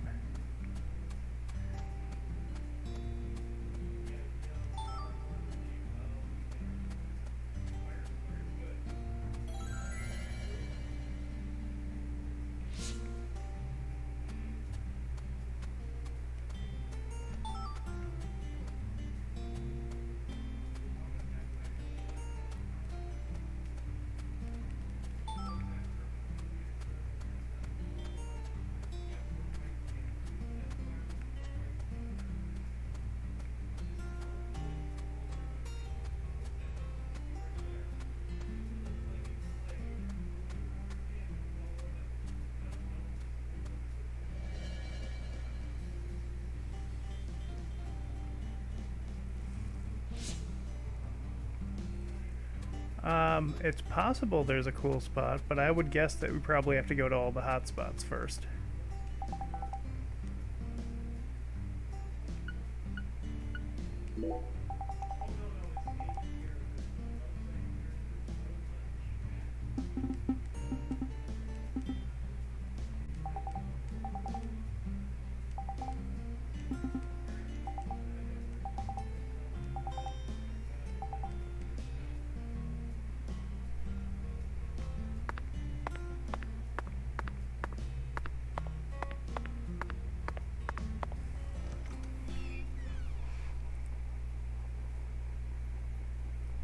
See, the thing is, the problem with Deadly Premonition is the moment you start underestimating how weird and dumb it can be is the moment it starts pulling those off, and then you just get way too much at once.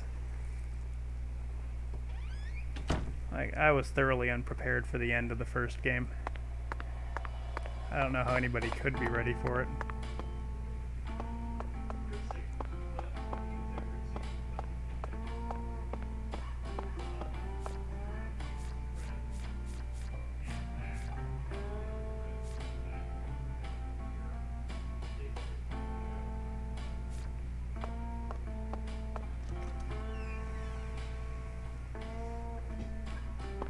Okay.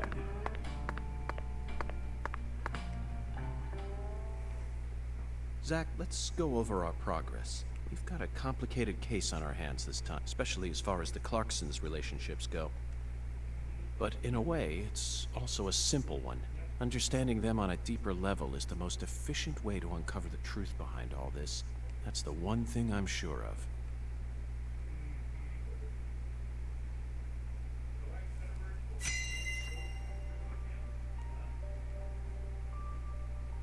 Zach, let's start with the people who were closest to the victim. Lise Clarkson, the victim, is the granddaughter of the current head of the Clarkson family. Her mother is Galena, an ex-actress, and Lise clearly inherited her beauty. Except for her eyes, that is. Lisa's eye color matches that of her father's. Now, do you remember who Lise Clarkson's father is?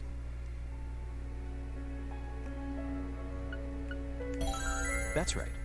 Lisa's father is Danny Clarkson. His real name is Daniel E. Clarkson. He's from Florida and used to be the CEO of a talent agency. Danny struck the heart of Galena and successfully became a member of the esteemed Clarkson family. Despite being the son-in-law, he acts like he was born a Clarkson, but he's still just the son-in-law. Next comes what happened. According to Alexis, Lise said that the man was as tall as an oak tree. I believe that's the same 10-foot tall giant who made the fingerprints we found in the cold storage warehouse. Now, what did this man do to Lise prior to her murder? Yes, that's it, Zach. The man as tall as an oak tree followed Lise around and watched her. Despite his towering stature, he must have been rather shy. Or perhaps he was merely biding his time and planned to kidnap her from the very start. If that's the case, there should have been some evidence left at the scene of the crime. Zach, we're still missing some puzzle pieces. Speaking of the scene of the crime, I did some profiling in the plantation's control room. The truth it revealed to us was nauseating and horrific, but we need to touch upon it if we wish to proceed. Isn't that right, Zach? Who actually murdered Lise Clarkson? Yes, that's right. Lisa's own mother killed her, while she was dreaming about some bizarre new world. This is by far the vilest and ugliest crime we've ever seen. The fact that Galena set up her daughter's body at an altar makes this case even more complicated. Remember, not a single sacrificial human murder has ever been proven and documented in all of American history. The real world is far more complex than what we see in films and video games. Wah, wah. And sacrificing a human life for something else is no easy task. In conclusion, Zach, through our investigation, we found one character who sticks out more than anyone else. You know exactly who I'm thinking about, don't you? We'll need to have a word with her in the near future. Who's the stylish woman we saw during the profiling? Professor R. We haven't met her yet, but she's deeply intertwined with this case.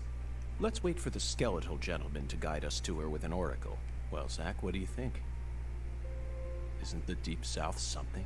The people here are just as warm as the weather, and the food is to die for. Might be nice to move down here after I retire. What, still too early to talk about that? You may be right. After all, this case has only just begun.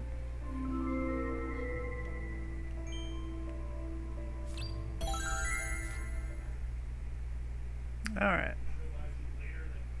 So we'll do our prep up for tomorrow morning, because there's a little bit to that, and skipping that will let us actually do stuff. But the important thing is we shower, shave, and change our clothes, because otherwise we get smelly.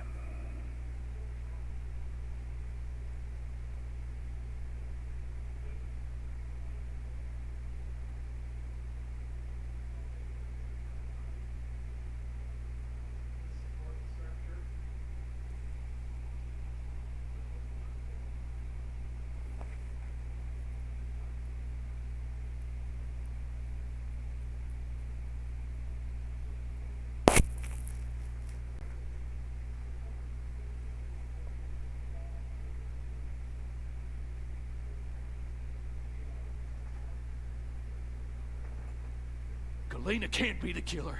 They're making all this shit up.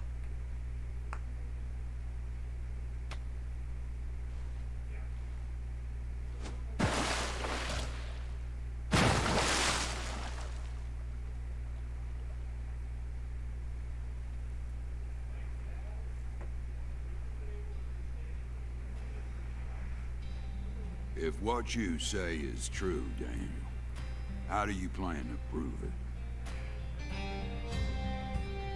It's nearly been a century since the Clarksons first took control of Lucari. 100 years. I always thought my legacy would live on for 300 at least. I'm gonna find the real killer and beat the living dog shit out of him. Yet it looks to me like times have changed. We ain't in the good old days no more. You understand me, boy? Yes, sir. I'm right there with you, Pa. I'm gonna continue what you started, sir, and make the Clarkson family strong again. First, I need to find whoever really killed Lise and bash their fucking brains in. I saw this coming. Ever since the day Lenny left home, the town of Lucari has been cursed. We can't stop what's happening now. It's too late. It's beyond me. No. It's beyond the minds of anyone who comes from the olden days. You understand me now, boy? Yes, sir. Believe me, I do. I'll kill him. Just leave everything to me, Pa. Are you serious about this? Yes, sir. Right hand of God. Look right in my eyes. I ain't lying. I'm serious. I just need you to lend me some troops, sir. We need retribution right now. That's the job I've been given, and I intend to do it. Well then, let me ask you one more time. Are you serious about this? Yeah. Hell yeah. I'm a Clarkson, and all Clarksons have a job to do. Isn't that what we always say? Mm-hmm. Then I'll need an arm. Yeah. What? Well now, you want to use my troops, I'm gonna need to know whether or not you're really serious about this. Just one arm. Slide it on through that wire there, and it'll take care of it for you. Paul, I mean, you're joking, right? Daniel, have I ever told you a single joke? No, but... If you want to become a real Clarkson, then you done got yourself a job to do.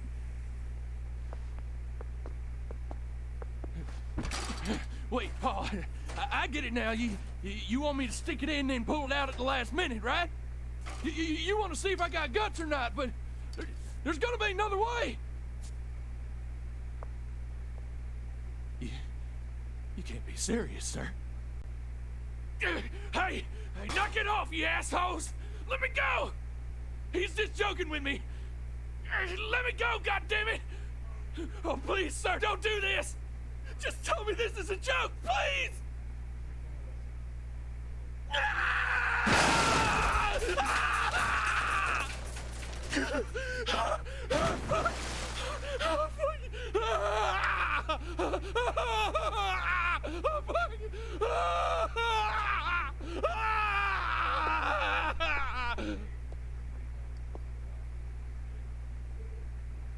I am a Clarkson.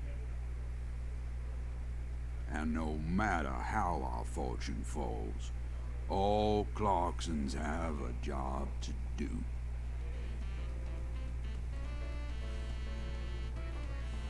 That be the law of this land.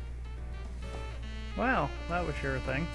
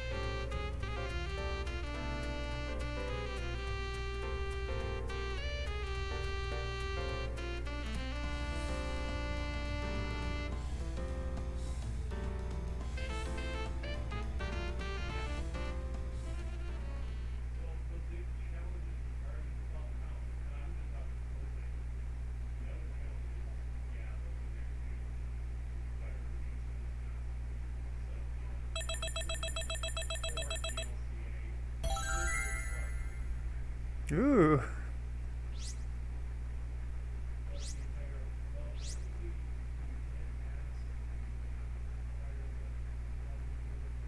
$155 squirrels. But yeah, we got an S rank.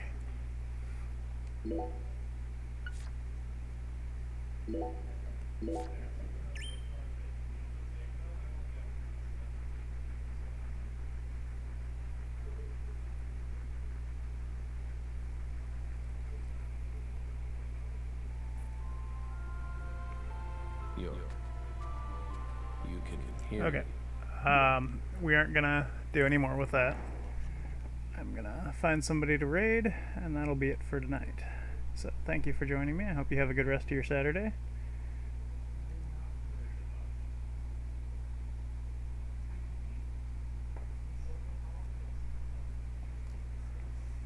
I got a friend who's playing, looks like a mod for Mega Man X3, so let's see what she's up to.